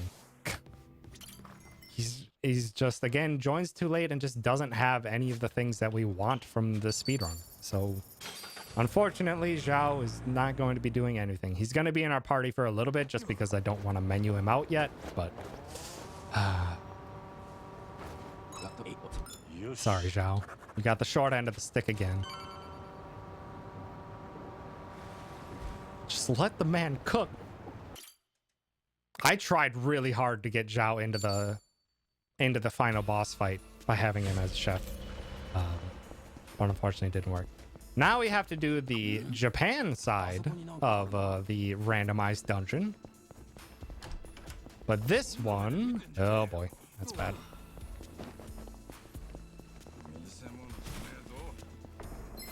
Oh, well, this is why we have smoke bombs. Luckily, I don't have to worry about losing any buffs. This is just slow.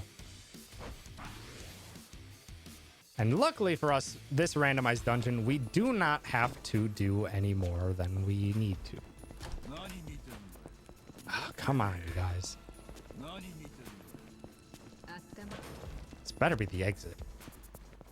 Like, as soon as we can, we find the first exit possible and we just leave. We do not need to do this at all. Okay, I think that's there. Yep, right here. Yeesh, this is a very bad dungeon layout. And we just exit. We're done. We don't have to do this.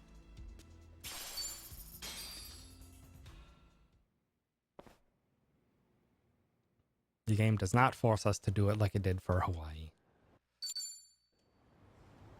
And before we progress, we go to Hello Work, and now we do all of our job changing for our Japan party. But first, something that I sometimes forget, and I've seen others forget, one final Von talk there. That's enough to get everything we need. Kiryu gets Aquanaut. It's Samurai. And then he goes right back to Dragon of Dojima. Nanba, you finally have enough bond to get the host. Sonhee can be Kunoichi. And for now, Saiko gets to be an idol. Not gonna do any equip yet. Oh, we're gonna do the muscle booster onto Sonhee. Because she needs damage. A gear, big menu. We need Nanba, gets an optimize, gets the prestige. Gets Sonhee's wind sneakers. Sonhee gets battle boots and gets military insoles. Zhao, he's not in the party, but he can get us money. Saiko, you get the Happy Lay. You steal Zhao's jacket. Steal Saiko's jacket. Kiryu then gets an optimize, gets the tactical boots, and gets training gear, because this is where we start our grind. And ankle weights. Wait, no. That is a training gear and transcendent insoles. Party edit, out for Psycho. And now we start doing some grinding related activities. First though, we have one sub-story fight. Not sub-story, but a keeper fight. We don't need what they have, but they do give us a lot of money. So we're gonna do this. Sonhee drinks the coffee. Take out these gifted trash before they escape. And intoxication bomb.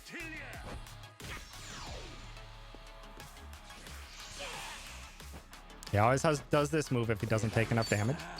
And we have 2 modified rocket launchers, which are going to be enough to take him down. Goodbye. Gives us a good chunk of money and a good chunk of XP as well. This might actually be something that gets taken out of the run, because we don't actually need to do it, and it might honestly be faster to not. Kiryu, you need Ichi's ankle weights, and Nanba, you get the transcendent insoles now.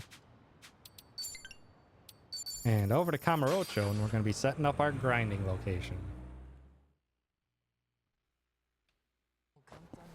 First, we've been using a lot of coffee, so we need to refill. We are very under-leveled. We're going to be facing off against level 40 enemies. So we are going to need our agility increase. I believe that TJ does not get these agility increases, which is fair, but he does take a lot of damage and it's a lot of luck in his grind. I need to actually time it out exactly how fast his is compared to mine, because now we begin the grind.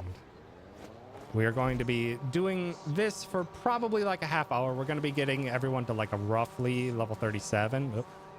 And I already forgot my route for this.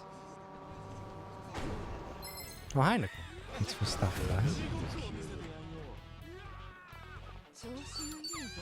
And we are not fast enough at the moment.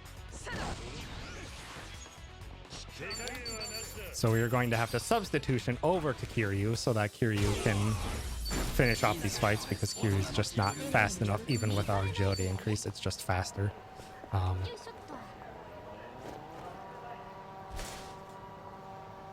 Just faster to have Kiryu get substitution jutsu. Eventually that'll change and we could just guard to him and it's a little bit faster. But for now, it's just gonna be this. And we're hoping for a lot of these fights, because as you can see, there's 6 enemies. This is our highest XP fight. These are the fights that we want to see. We don't want to see enemies that are only 2 enemies, or fights that are only 2 enemies, because they offer very little XP, but those skaters can offer a ton, but they are very fast. Here's level 32, so now I can guard on to get to his turn on fights that aren't the skaters, because Kiryu will outspeed.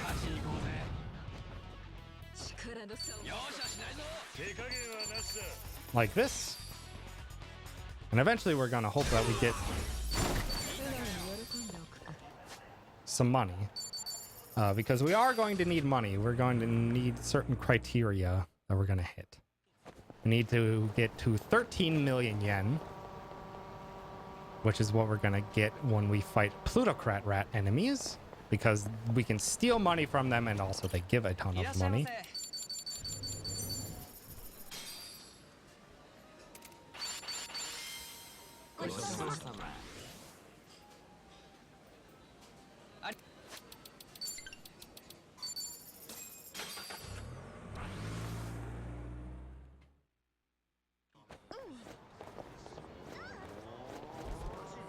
So we will hopefully be able to see one of them. Aha! Speaking of plutocrat rats, this is one of them, and this is why we have our turn order set up the way we want it, so that Sonhee can Sengoku coffee.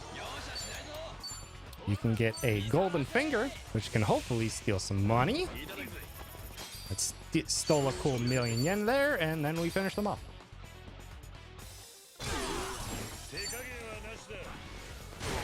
Yeah, I think I know that TJ does in his grinding is that he does not get nearly as many agility meals. I will end up getting like 6. It's either like 5 or 6 that I typically end up getting by the time, and that will get Kiryu up to level 36, which is when Kiryu does not need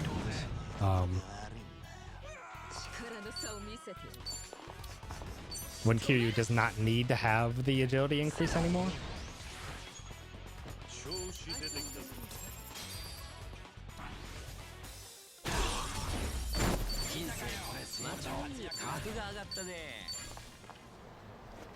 One more fight here would be 33, and we don't have the substitution to him at all anymore.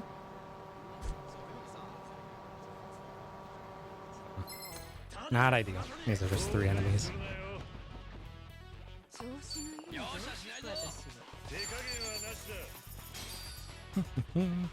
Yeah, this would be a... I would want to do things more to speed things up, and I'm gonna see about that when I watch TJ's run, because I know he does get accessories that make it so that he's immune to some of the status effects that some of the enemies can do, but it's still you're taking a beating all the time. And we have an idol in the party. We do have Sayako to do any healing that we need to for the party, and we get plenty of levels up quickly, so it's not the biggest problem. But this is how I've done it so far, and it does mean I'm not taking a beating and I don't have to deal with random status effects potentially ruining things. But I think overall it probably will end up being that I change this. I change this in my route.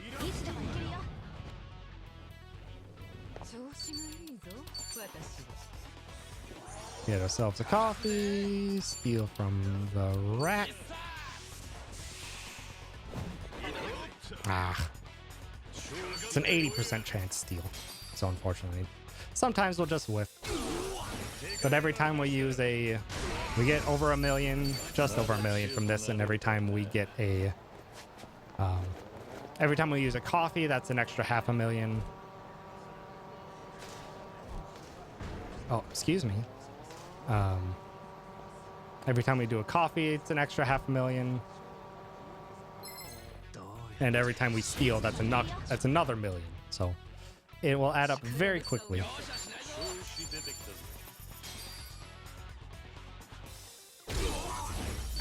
Yeah, this would be something that potentially, to save time in a marathon setting, we could potentially just boot up a save that is after all of this grinding.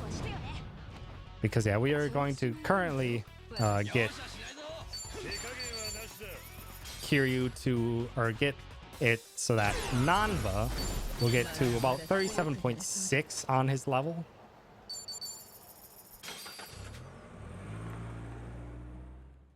Which will get us to the right level thresholds throughout the run.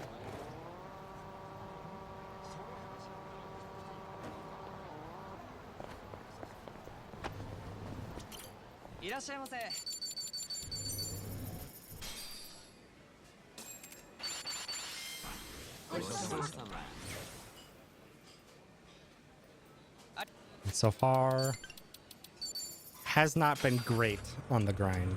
What I want to see is a lot of those groups of skaters, because the skaters are typically 4 to 6 enemies, which is the highest XP by far. Plutocrats are nice. I still need a little bit more money, but not too much left. Not too much more.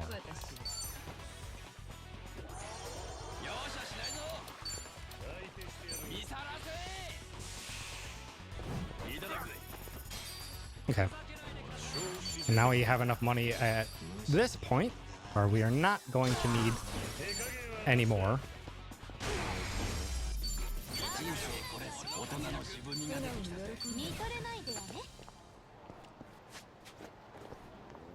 We are not going to need to farm any money anymore. So the next time I go back for a meal, I'm just going to restock my coffees and not... I should have gone to the target on the right. I think it was skaters. So now we don't need to grind, even if we do see a plutocrat. I'm going to be dipping a little bit below 13, but as we're doing the grind, we're just going to find plutocrats out in the wild, and just defeating them will be enough money to make up for our going a little bit under. Come on. Camera, please. Unfortunately, a part of this grind that's very annoying is that the time difference in fights can be pretty wild depending on what the camera wants to do. If the camera takes its sweet time going from ally to ally, it's just gonna waste our time. So I shouldn't need any more coffees, so I'm just restocking on them if I need to. Probably just 2 or 3 more of these meals should be enough.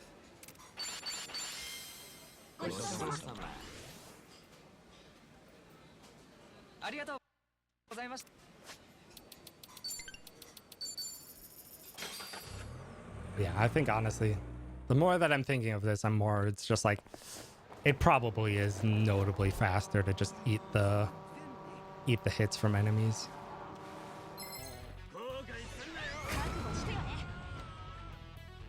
Because all in all, it's probably about 30 seconds, maybe even like 40 seconds to just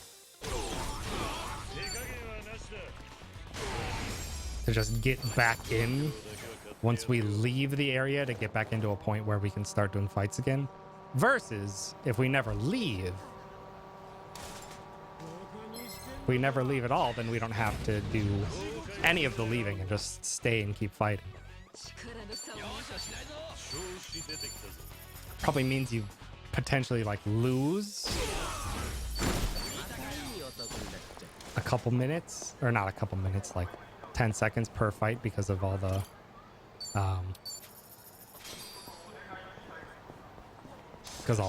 hits you're going to be taking, and you do menuing, but I think overall it's probably like 15 minutes or 15 seconds per cycle. I could potentially just have Kiryu be super fast and just be first the majority of the time, not worry about money.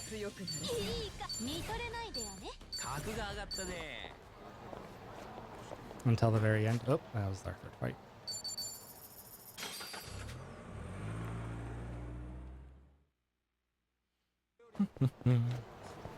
Yeah, if we would keep this in a marathon setting, this is something that we could quite handily. Oh, Date, I don't need to talk to you.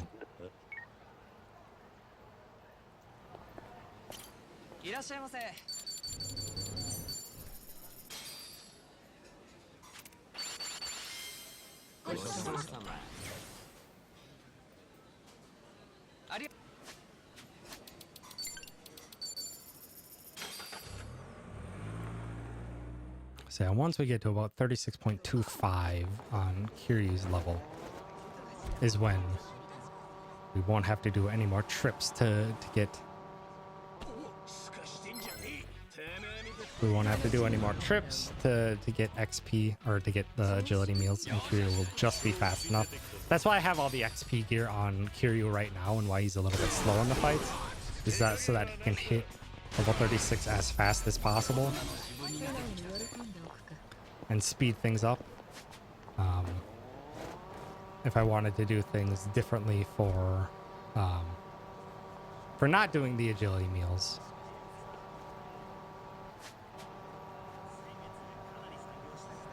Ooh, a double plutocrat fight. If I wanted to skip the fights, I would likely have Kiryu be fastest for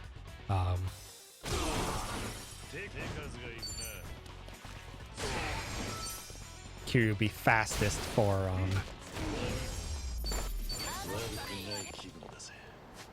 until level 36 is likely what I would do.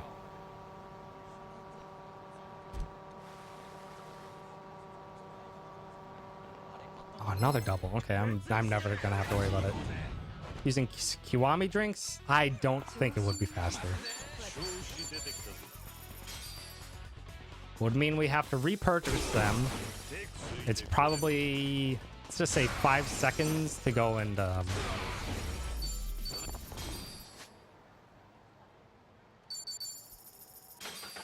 let's just say it's like roughly 5 seconds to use a Kiwami drink. And our best fights give like 12,000 XP.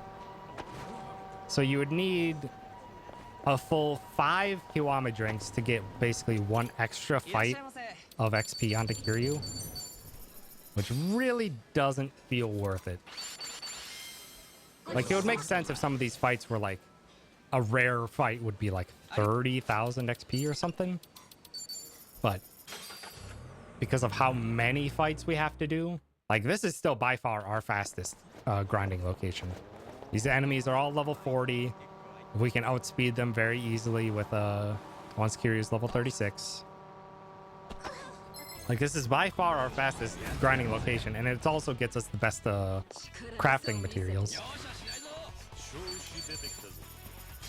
But yeah, it's probably best that I just start taking damage. That's an unfortunate skater fight. Come on. Yeah, this is a very bad grind. This is a very bad grind. I have not been getting good XP fights at all. Hardly any skaters. Oh, and they keep spawning so far away.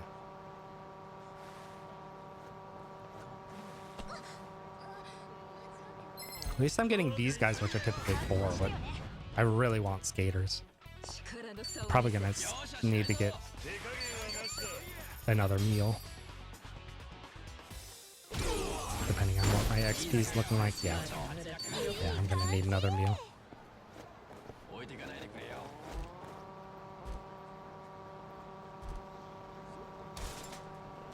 I don't need plutocrats.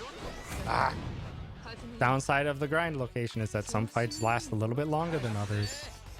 Plutocrats are the great ones for the money, but we don't really need that anymore. We need XP. Okay. One more agility meal and that'll be our last one.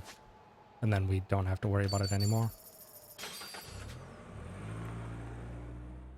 If you don't want the money, I could take it off your hands.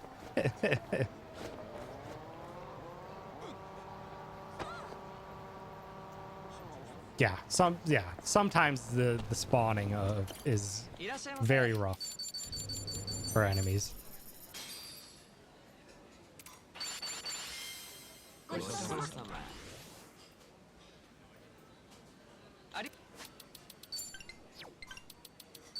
I would say one benefit of all the meals is that we get extra bond with our party members, but we don't really... We get all of that by the time we have to change them onto their appropriate jobs.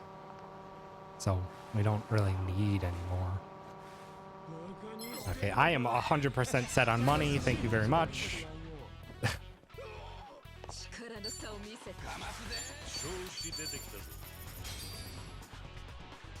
least they're 4, so yeah. Fighting plutocrats adds 5 seconds roughly per fight. Yeah, I'll be good after this one that I won't need. I'm gonna go up.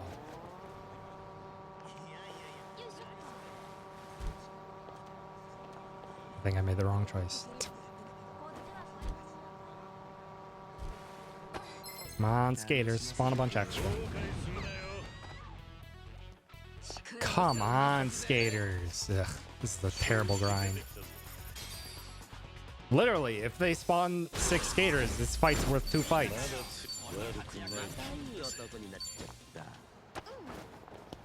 Also, Zhao got an excellent ability between a walk and a hard place.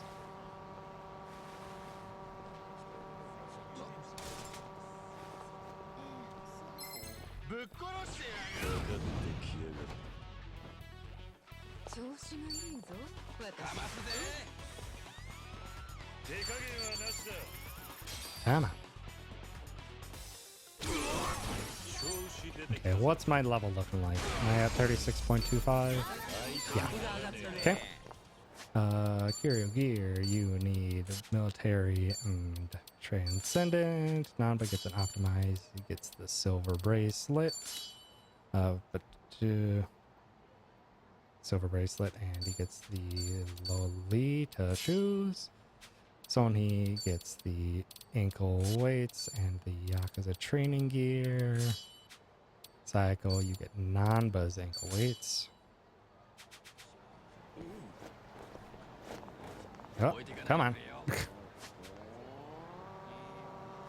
And I never like going into this corner of the map, because this corner of the map really sucks for fight spawns. It's just... it's a very dead area for fight spawns. Yeah, now that Kiryu is level 36. The fights are just this. Which is why we really want to see skaters from now on.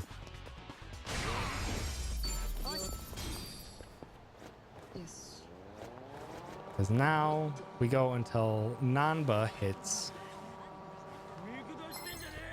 37.6 on his XP bar. Oh.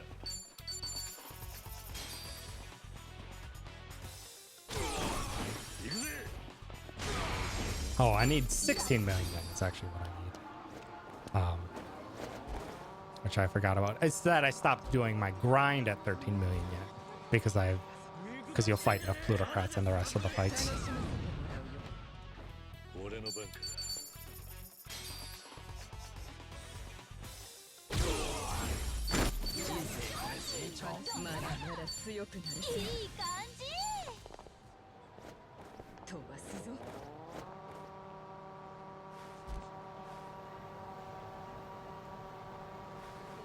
Yeah, if I go even slightly further south in this grind, the enemies are worth half of the XP, and they don't give the strongest crafting material.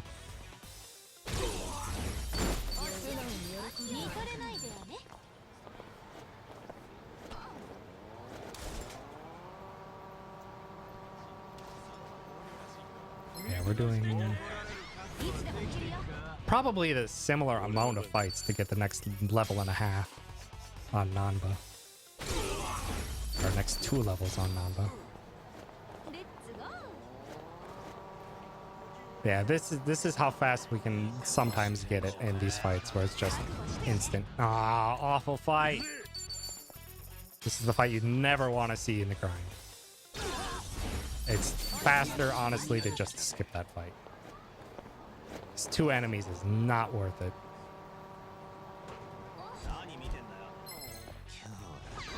I'm hoping for skaters to spawn more allies. Come on! I'm gonna lose like 4 minutes on this grind.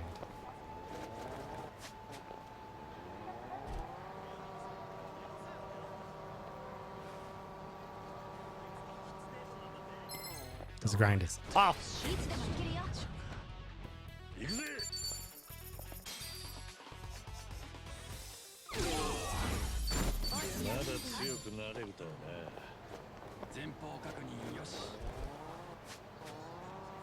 Yep. I never like going that far to the left, because that time it spawned enemies that were walking out of the bounds of the map. The best odds are to just keep right in the center here. Oh, mashing the wrong button to try and skip the cutscene. It's also not helpful.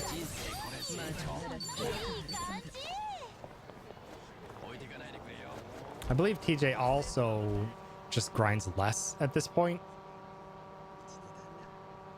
I think they grind to a lower level, which I think is quite feasible. It makes the final fight of the game incredibly terrifying, but versus the final fight of the game with this much XP is manageable. Can still be a giant pain in the butt, but it is very manageable.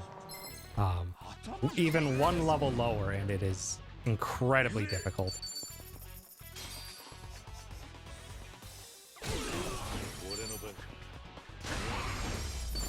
But time saved is time saved if we have one rough fight to deal with. It's not too bad. Yeah, another potential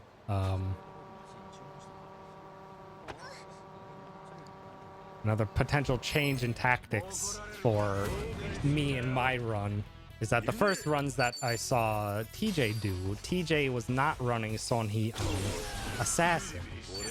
TJ was running Sonhee on, or was not running Sonhee on Kunoichi, he was running Sonhee on Assassin, which is notably stronger, like significantly stronger. But it is 20 agility lower, which is painful at times, as well as you have to use your inherited skill slots to do everything that you want to do, which is not ideal.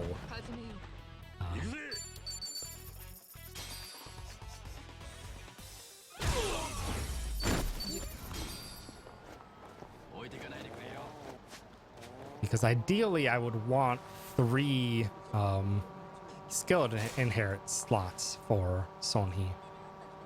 That would be the best. Because there's 3 abilities that are very powerful in Kunoichi that are super necessary. Got Shadow Clone Jutsu, you have Substitution Jutsu, and you have Throat Slitter. But getting Sonhee to level 50 bond is not happening. That is 100% not happening. That is so difficult to get to 50. You would have to do all of Sonhee's bond bingo, and that would not even be enough.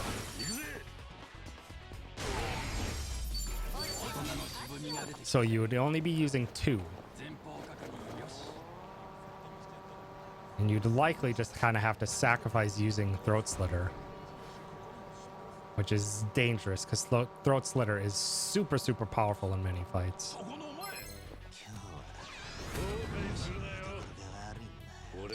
We are almost done with the grind though.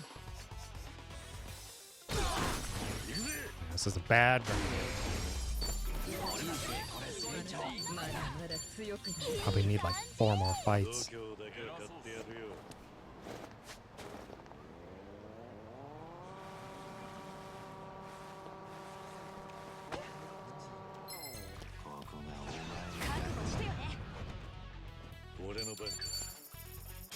Way too many plutocrats.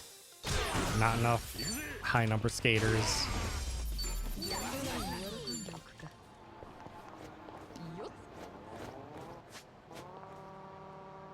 No spawn. Come on.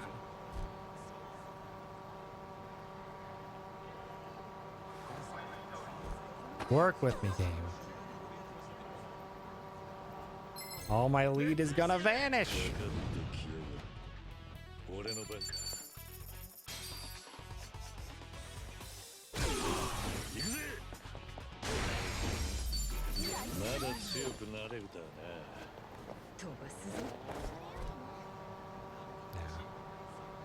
Kiryu is quite a bit ahead in level right now because of all the XP fights that I had with him on.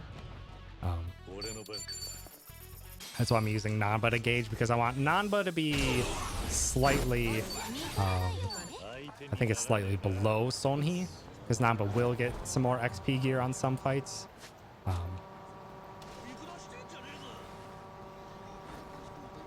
Almost there. I think 2 more fights. Maybe 1 more because we got a good skater fight.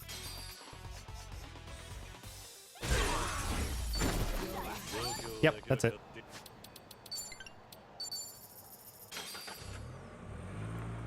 Yeesh. Bad grind.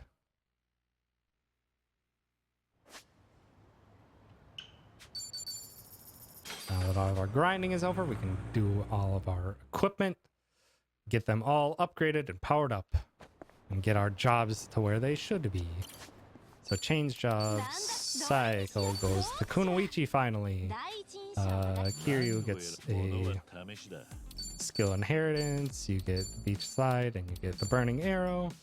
Nanba, you get stash bottle. Sonhi, you get queen's claw. Cycle, you get playful splash.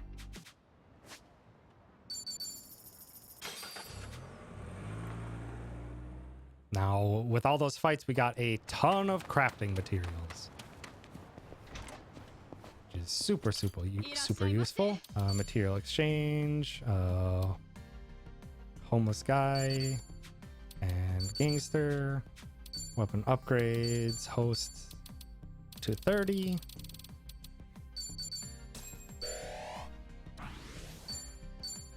Brand with the seal of flames. Then we do Kunoichi, Plasmax, everything we got.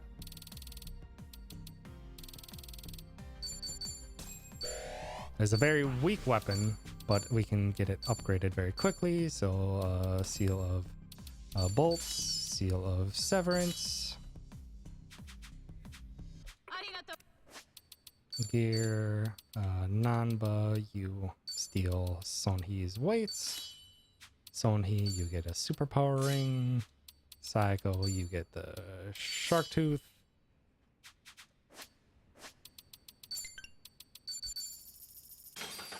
And now we need a little bit more XP.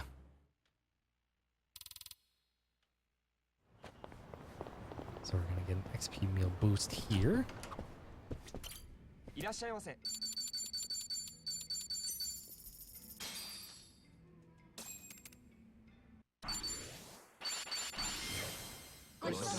It's more bond that we do not need.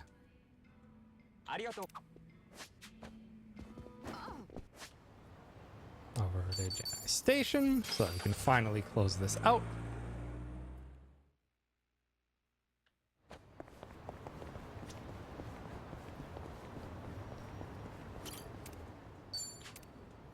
And now that we did all that grinding, we are very powerful for where we should be at this point in the game.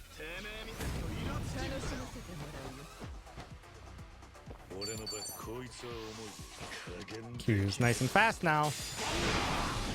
Does great damage. That's not going to hit all of them. That's unfortunate.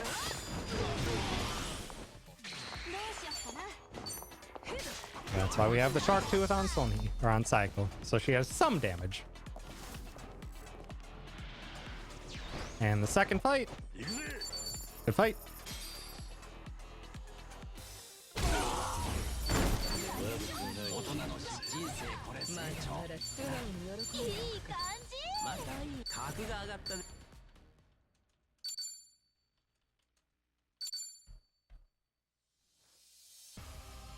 And he's back. Finally.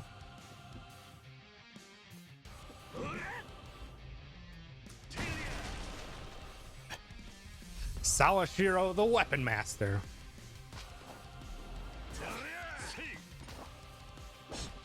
Fights first with his cane. This song goes hard.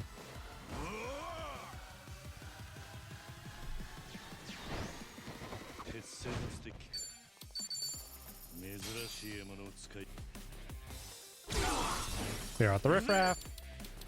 Muscle soda Sonhi. Throat slitter is very strong. So strong, we're gonna do it again.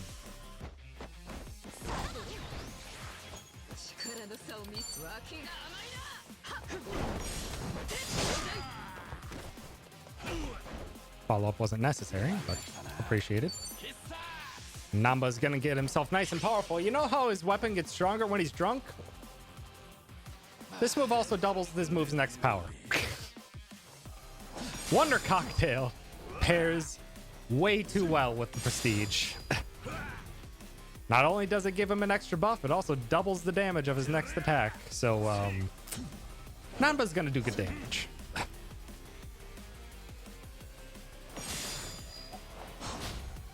It's technically faster to fail this QTE, but we need the damage at the moment. Oh, he charges up for his big move.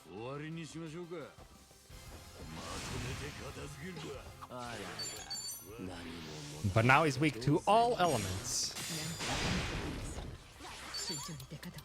Coffee for some money. Throat slitter. Then, if we did enough damage,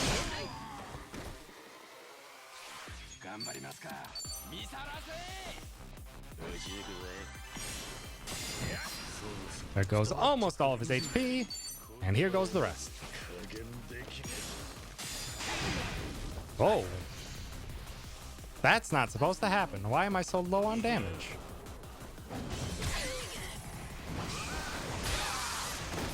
We survived this, but that's actually very strange.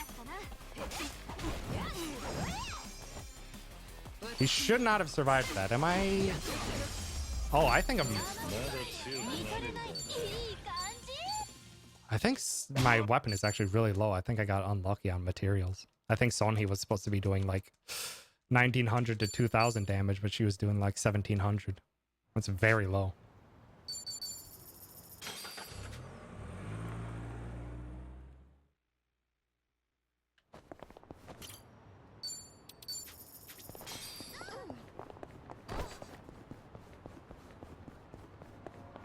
Refill our street surfer, refill our coffee.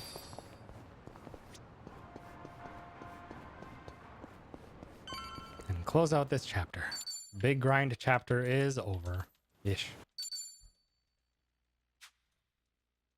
Yeah, that grind was really bad. Damage is so low at 1700. Hi, Mithra. Thanks for stopping by. Hope you're doing well. Yeah, I think my material drops from the grind were really bad. Run's going fairly well, though our grind was really bad. It shouldn't be a problem later. It's just, I think this is the first time it's been that low. It's the first time. Hi, Egg. Hi, Kitten. Yeah? You want to join in on the speedrun?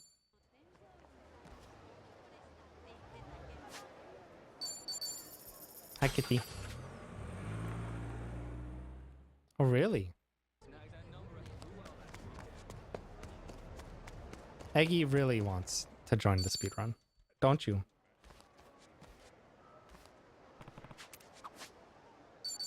And now we have all this grinding done. Now we have a ton of money over on the Hawaii side of things. So let's get Ichi a decent weapon.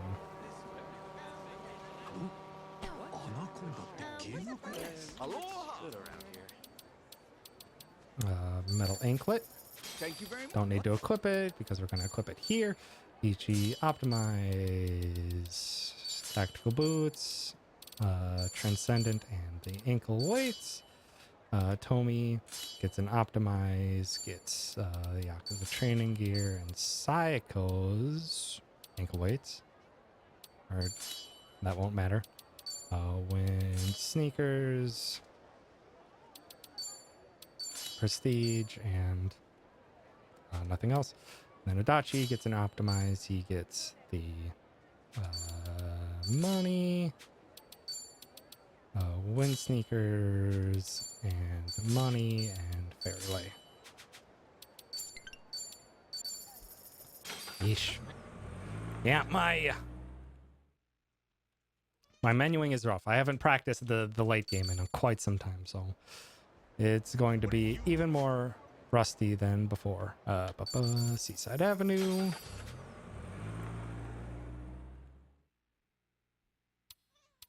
Oh, really, Egg? I know. You're upset over the grind being terrible. Just like me. Oh, really? Oh, wow, Egg. Oh, you're being very cute. But I unfortunately can't give you much attention, kitten. I got the speedrun to do. Yeah, kitty? Oh, yeah. Okay. Now that we have a lot of money, we're going to very quickly purchase all of our good stuff for the end game.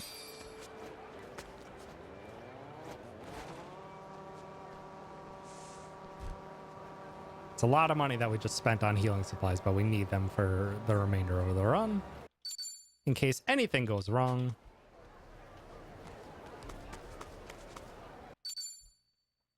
And I have plenty of money, so I don't need to save any money for these fights because these fights are nice and simple. Now we did all this grinding, we should be very, very overpowered for what we need to do in this chapter. Egg, stop it, you're being very cute.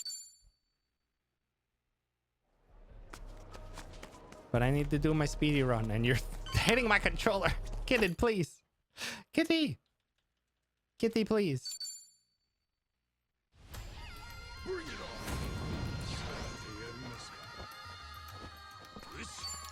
I'm just gonna do this anyway. This is a fight that we can actually just burning arrow. As you can see, the weapon that we got for Ichi is very good.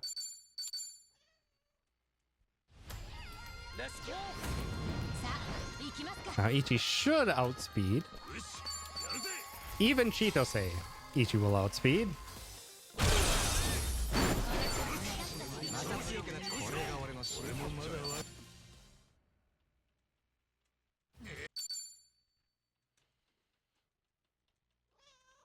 Yeah, Egg. I don't even know how well Egg is picking up on the mic, but she is screaming at me.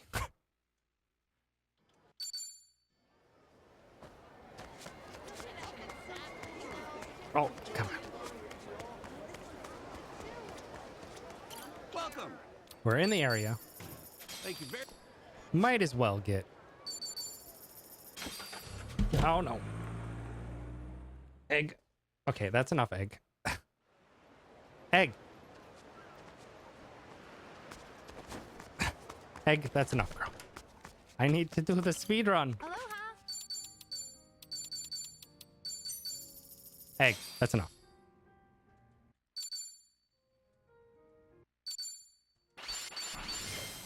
This gets us another XP meal for this side of the pond. Thank you. Chitose joined, so she needs an optimize. She needs the plasmax.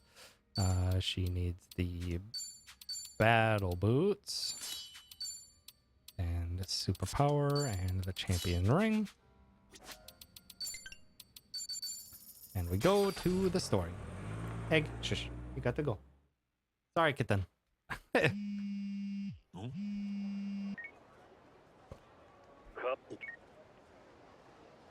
Akane? So now we're back over on Ichi's side where everything went terribly wrong and we finally found Ichi's mom and the little girl with her and then they got recaptured. It's not going great. It's not going hot. But we got that XP meal, not for this fight.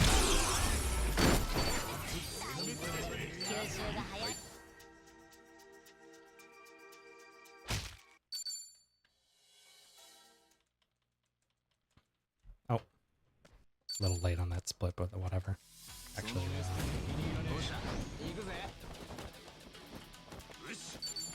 oh.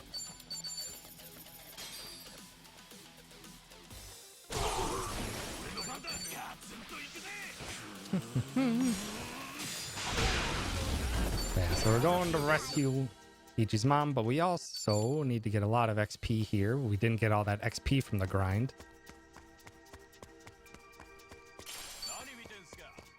I need to do a menu here. Gear. Tomi, you need the silver bracelet. And you need some drinking. Grab this. We lured these guys in them as soon as they stop. We're gonna just walk around. We got the EXP meal. We still have one usage of 11. We don't want it there, but we do want it here. Against not one, but two cranes, and why? Two cranes, and why can they scream?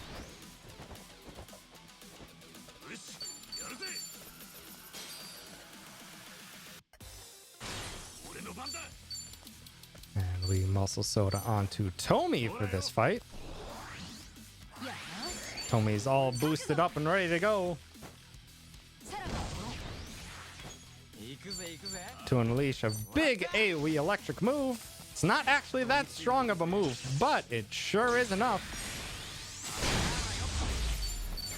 to close out the fight before we had to do with anything nasty, because those cranes will absolutely destroy us if they get given the time.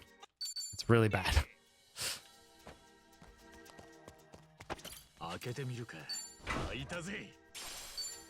Okay, Gear Ichi gets an optimize. He needs the value pack insoles and the dragon's binding.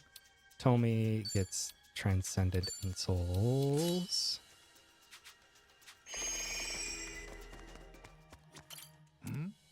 Oh.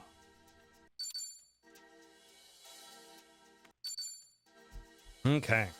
And now this plan certainly works.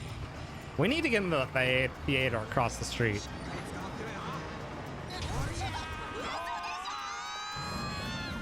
That excavator got some lift.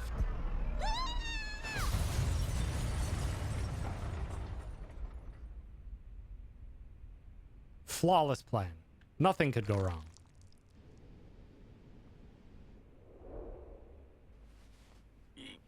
Luckily, the only thing that did go wrong is that our party got separated for the next fight, which is actually kind of difficult.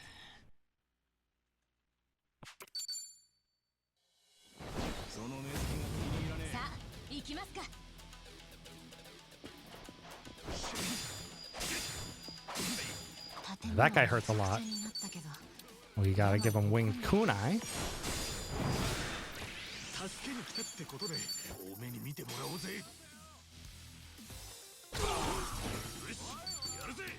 And hopefully we can give him a little nap. Dang it. Didn't fall asleep.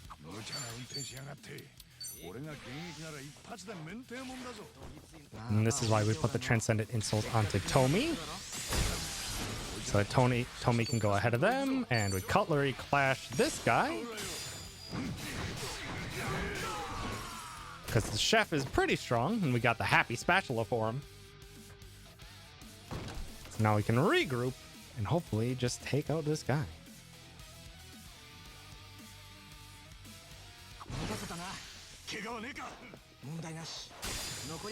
Oh, bad paralysis.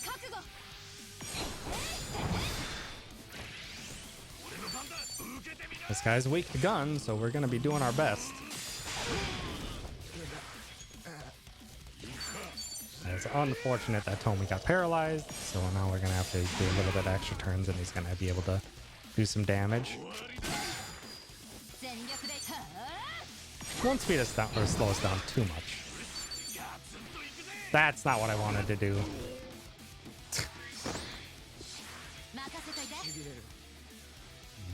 I don't think this would have killed even if I did get a burning arrow off. I would have. It would have absolutely. Adachi slap him.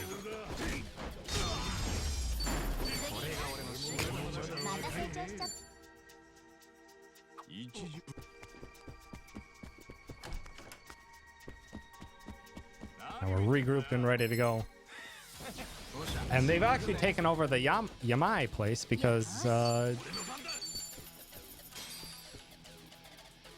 Even Yamai's personal picked henchmen are not quite immune to the cult's influence.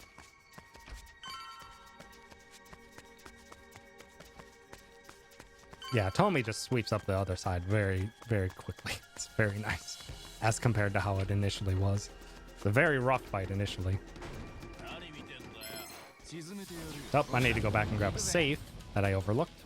But also, most importantly, Chitose needs 1 XP meal, or XP drink for this fight. Because this should just barely get it. So that we reach rank 22 on Kunoichi, and Chitose will get her her Shadow Clone Jutsu in time for the fight. Gear Ichi, accessories.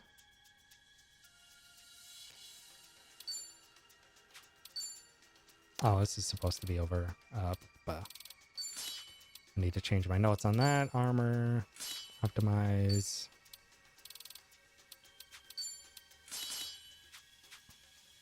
I need to get Tomi a little bit drunk again.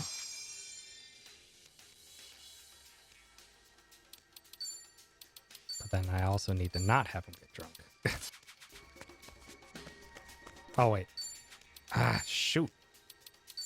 Yeah, I'm very rusty in what I set up. I apologize about that. I'll be significantly better practiced for a marathon event. It's just a lot to remember off the top of my head and even follow quickly with my notes. Now this fight is terrible. We've been saving it up. We have a tag team.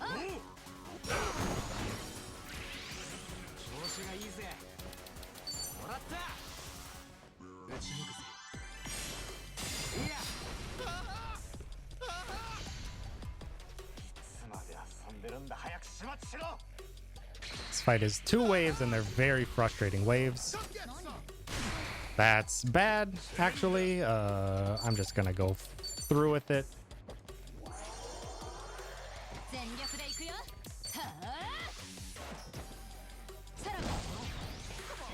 Have a good lunch. Okay. Okay.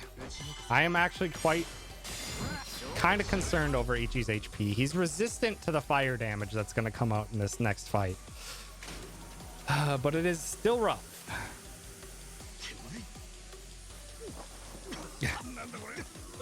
Yeah, all the bond routing was mostly me. I don't think it's changed much, at the very least, from what I've done. We have poison to deal with on our side on the field now. Now we no longer have poison to deal with on our side of the field. Quickness Lemon onto Chitose, because one thing that's super amazing about the move Shadow Clone Jutsu, it does more damage based on how much agility buffs that Chitose has. So you throw a Quickness Lemon on her and it basically doubles the damage of it. Very, very strong move.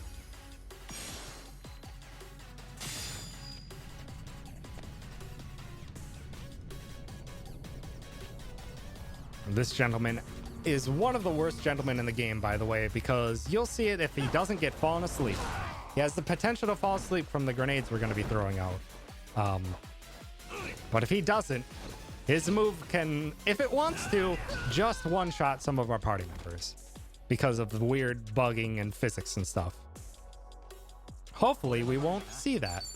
Hopefully, we'll see him fall asleep and we don't have to worry about it. Dang it! Here comes the saturation. Ichi's at half HP. He's resistant to fire. Okay, that wasn't so bad.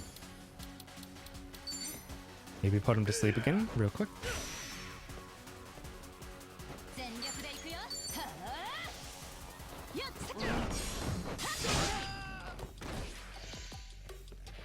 Okay, Ichi being asleep is okay.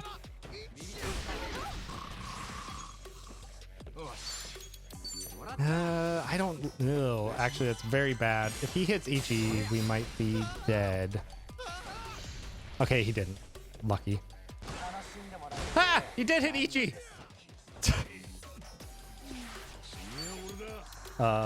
Please kill.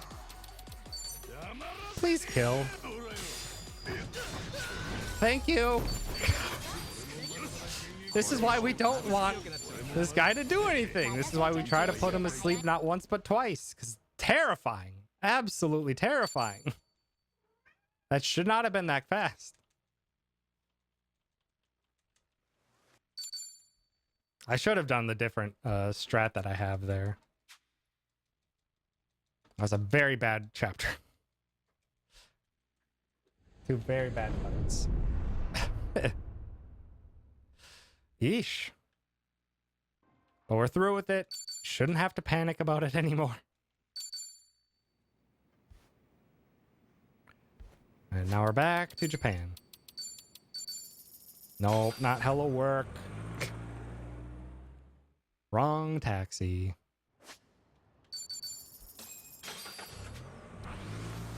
Okay.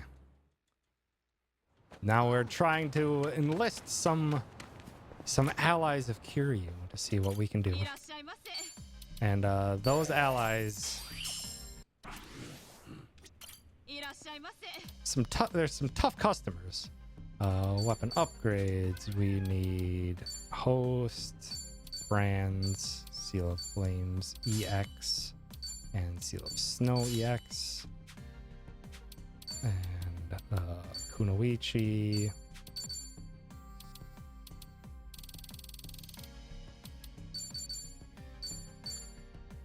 It's a 42 maximum. We brand it with the Seal of Bolts EX and Seal of Severance EX because we need both of those up. Big equipment menu. Kiryu gets an optimized, gets the kitty ear headband because yes, that is the game we're playing. Transcendent, Inca weights, prestige, optimize, plasmax, battle boots, superpower, champion. Psycho gets an optimized, gets the extra training gear and running shoes. Zhao gets an optimized, just gets money farming. And we're back. Oh my gosh.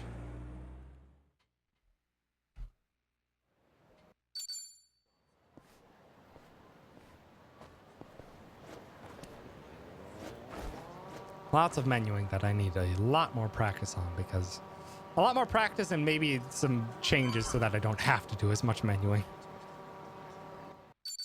It feels like I kind of have to, unfortunately. I kind of have to do all this extra menuing because in order to get enough equipment for both sides of the equation, it would be a whole lot more investment in time and money. So we do kind of have to manage swapping back and forth gear across party members. And everything I have routed out currently is kind of like best fights. Not like good enough fights, which would probably have less equipment changing.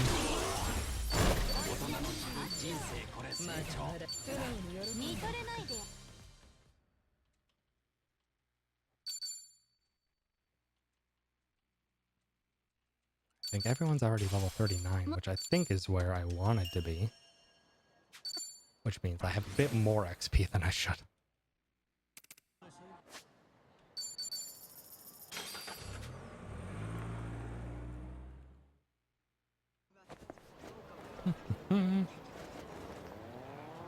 Yeah, before we go on and try to recruit Kiryu's allies, we need to do a couple side quests here. These are 100% crucial. This guy has way too much HP.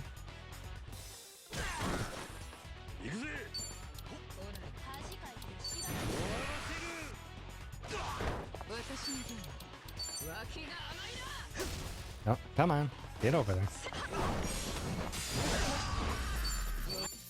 We need to unlock Foreshine. An incredibly powerful summon. It's just 1,000 blunt damage to the whole enemy, which is pretty good on its own.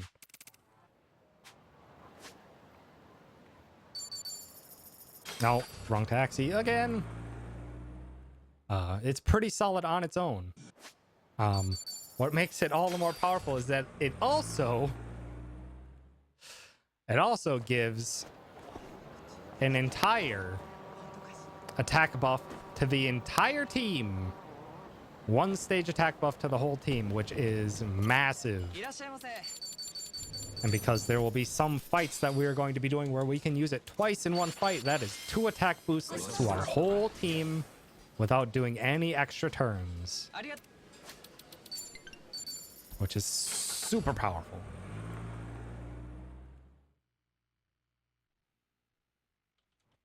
It does take a little bit to get, unfortunately, because we are going to have to do this. Thank you for the sub. I appreciate it. Welcome, Neon King. But yeah, in order to unlock Foreshine, which is 100% necessary with our strats for the run, we do have to do this bit of runaround where we have to talk to another person formerly of Foreshine. Get them to go back to Japan. So then we have to go back to Japan.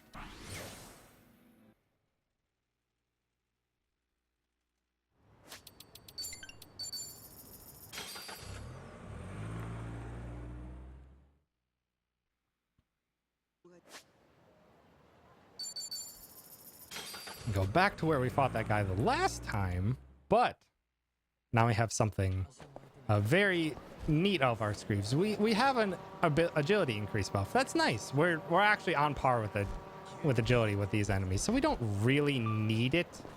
We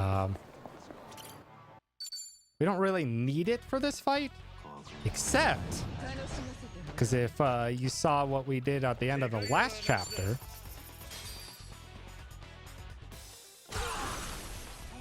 you know that we have an ability that gets more powerful if we have agility increase.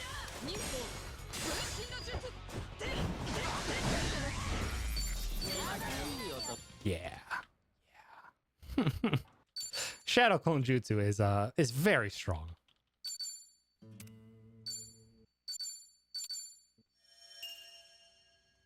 Having a preemptive agility boost just makes it all the more stronger.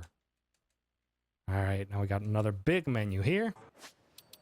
Gear. Ichi, you need a superpower over Transcendent. Namba, you need military insoles and jeweled bracelets. Sonhi, you need Tomi's wind sneakers. Psycho, you need Transcendent insoles over Happy Lay. Item, Hiker's Dream, only Slim. Nope, come on. Nope, wrong button.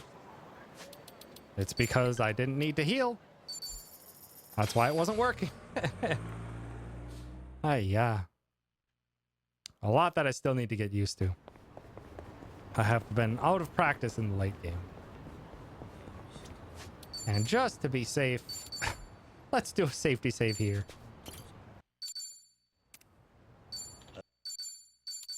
Because, hoo boy.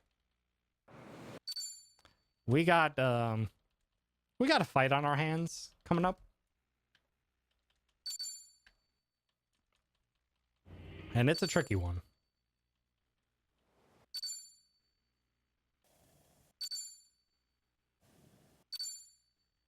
May have seen a few of those people here. You might recognize them. How about all 3 of them at the same time? This fight is terrifying.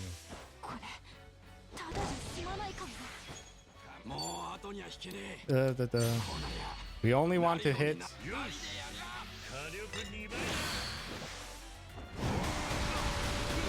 2 of them, hopefully. Now we want to hit all 3 of them.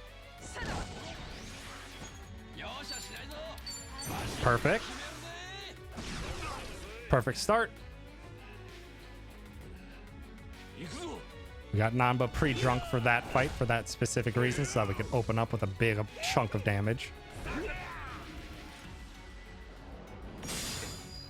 With the double Shadow Clone Jutsu into him. But unfortunately, because Namba is not the fastest character, that means that has slowed down Sonhee and Saiko.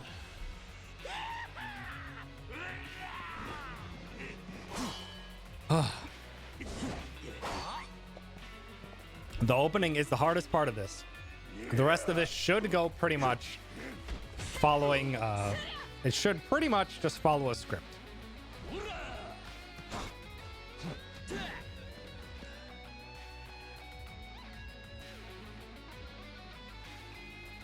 Okay. Kiryu's not doing so hot, but we still have 3 big strong boys to take down.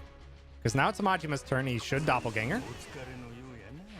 It's what he does 90% of the time, which is what we want him to do. Rush mode. 4 shine. We need an attack boost. And also those doppelgangers need to get out of my face. And we're gonna Dragon Surgeons. Need to get over to Daigo.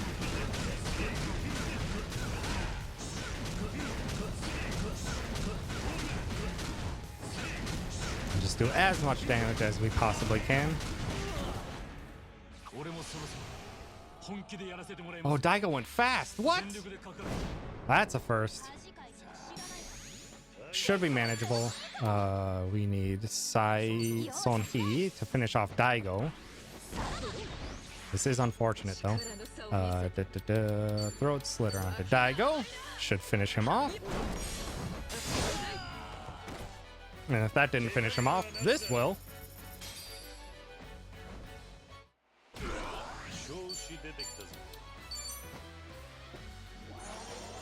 And now Namba, oh, what?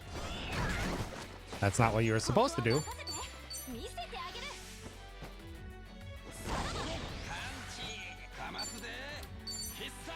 He was not supposed to attack. He was supposed to do his spirit attack.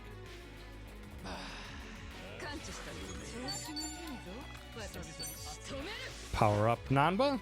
Get him a little bit drunk.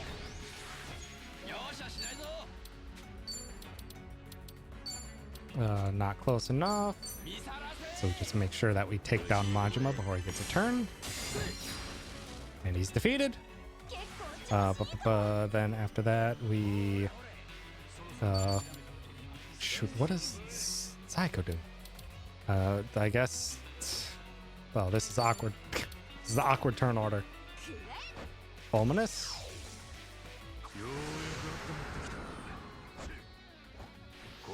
Oh, what? Oh, no, that's why. That's why you don't Fulminous quickly. Uh-oh. Also, Saiko's dead.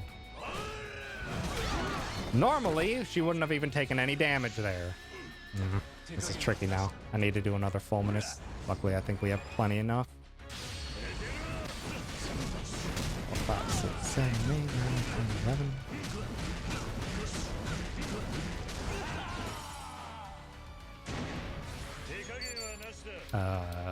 Get Saiko back. Probably gonna have her do her heal.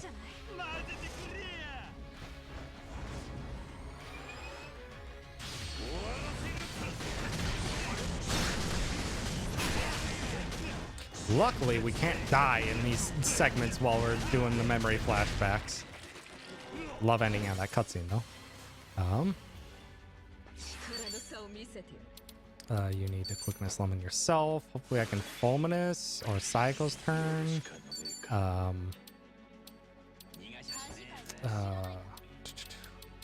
Fulminous.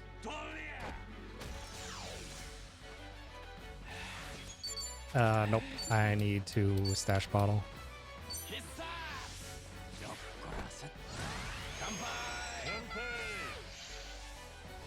Hoping for no stuns. Good. What do I do? Probably just Kiwami drink, Nanba.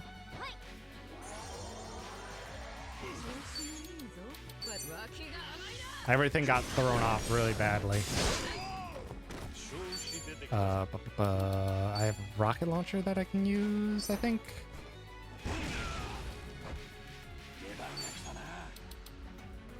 I don't have enough MP for... Oh, shoot. Should be okay.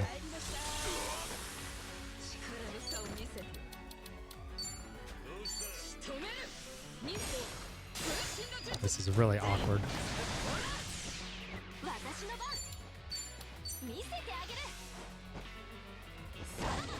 I'm hoping that this is going to be enough. This is really awkward. No, come on! I wish you wouldn't. I don't think anyone else is dead. That was the first time I've ever had... No!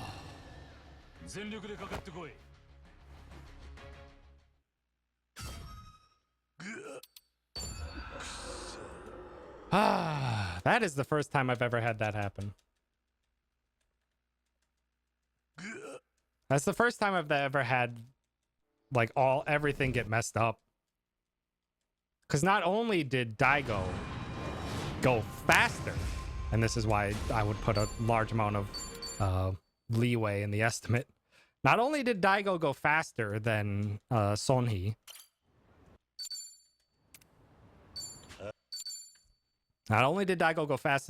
which gave a defense boost to the entire party, which is rough. Instead of Majima going in to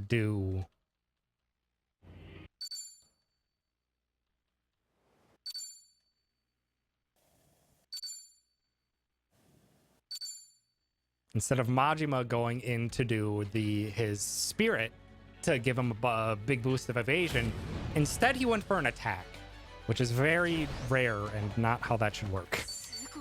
That basically never happens that way.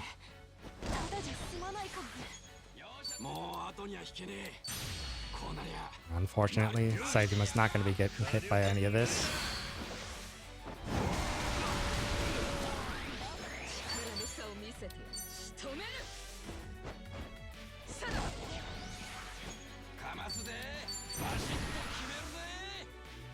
Also, Seijima's not getting hit by any of this, which is also... It should be fine. Yeah, Seijima not getting hit should be perfectly fine. But yeah, also I'm forgetting that Seijima's first turn when he gets back in line is that he will heal any of the bad things on him.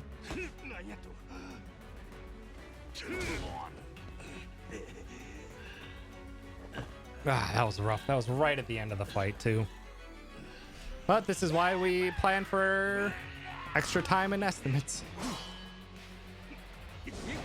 This is also by far the longest fight in the run. Mostly because this cutscene that we can't skip. That's like more than a minute long. Normally, this all basically follows the script. Where Majima doesn't attack, Daigo doesn't attack. And it's only basically one attack from Seijima that we have to survive without getting stunned. Which luckily, if he didn't take any damage, he has lower odds of doing any attacks that can do stun. Now Majima does Doppelganger.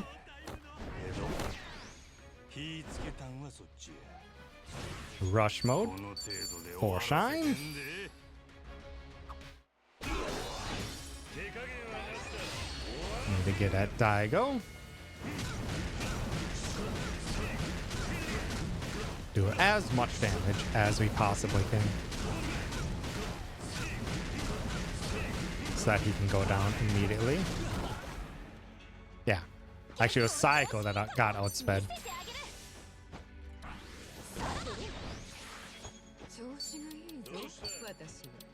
So that Sonhee can finish Daigo off before he gets a turn.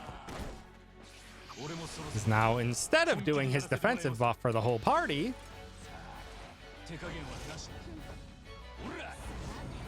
that's all he does is go into this, in which we can take him out.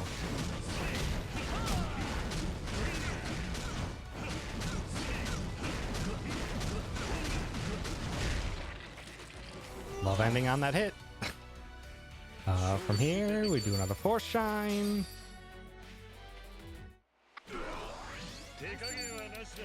Kiwami, drink yourself. Majima should do his spirit now. That's what he's supposed to do. That's what he's supposed to do. And we go to Nanba's turn. So Nanba can take him out.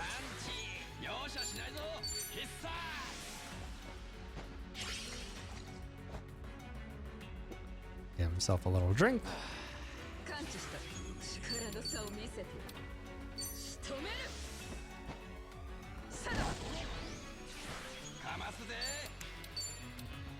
I'm pretty confident this will kill. Yep. Just getting a little bit of extra damage on Seijima while I'm at it. Okay. Just don't stun her. You stun. Ah! Okay. That's not the worst. How did Nanba get stunned all the way back there? Someone explain that. What in the heck? How did you get stunned back there? This is why we get the all-purpose remedies, but yeesh.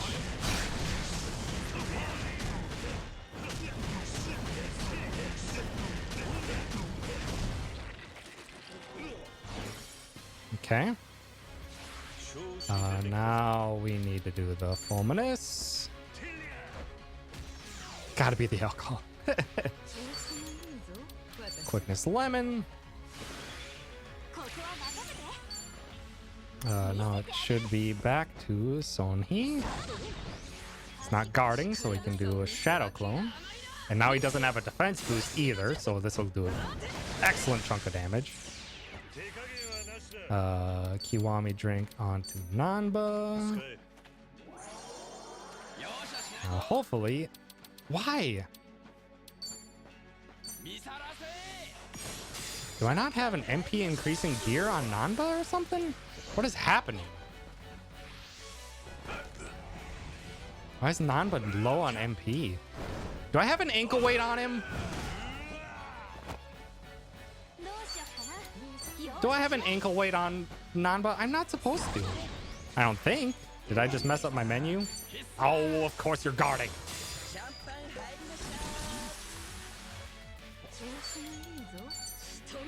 It's okay. Should be done. Oh, just kick him while he's down for good measure. Or whiff, you know. It's fine. What a mess. Ah, yeah. All right, we're out of there. We're out of there.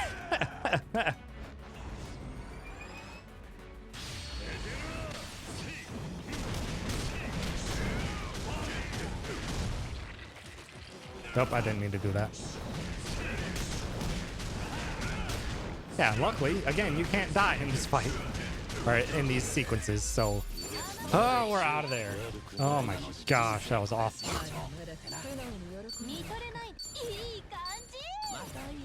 Much better fight the second time around, but why didn't Nanba have enough? Was Nanba not level 40 or something?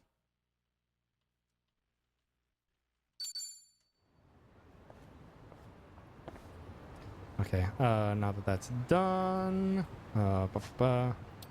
here, you need the Transcendent Insoles. What? Wait, no. Never mind, we don't do anything. We go back home. Yeah, he has normal MP. Was he a level low? Was Nanba 39 instead of 40 or something? I'll have to review the run because he's supposed to have enough MP for an ice spreader.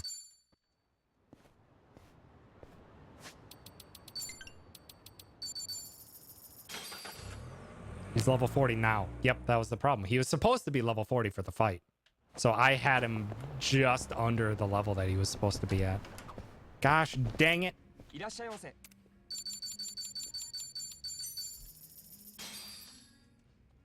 Thank you for looking that up, though. So yeah, now we know.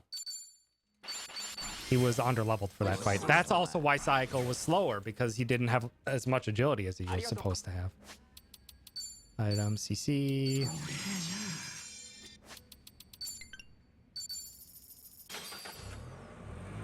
Okay.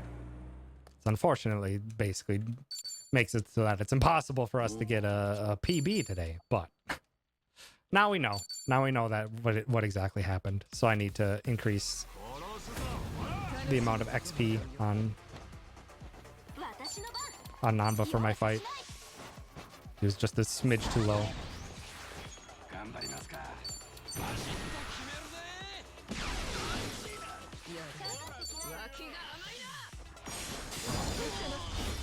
But now we know for sure that the Tojo clan is up to, or the Seiryu clan is up to no good. Saiko, what are you doing back there?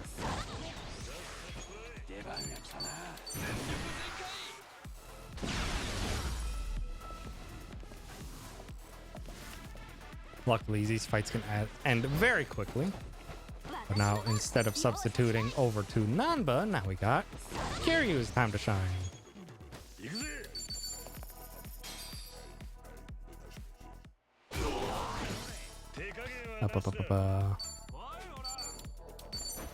Use our rocket launcher. Oh, hey, I got my rocket launcher back because I didn't use it before. This is a throat slitter fight.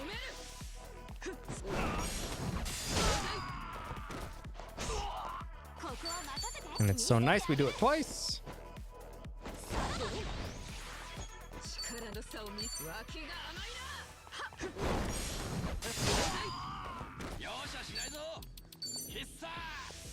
And with just enough MP left, goodbye.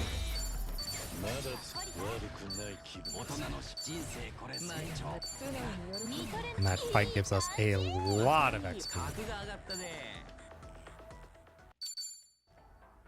Now I got some menuing to do.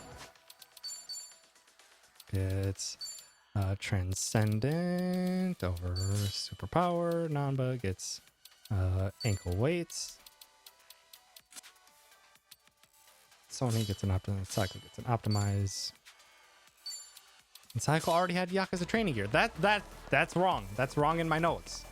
Something's off in my notes. It's exactly what I've seen, I think, Froob do. But there's an error somewhere in my notes.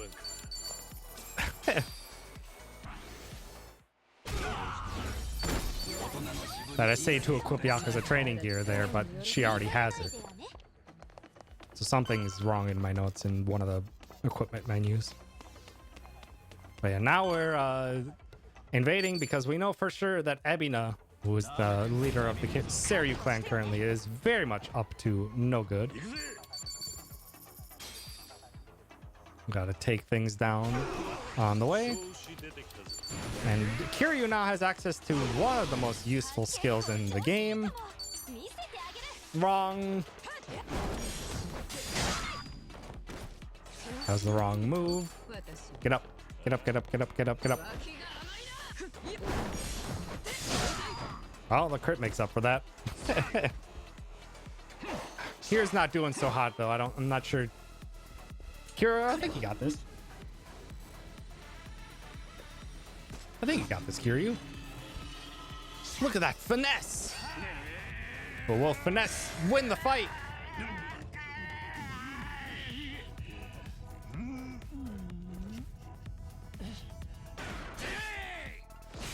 Unfortunately. It's faster to lose that QTE.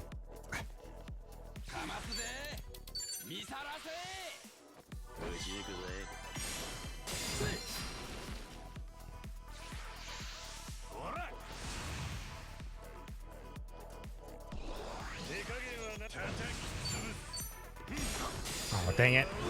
Thought he was going to be guarding.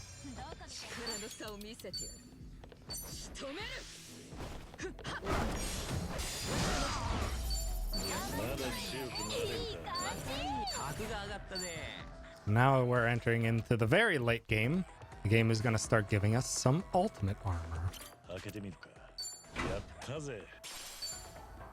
That is Sonhee's most powerful bit of armor, and it's so powerful.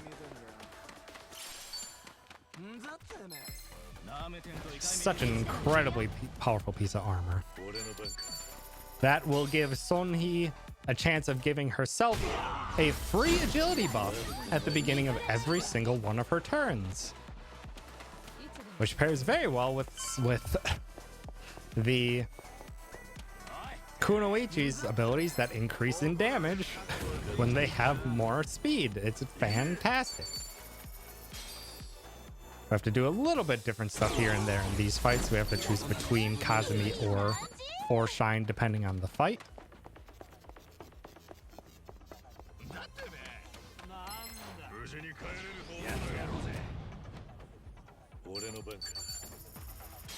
These last two before we get to the final bits are absolutely Kazumi's and not four Shines. Then we got a menu, geared, Nanba, you need silver bracelet. And Sony needs an optimize, and Nanba needs some drinks.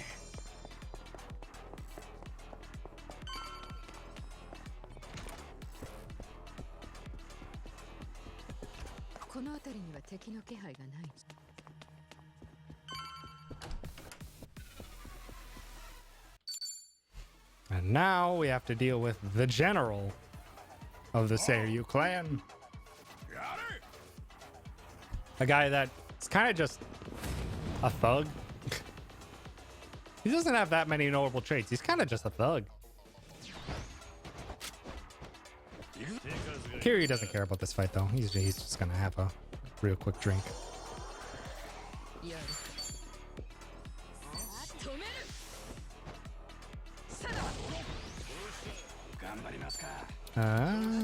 Rose, the main guy, he's very weak to this. Luckily for us, that puts us into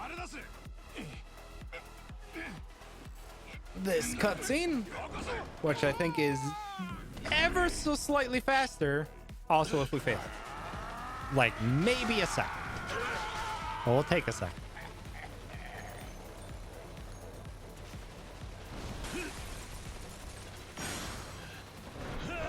You got it, Kiryu. You don't got it.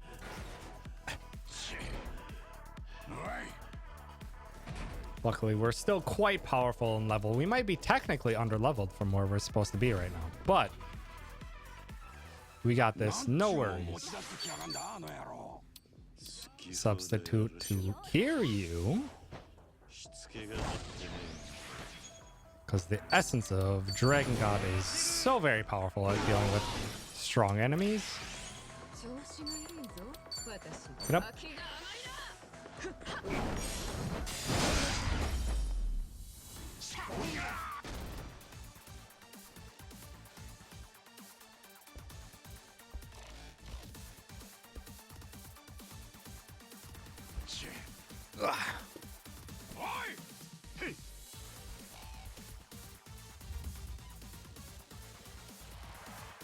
Also, this guy's just, he's trying really hard. He might be compensating for something.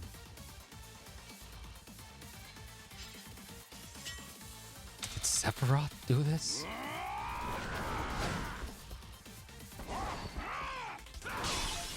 Also, I'm pretty sure that vase got destroyed in the last cutscene, but you know, magic shenanigans.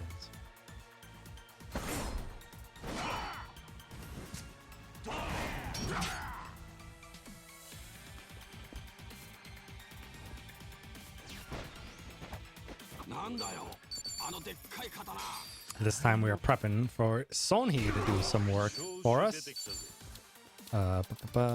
Stamina and XX yourself. So Sonhi just starts going for damage.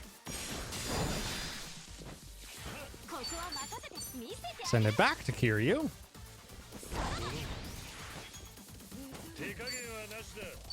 For a second 4-shine. An essence of Dragon God to deal with the riffraff.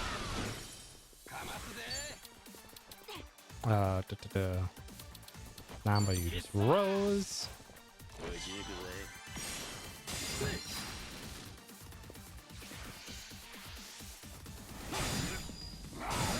Don't need to guard that, but I did anyway. He's already weak to electricity, but what if he was weak even further? Kiwami onto Nanba. This should hopefully be the end of Narasaki. Ah, so close.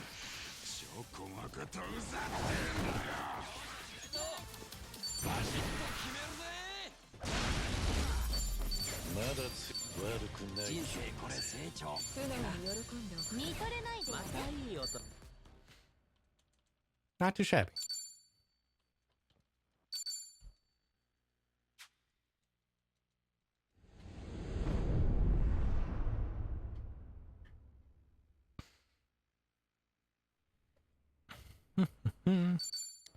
All right.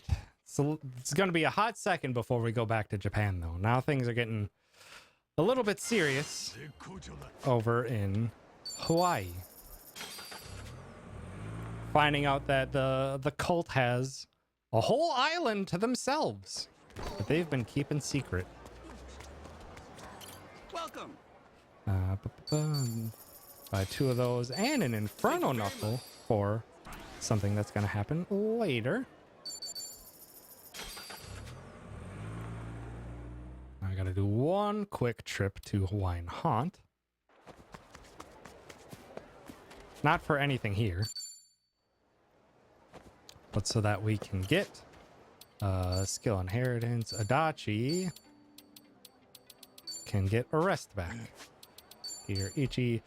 That wind sneakers, military insoles, transcendent. Tomi gets Yakuza training gear. And the prestige. Adachi gets an optimize. He gets money. And the money. And item drop rate. And Chitose gets optimize. Happy lay and ankle weights. Gets the Plasmax back. Over to the docks.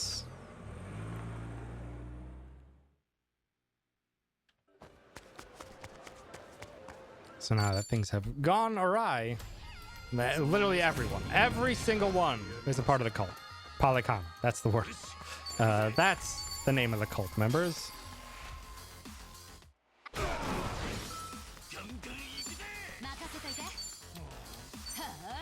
I don't have to worry about Chitose's damage in this fight because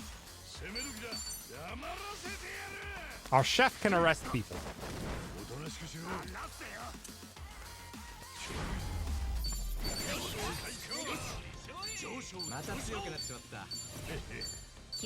It's a citizen's arrest now for Adachi. Although Adachi wasn't actually an officer either anymore. He wasn't an officer in the last game. They're all citizens' arrests.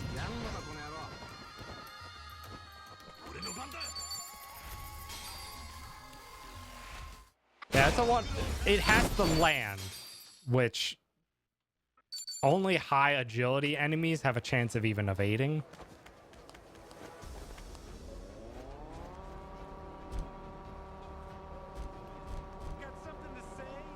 Now begins our second Hawaii big, long trip across the world.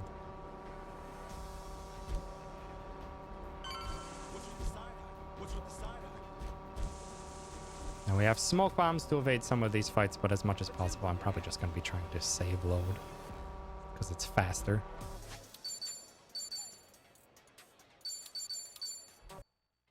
Hi, TJ. Thanks for stopping by. Thank you for the good luck. Things already went pretty awry, but we're going to close it out. Get myself more practice. Because I know I need it. I need the practice. As well as to put on a good show for the lovely folks, the folks for the GDQ submission video.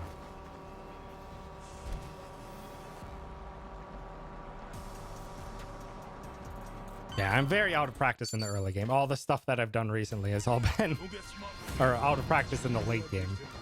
The early game, I've got a much better handle on. I was a good 5 minutes ahead, and that was even with terrible terrible movement on my part.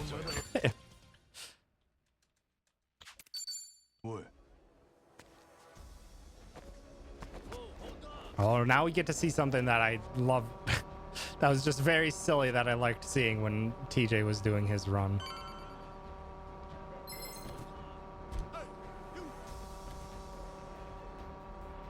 Is that hopefully, if this fight doesn't engage with us from miles away,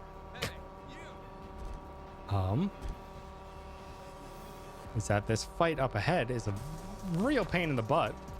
But if we just get its attention, do a little loop-de-loop. Haha!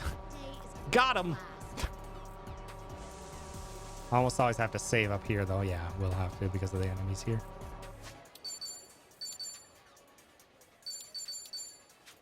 No, don't exit. I love that little group. I love that little loop-de-loop. It's very silly.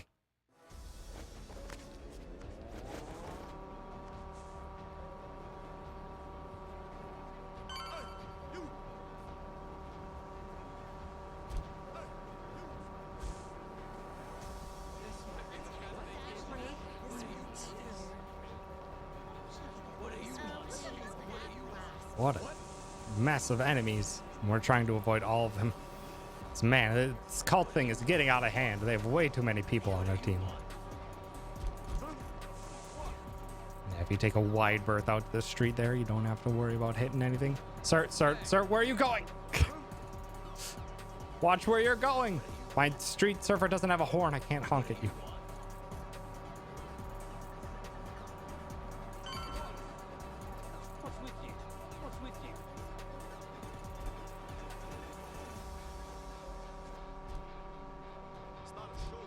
This fight is always unavoidable. Have to get that one out of the way.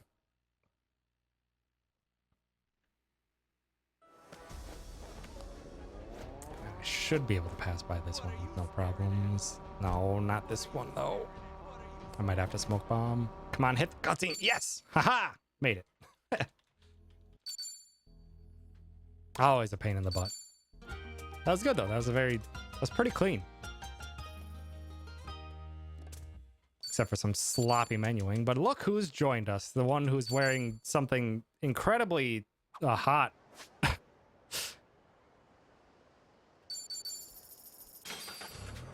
It's like, sir, you do know you're in Hawaii. You're in the tropics. Why are you wearing a trash can or a trash bag? That can't be nice and cool.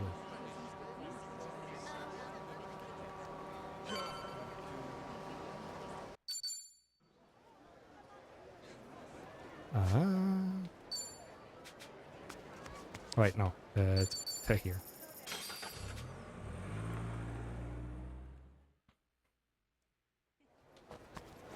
But Jungi-han's joined the party, and Jungi-han, just like in Yakuza 7, is going to join the party and never leave. He's so very powerful. We need him to get a certain bond level, though. So we're going to do that for the future. Then we go to the blacksmith and do some more crafting. Inbuilt AC, yeah.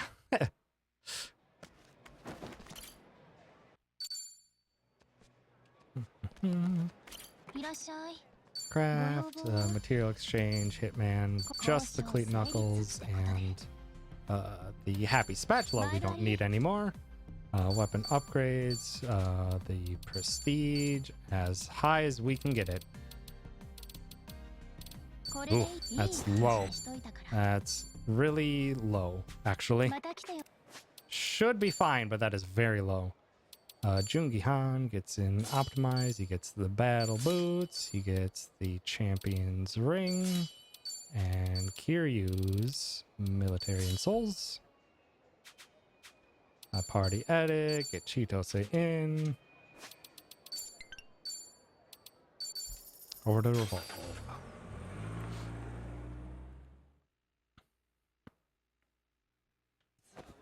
Yeah, Yeah, at this point, I will definitely need some commentary helpers because there's just so much to remember in the late game. There's so much to remember in the late game that a lot of my mental power is just going into remembering. Hey,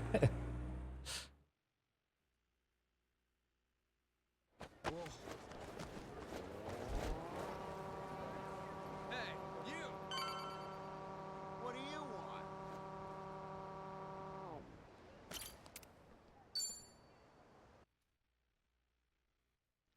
And we're off to District 5 yet again because we found out that the Barracuda might in fact know what's up here. And also, if you didn't know, Jungi Han's very good. Listen, that is understandable, TJ. It is not a cheap endeavor to visit a GDQ just because it's expensive to travel anywhere. But it's a fun time. I've been to many. Yeah, I definitely would need some assistance in some of the later stages. It's just a lot to keep track of and keep me on point. Oh, nice.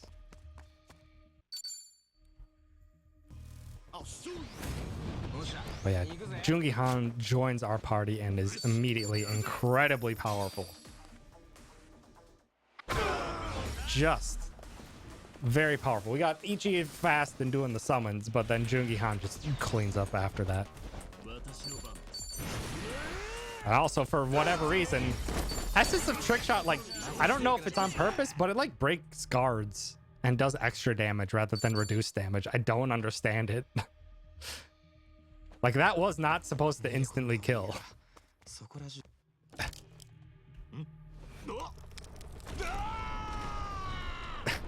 Also, yeah, we do have a piece of equipment on Jungi Han that lowers his HP by 200, but it does increase his damage substantially. It's very, very good. Increased 4 shine, because these guys have so much HP. Oh, they didn't group up. That might not hit. Okay, it did. Not too bad. And Chitose can finish this off.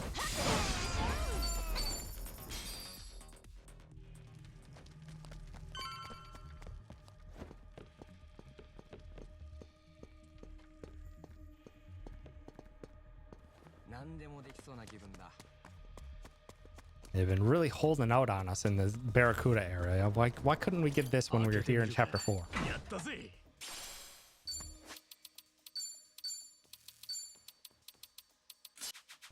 Why could they not give us this in Chapter 4? It would be very useful to have a 10% increasing piece of armor all the way back then.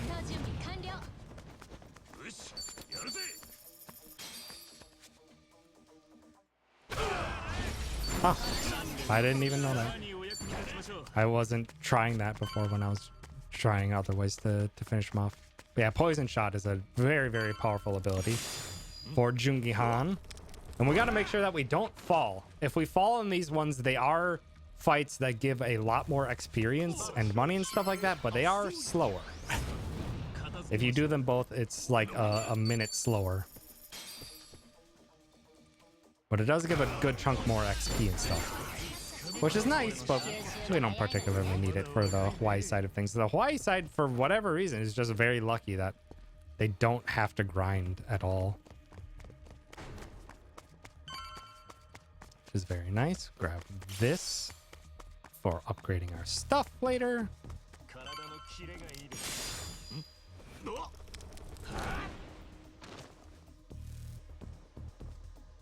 Yeah, there's a lot of things that I need to update in my notes, especially around like Chapter 12. I know that one of my menus is wrong because Saiko ended up with trying to have, or is not supposed to have Yakuza training gear for the 3 Jimas fight.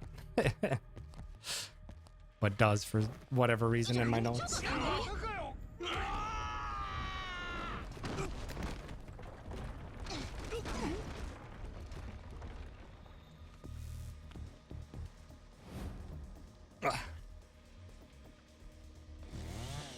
didn't think you'd make it this far. Neither did I. It's a long speed run. Honestly, it's pretty encouraging. Because, whew. So this is a long speed run. No, well, this is awkward. He's gonna get some extra turns now. Normally, this guy wouldn't survive. Normally, this guy would not survive, but the targeting system said Ichi gets a muscle soda today, so.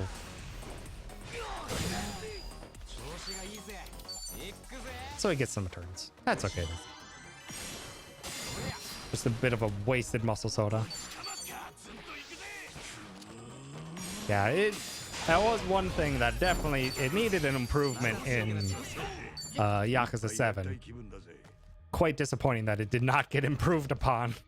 That the targeting system is identical to what it was in Like a Dragon. And it was not great in Like a Dragon.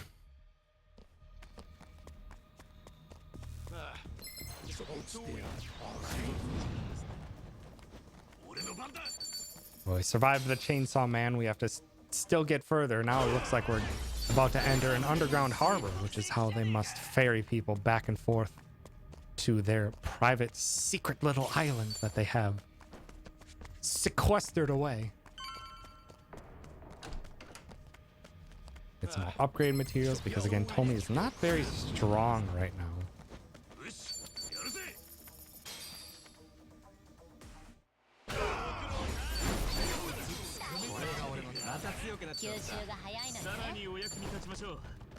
Oh, pardon me, excuse me, pardon me. Got one more safe before we start dealing with some more boss fights. Alright, gear, Ichi, optimize, pirate boots, you need Tomi's ankle weights, and the Yakuza training gear. Tomi needs an optimized Cheeto says. Lolita shoes. Need jeweled bracelet and military insole.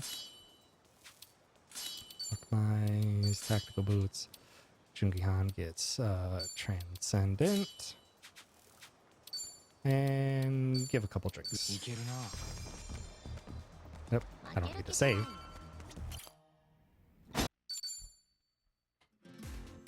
Oh, hey, Dwight's back.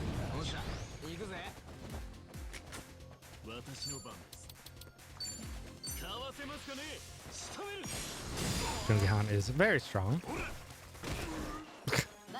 Nice. Muscle soda on to Tomi, because Tomi's going to be doing some good work this fight.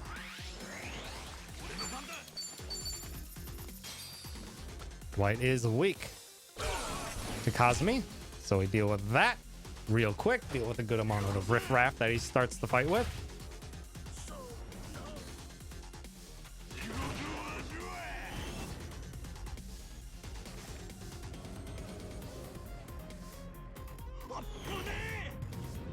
Oh, the guitar goes so hard in this song. I love it.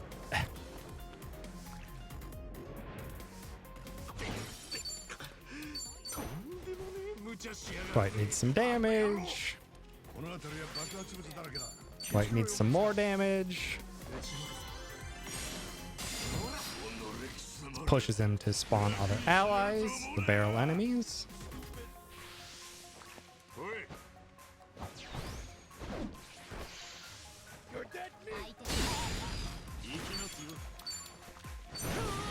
That should hopefully hit a lot. Not too shabby. Before those guys get a turn, here comes in Ichi with another summon.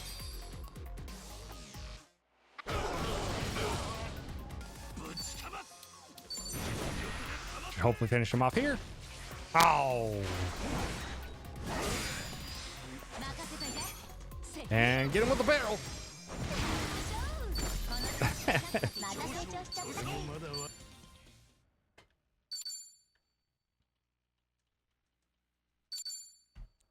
Pretty solid. Now with that, we've got our route out to their secret island secure. From here, we need to unlock the docks taxi. One more quick run, but while we're on the way, it's conveniently one of the things that we can get Jungi Han to the level that we need to, and then from here we gear Ichi. You need speed. Oh, this needed to be Tomi's. Tomi, you get the silver bracelet. Jungi Han, you get the dragon's binding. You heal. Okay.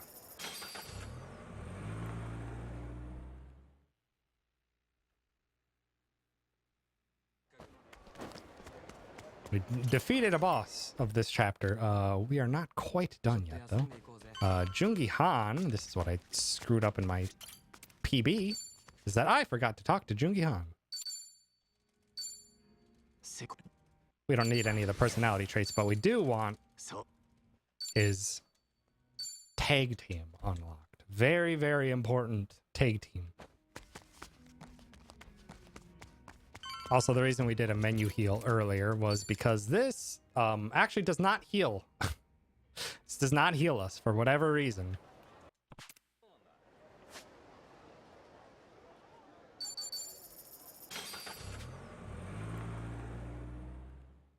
I should probably change some of these to phone fast travels.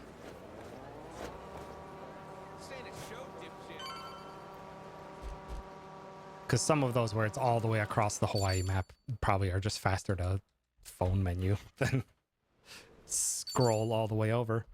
But we're not done with Dwight just yet. Look who's back and like 5 levels stronger.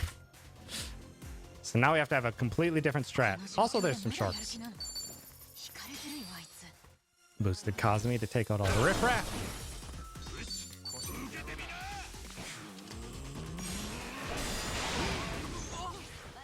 We gotta prep Tomi to be doing all the damage for this fight.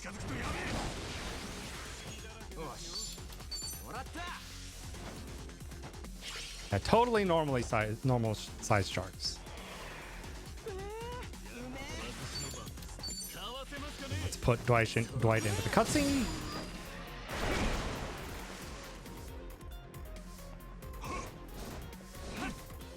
Yeah, with normal shark behavior, yeah, sharks are absolutely this aggressive. They'll circle a boat in the water.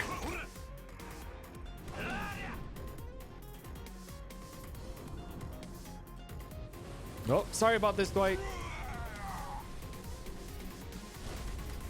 Luckily, they only did a little nibble on him.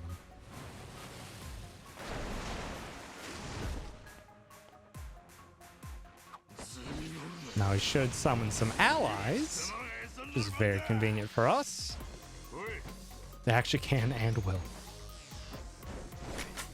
Hey, and those allies are back. Oh, we got some lurking sharks. Huh? Those allies are back just in time for another Kazumi. Would you look at that? Muscle soda onto Tomi. Like gets one turn. Okay. Hello, sir. Oh, sharks are taking their sweet time. Oh, Dwight, you made a mistake. You made a mistake. You made a mistake and guarded. Oh, you fool.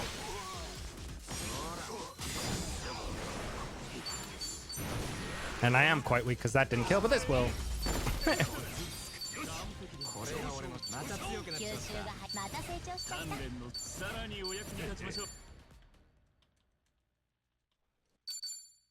Yeah, where did the backup come from? How did they get back onto the ship from nowhere?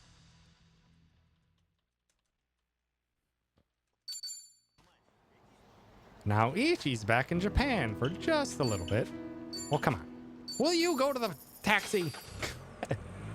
Thank you for the follow. I appreciate it.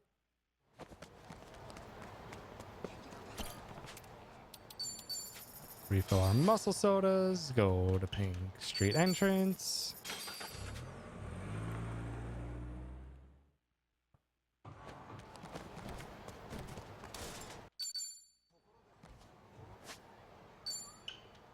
Oh my god.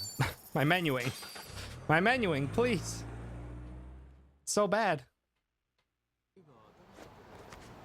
Oh, not that way. It's front right, not back left. Literally the opposite direction.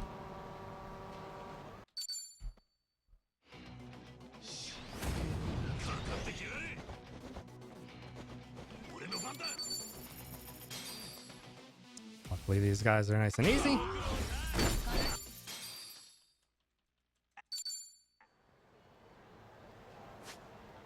Let's go to Tenkaichi Street because we still have one thing that we need to do. And that is, while we're here and it carries over across chapters, Ichi's also hungry for an agility meal.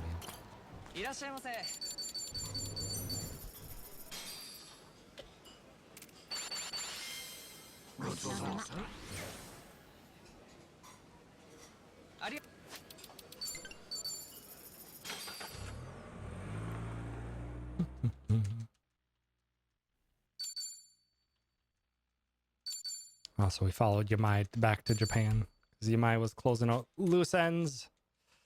Okay. Here we go. On to the finale, which you'd think we might be like very close to the end. We have a long way to go. We still have a long way to go. This finale is two finales, actually. We have to close out Hawaii and we have to close out Japan. Hawaii has to deal with the cult leader, take them out. And Japan has to deal with Ebina and the Seiryu clan. How long? About not an hour. It's like 50 minutes, probably. But before we go on through that, we gotta have Ichi talk to our party members.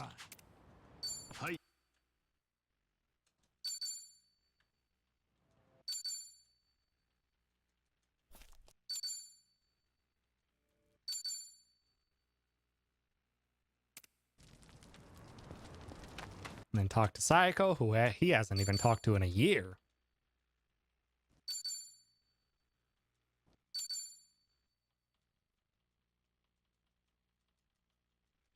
Hopefully I have enough crafting materials. My crafting materials have been extremely low this run. Luckily, it has only really mattered in a couple fights with Sonhee.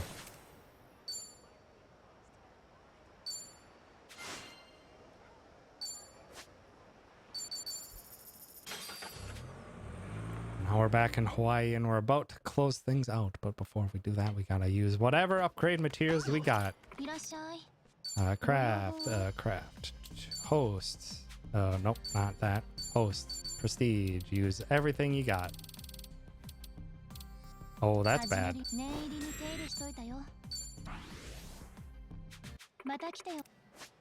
Yeah, my stuff is very low. Tactical boots and accessories, we need a value pack, insoles, and ankle weights. Cheetos it needs an optimized, needs the champion ring and the superpower ring. And Tomi needs ankle weights. Yakuza training gear. And win sneakers. Party edit. Needed to swap their order. And off to the pier to get on that island. Is it random drops from fights? Yes.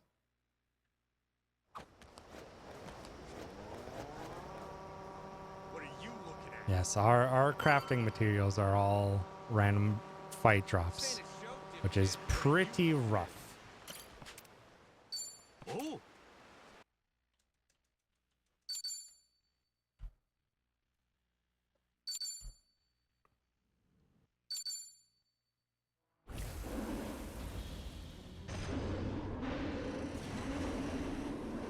Also, totally normal sized shark.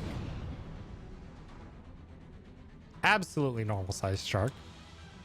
We don't have to be concerned. どうしろっつうんだよ。どうするもこうするもやるしか。 And for this fight, we are going to buff up Chitose to be able to close it out. Muscle Soda onto Chitose. As we mentioned how strong Shadow Clone Jutsu is, and even with a level 42 instead of 50 weapon, still does a good chunk of damage. Just to make sure we're doing enough. Mix in some battery storms as well.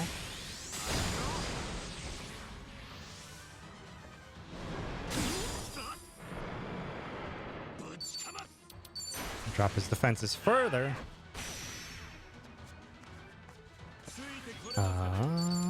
Quickness Lemon onto Chitose. I had to make sure that I was hitting Chitose instead of Tomi.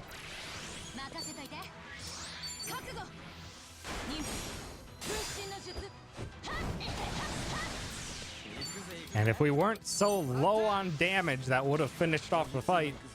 But we are incredibly low on damage. This is why we have Tomi going fast enough for backup. Yeesh. Yeah, we do not have good damage right now, which is very concerning for the boss fights coming up. It shouldn't be a problem until the final boss fight, in which case I'm probably going to have to do some stupid strats. I'll teach you some respect.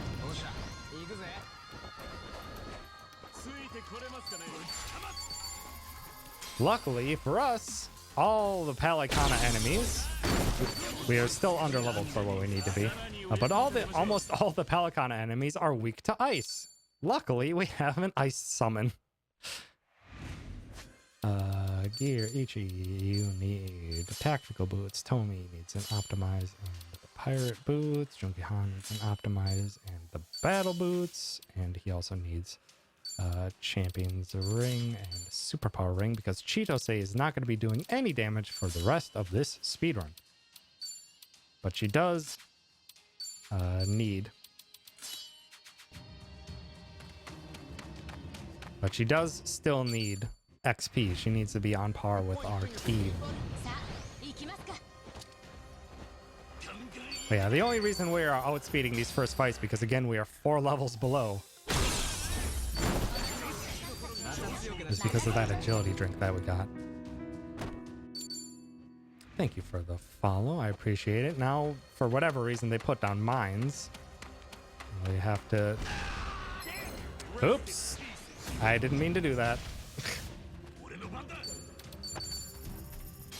Luckily, this fight is just another instant one with the Kazumi, but...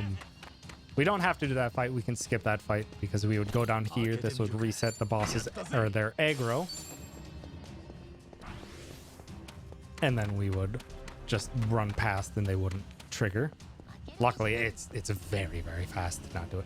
This next fight is skippable. It's very tricky, but it is skippable. What are you looking at? Have to make it to the mine. Nope. I don't know exactly the right line to do there.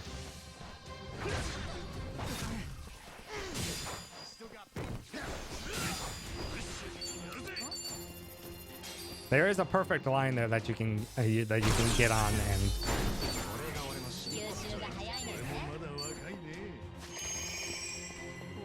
and you can hit that landmine before the fight triggers and it'll blow you out of the area where they actually fight you in so you can skip it. It's not consistent though. Only 2. That's not too bad. Party edit. Tomi for Adachi. Because Adachi has 1 more fight left in him.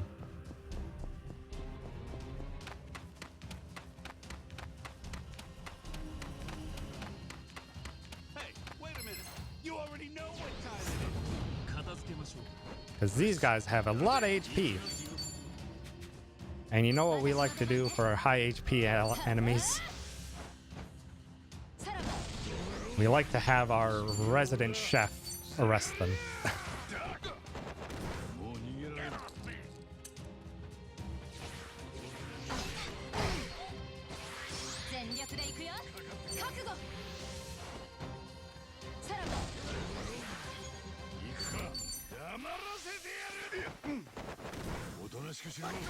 And there we go.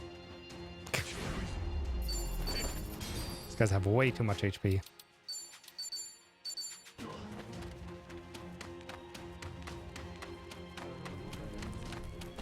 開けてみるか。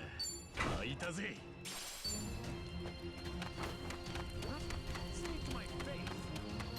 Ready for a beatdown? 片付けました。俺の番だ。 There is a way that we can do that fight without arresting. Excuse me, without arresting. But it does take a lot of money to do.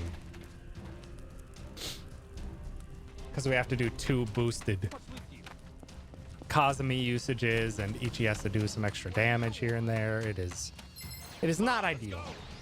It's not an ideal fight.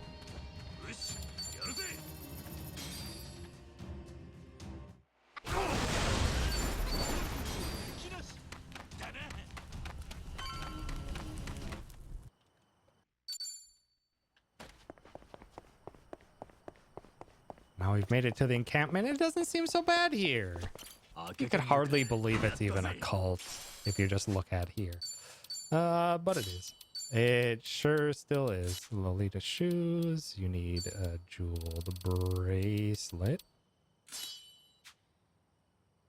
Junki Han gets an optimized. She does it. Gets an optimized. You get the opposite training gear, and you do the higher boots.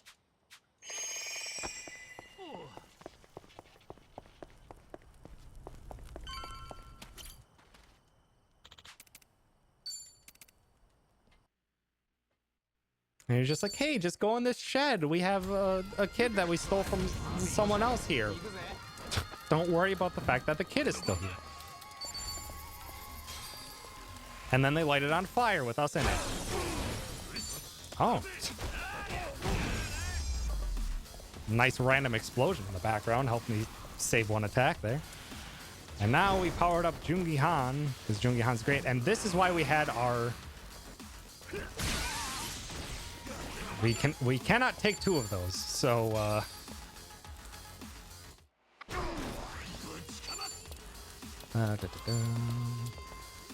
we can't take 2 of those lightning strikes, so that's why we wanted Tomi out in front. And Jungi Han gets 2 turns here. Hopefully that should hit all 3. Beautiful. And a crit. And a crit, which does mean I should be able to just do another trick shot instead of having to deal with a little bit of animation from poison shot. Beautiful.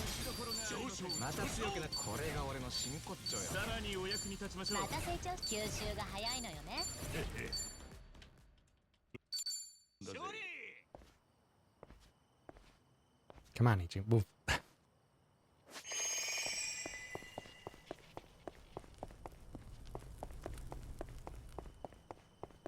Yeah, those guys are jerks. Just lighting up a barn while we're in it. Incredibly rude. Who could believe that they'd be willing to do something like that?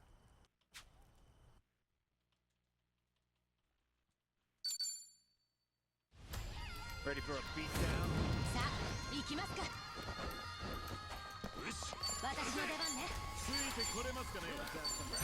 Nope. Oh, that guy went too far over.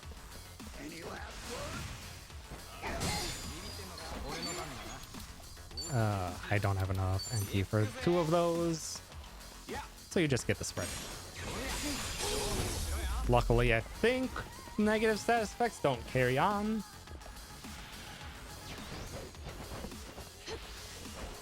But doing the trick shot instead of using a summon there saves 10 million yen, which is very nice.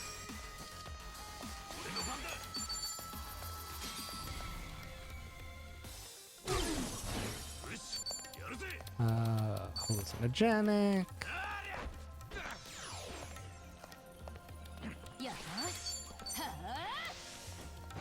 I probably don't have to charge up Tomi as much here. Actually, let's just do it for fun. Will this kill? It honestly could have if I was a little drunk. Well, let's just get a little bit of money. 私の出番ね覚悟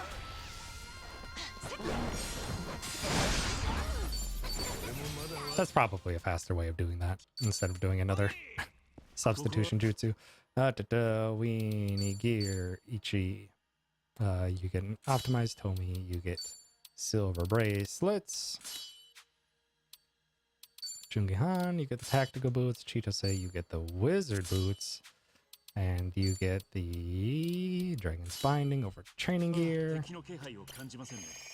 We desperately need a heal because we fought a giant shark. Not the strangest thing we're fighting. Not the strangest thing we get to fight in this speedrun. So we also have a giant squid.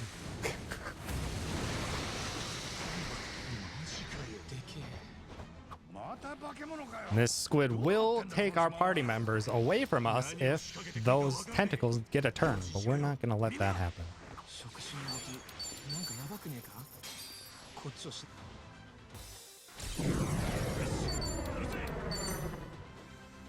And this guy is not weak to basically anything. So we're going to make him weak to fire. And we're going to sing him a little song.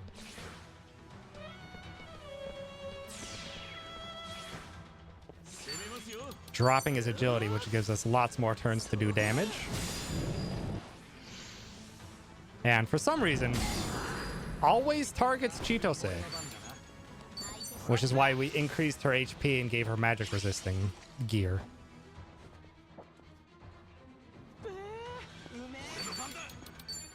Also Soda Tomi, because Tomi is our primary damage dealer here.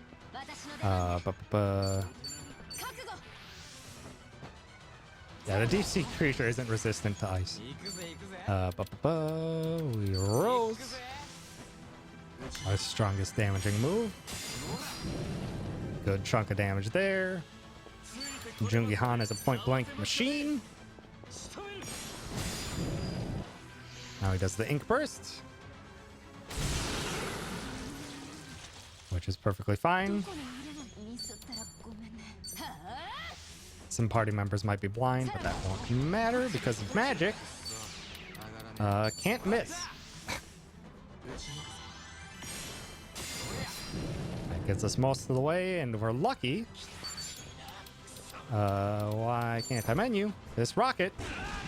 Oh, that's unfortunate. Also, Jungihan is a little slow. That's unfortunate. That loses like 15 seconds.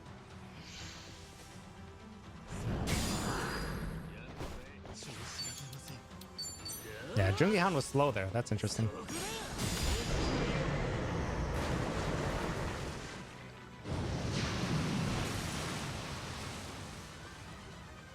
Well, we're out of there.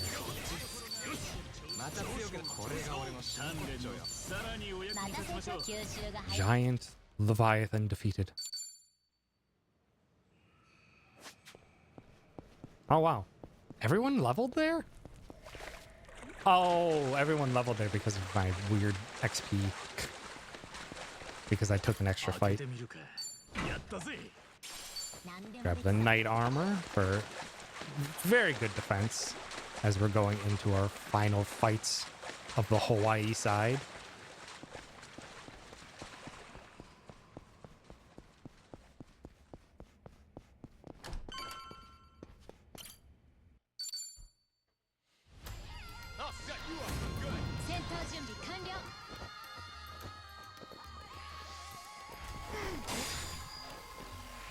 Yeah, if they all aim Jungihan in this fight, it can actually be kind of dangerous. Because there are enemies that will go faster than us, no matter how fast we are. They're incredibly fast. Luckily, Tomi's taking these like a boss. I should hopefully hit all of them. Oh, come on.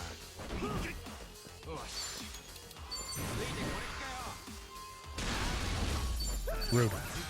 I got hid in the corner. All right. final big menu before the boss. Ichi. Optimize value pack over Transcendent. Tomi gets the Wind Sneakers. Jungihan gets military insoles over superpower, and he gets the Iron Gloves. He cannot be having minus 200 HP anymore. We get Transcendent insoles and value pack insoles. Wind Sneakers. Hit up a heal. Save because this fight's terrifying.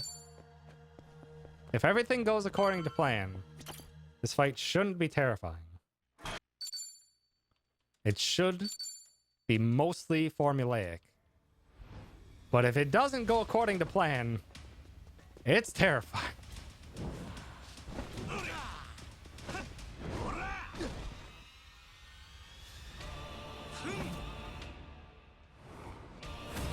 Hello, cult leader, who's apparently like 100 years old. I forgot to mention that part. I don't even think the game really mentions that part that much. He's just like 100 and he looks like he's 50. These fights follow a very specific set of things that I need to do. Jungihan, you, Essence of Mirror Image, Ramos? Yeah, this is awkward. Jungihan normally does not outspeed Chitose.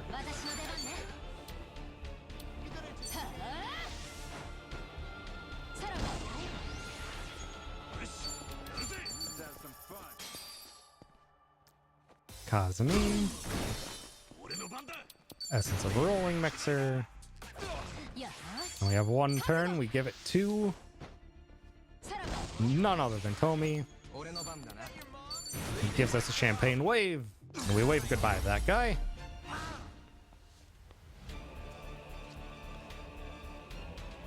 One fight down.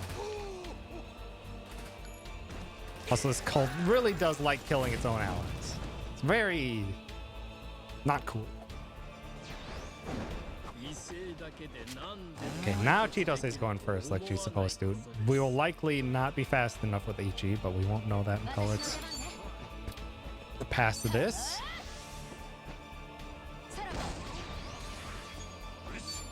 This is a 4 shine. By the way, summons get more expensive as we go on.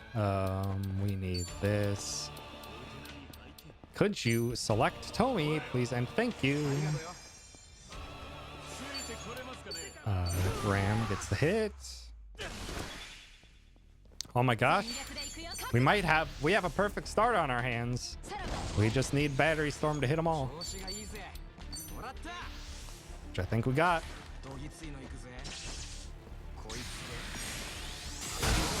Cool, baby. We got a perfect start on our hands. We didn't take any damage, which is rare.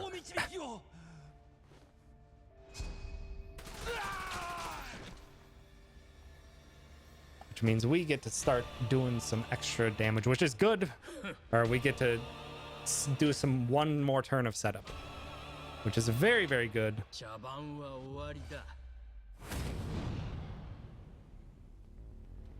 Because we need everything we can get. Okay, we need to go to Ichi first. We need to get rid of these ads, and this is why we got Jungihan's tag team. Because this boosts us for the whole fight.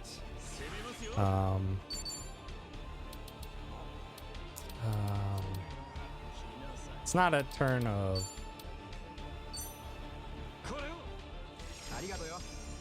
Just making sure that he's topped off. And we violin, because we want to slow Bryce down drastically. He's a very fast enemy.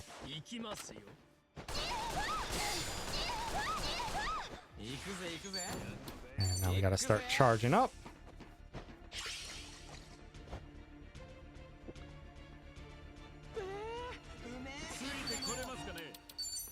Start weakening him down. Boosting Tomi. 4 days.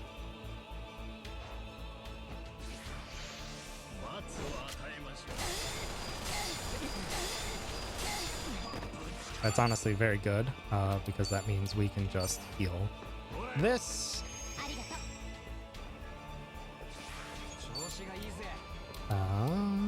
Essence of Champagne Wave.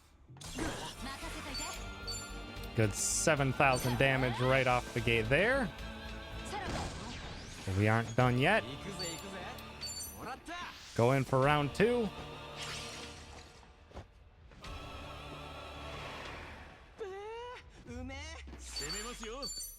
Weaken him further.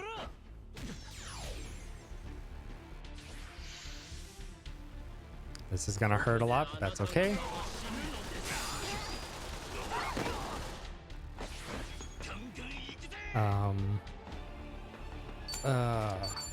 I'm just gonna heal Tomi.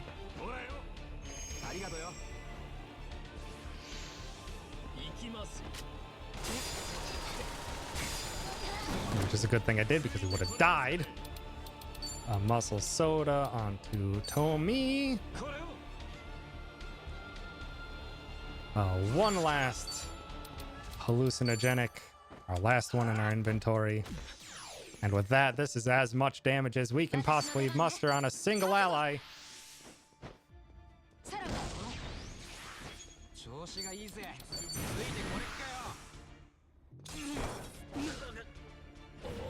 And that kicks him into his final phase, which is basically just desperation, and we have nothing to worry about. This fight is over.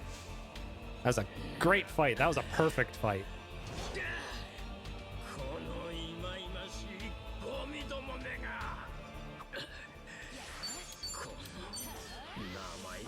It's a flawless fight. And just because it was so flawless, gonna mix up some champagne.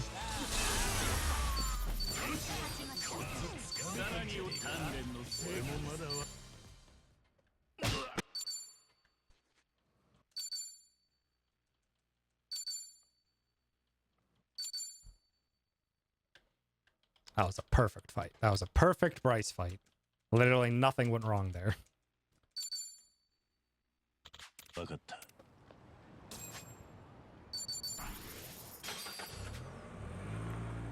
Now we're back into the second half of the finale. We're not done quite yet.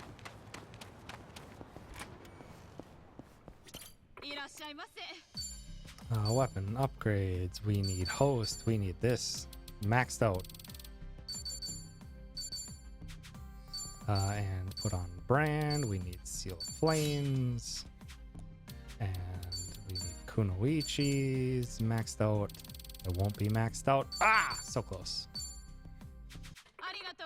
Shouldn't matter. Gear, Kiryu. Shoes, Reverie. Transcendent and a Tiger Belt. Nanba gets an Optimize. Gets jeweled bracelets. Gets Prestige. Gets Pirate Boots. Gets the Rainbow Hat. Sony gets an Optimize, gets Plasmax back. She gets Champion's Ring and the Yakuza training gear. Psycho gets an Optimize. Gets ankle weights. Gets value pack insoles. Gets tactical boots. Knight armor. Crimson hat. Zhao, we still need more money, sir. But we don't need any item drops anymore. Quick travel out to Kamurocho.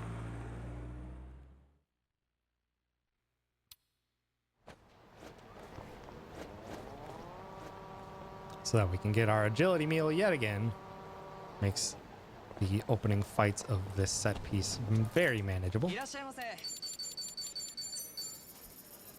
This might not actually be worth it anymore. It might be worth it to do XP here, or an XP meal here.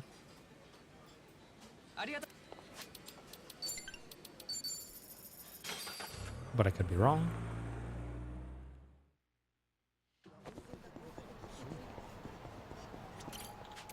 Restock our muscle sodas. Head on up to Park Boulevard for an extra fight here. This I worked in because it can be absolutely, this final boss can be absolutely brutal, and this fight gives us an extra transcendent insole. Another accessory that gives plus 30 agility, which is massive.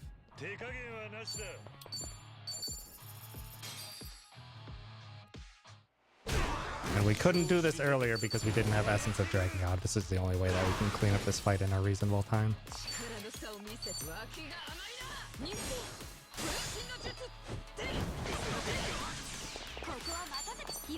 No, not Kiryu. I'm just gonna have to hope this kills. I don't think it does. Ah, so close.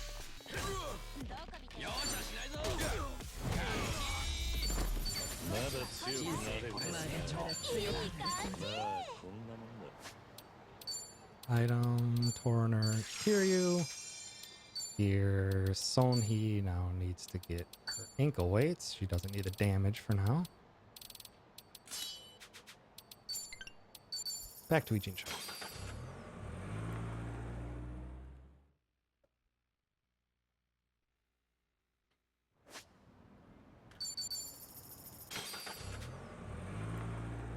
And over to start our final set piece. Oh boy. Set piece is not very dangerous. I kind of, with how everything I have routed out, it's perfectly fine. The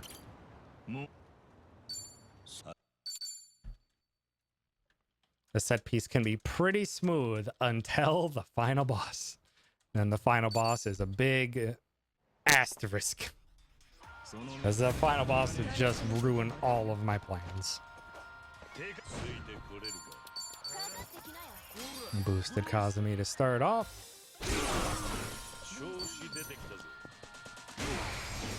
We entered rush phase so that we could take care of those guys. Doesn't even matter if he guarded.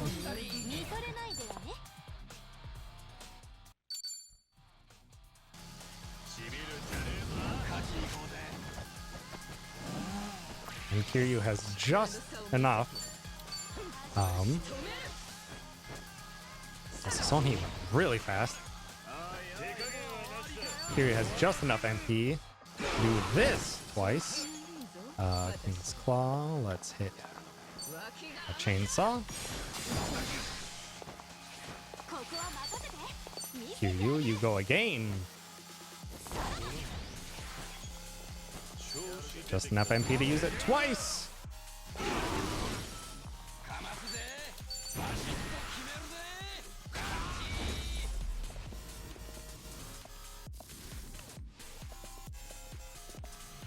Now we enter this fight. These two enemies are too fast. Oh, don't put him to sleep, you punk.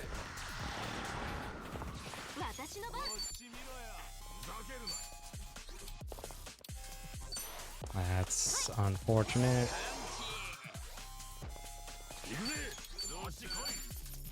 I don't think I'm gonna have enough. I should be.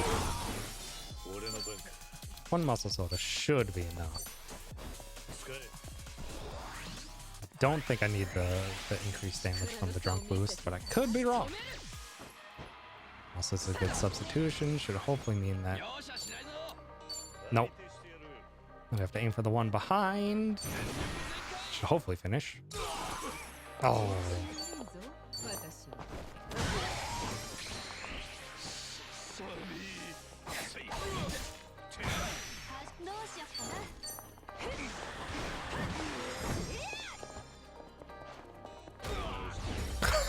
Good kick. Good kick. Yeah, you do need the drunk. Item Torner.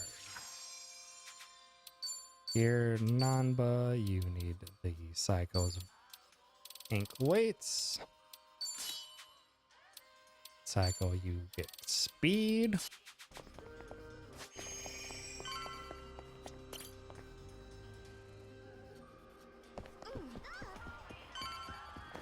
And it wouldn't be a final part of a Yakuza game if we didn't go to the Millennium Tower yet again. 私の番 We gotta fight our way up to the top. Many of these fights will end just like that. Nice, quick, easy ones. This upcoming one is absolutely not. This upcoming one puts us on a time limit as soon as the fight begins. Because that time limit is this. He casts Doom on our whole party. And it whiffed everyone. Amazing. 見せてあげる 俺の番か。調子出てきたこいつは重い。加減できねえ。 It's very rare to have everyone whiff it. 調子いいかも容赦しない 手加減はなしだ。 Second 4 shine. But yeah, I forgot to mention that, yeah. Because summons get more and more expensive to use as you use it in a fight. We basically only have 2 uses. Nice fight. Didn't even give him a turn. いい感じ 開けてみるか。やったぜ。 Get Nanba's best piece of armor right there. We would get Sayako's best piece of armor, but she honestly doesn't need it. Like, we could get it. She doesn't need it. These next 2 fights are skippable, but I am trying to get to I'm trying to get everyone to level 46 by the time we reach the top and reach the final boss. Because if we reach 46, it means that the final boss will be significantly easier to manage. どうしよっかな 俺の番か。手加減はな。こいつは Didn't mean the burning arrow. 加減できね Oh, just Psycho, just zooming. え。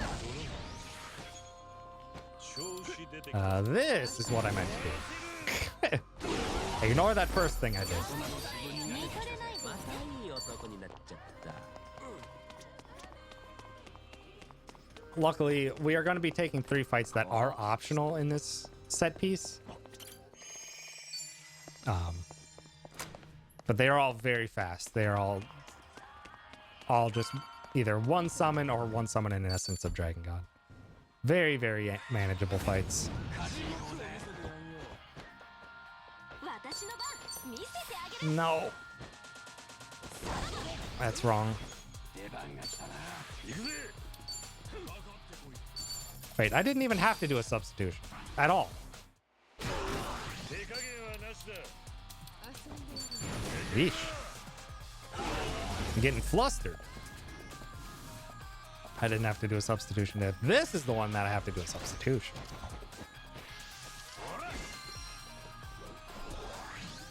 どうしよっかな容赦しない 俺の番か。 So we need to buff up so that we can take down all of the enemies before they get a turn. 行くぞ。 調子出ないな Muscle Soda Nanba. Nanba is going to take down the rest of the HP on this enemy. やりづらい脇が甘いな But he needs as much assistance as we can offer. Man, this guy's got a lot of HP.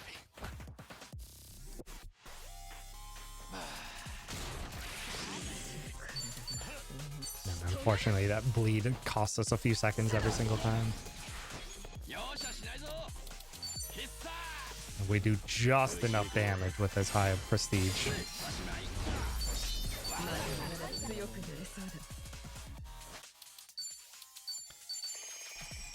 Stamina and XX onto Kiryu, and then we head on through. Up to a very satisfying looking fight, but a very easy fight. Yeah, Saiko's best armor is right there to the side. There's just no reason for me to get it.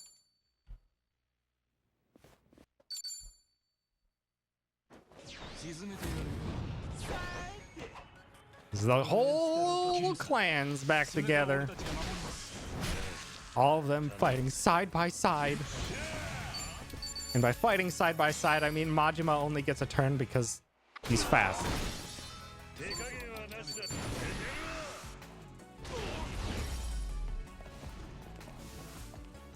Because otherwise we just do this. If only Kiryu was slightly faster.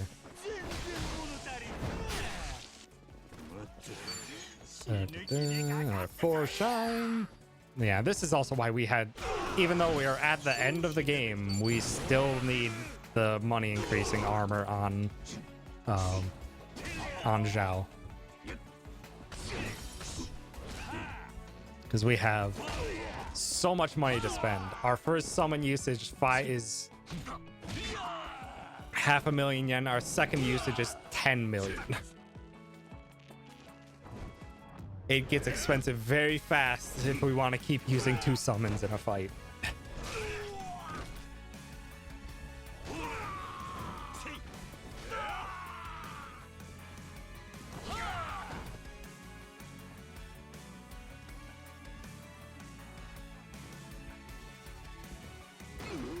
Also, everyone just got punched. That guy's dead. What the hell, Maji? I mean, you're a mad dog, but still. Seemed excessive.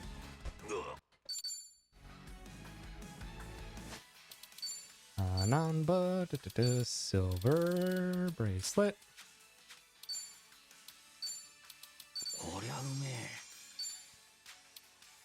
Ah, shoot. Turner.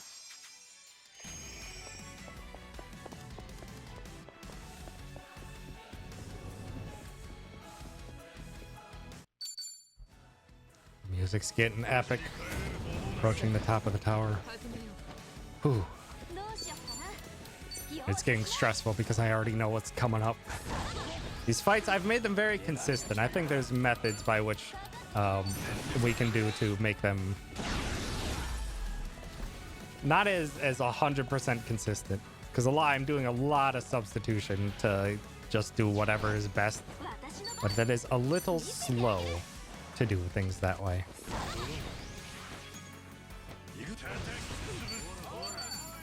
Many of these enemies are resistant to fire. That's why I'm transferring to beast mode, because beast mode actually increases your ability damage just a bit.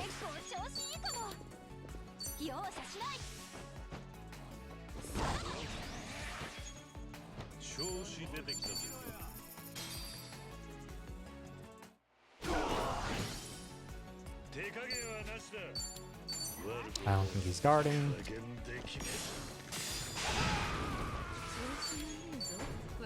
Stand up. Stand up.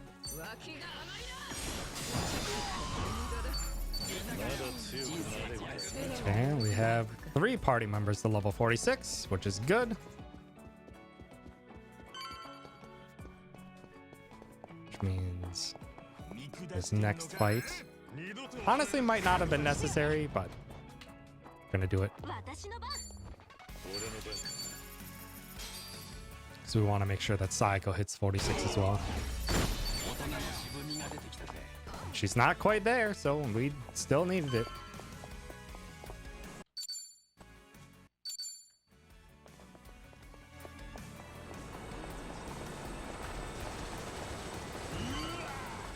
It's faster to just run through it, I think. Do spend a lot of time on the ground, but oh shoot, I need to do a menu. Gear Nanba, you need to ankle weight trick to lower your MP. Sonhi, No ankle weight for Davis. こりゃうめえ Need that, and a Torrenter. Didn't need a Torrenter because he got the level up.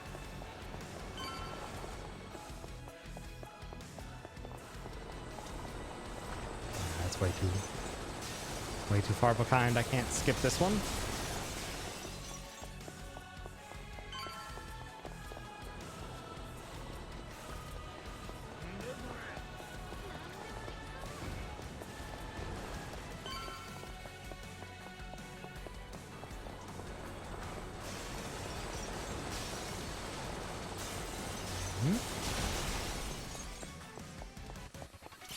Grab a premium first aid kit in case something goes terribly wrong in the final boss, which is probable. 開けてみるか。開いた。 On this final fight before the final boss is a colossal pain in the butt if it goes wrong. Luckily, I've got a very consistent strategy. It's not a very fast strategy. It's a lot of substitution jutsu, but all these guys have so much HP.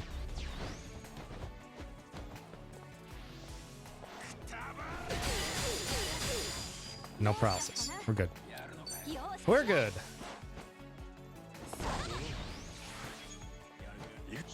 Beast mode boosted for shine. Essence of Dragon God. Hey, Kiryu. That was pretty neat. Do it again. 手加減はなしだ。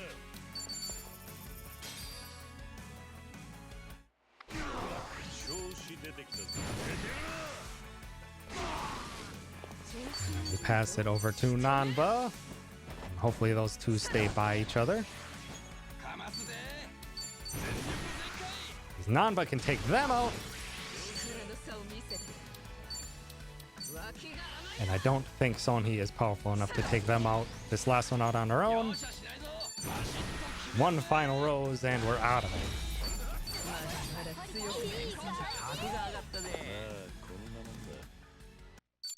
And we're at the top. One final menu. Optimize. You need that military armor that we got all the way back so long ago.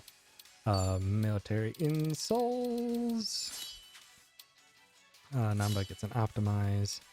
He gets the bracelet. And he gets the Lolita shoes. Sonhee gets the champion's ring. And Saiko's transcendent insoles. She gets the tactical boots. And the kitty ear headband. Saiko, you get wind sneakers. And you get military insoles. Item CC Lemon. Oh, Namba, because we can't have him starting off drunk in this fight. Otherwise things won't go correctly. Safety save.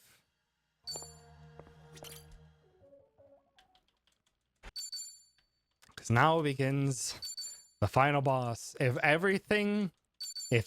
no shenanigans happen and we get a little lucky on Sonhee, and she gets a free agility increase, this fight is free.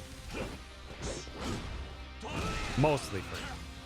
If we don't get that, we're gonna have to play it by ear and hope that things don't just fly off the rails. Because Ebina is infuriating. Ebina is fast, does a lot of status effects, and a ton of damage, all at the same time.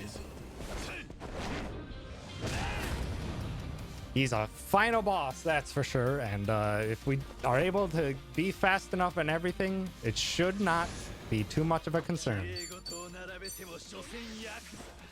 Start with the slower of Kiryu and Saiko. Give him a little playful splash. Rush mode Kiryu. Boosted for shine. We're hoping for an agility increase on Sonhee. Quickness Lemon to Sonhee. Yes. Okay. We should have this. Should be free unless he does pierce the Muldahara. Okay, that's good.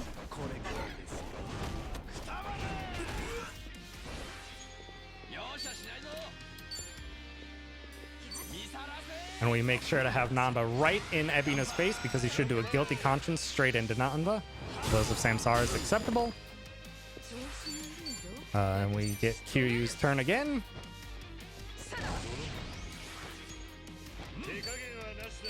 Another 4 shine. And we do a resurgence so we can break his guard.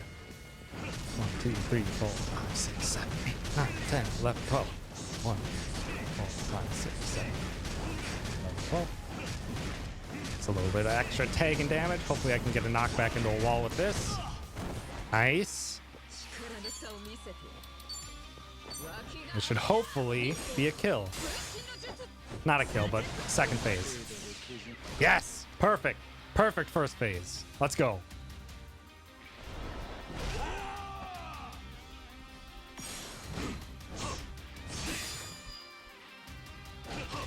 This is why we do a level 4, or this is why my current strat has level 46 for Ebina. Level 45 and Ebina outspeeds us at the beginning. And we have to deal with absolute hell in trying to get him to cooperate. Level 46, we outspeed and we can manage.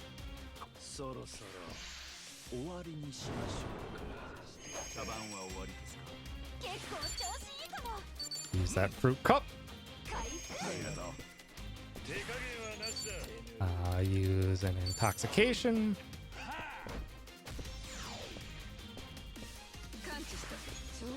We have to muscle soda Nanba,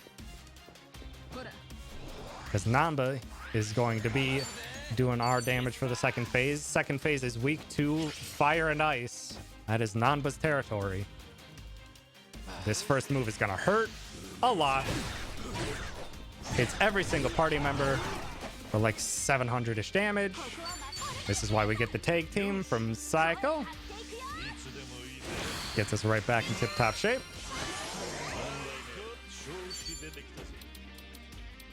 We need some alcohol.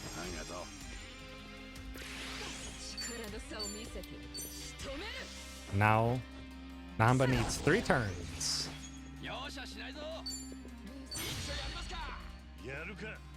That was the wrong move. We need 4 turns with Namba. That was not what I was supposed to do.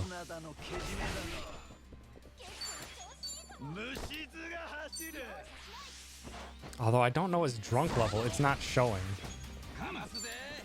Which means he could very well be getting fully drunk with this. I hope he doesn't.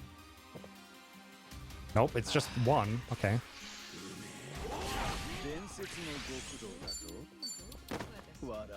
I should still have enough magic. Yeah. Oh, he's guarding. Shoot.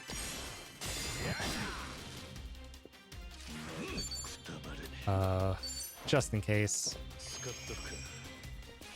He's gonna charge himself up again. Yeah, things are a bit off the rails now. Do I have another muscle soda? I do. I need to keep that active.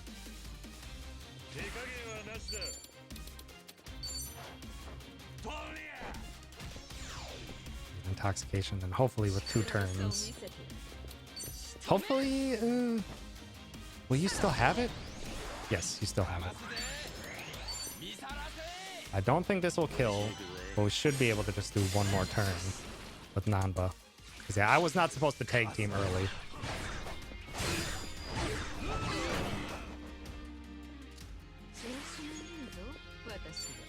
He's not guarding. Nanba should still have. He doesn't have the magic increase, but that shouldn't matter. This should be it. I messed up. I shouldn't have done the tag team early. But with Kiryu's turn next, we are done. Terrifying. I messed that up, and that lost me like a minute. Almost We have one final QTE as Kiryu's the absolute boss. Stopping a blade with his hand.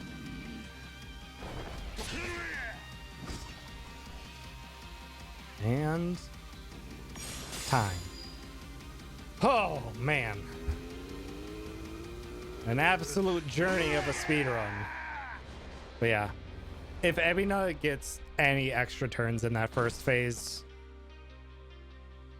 it's a mess. It is an absolute mess to be able to heal and do everything to get it back on the track. Second phase is very manageable.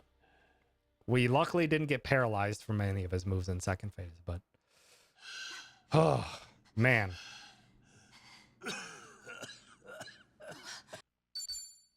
Yeah, that is the speedrun.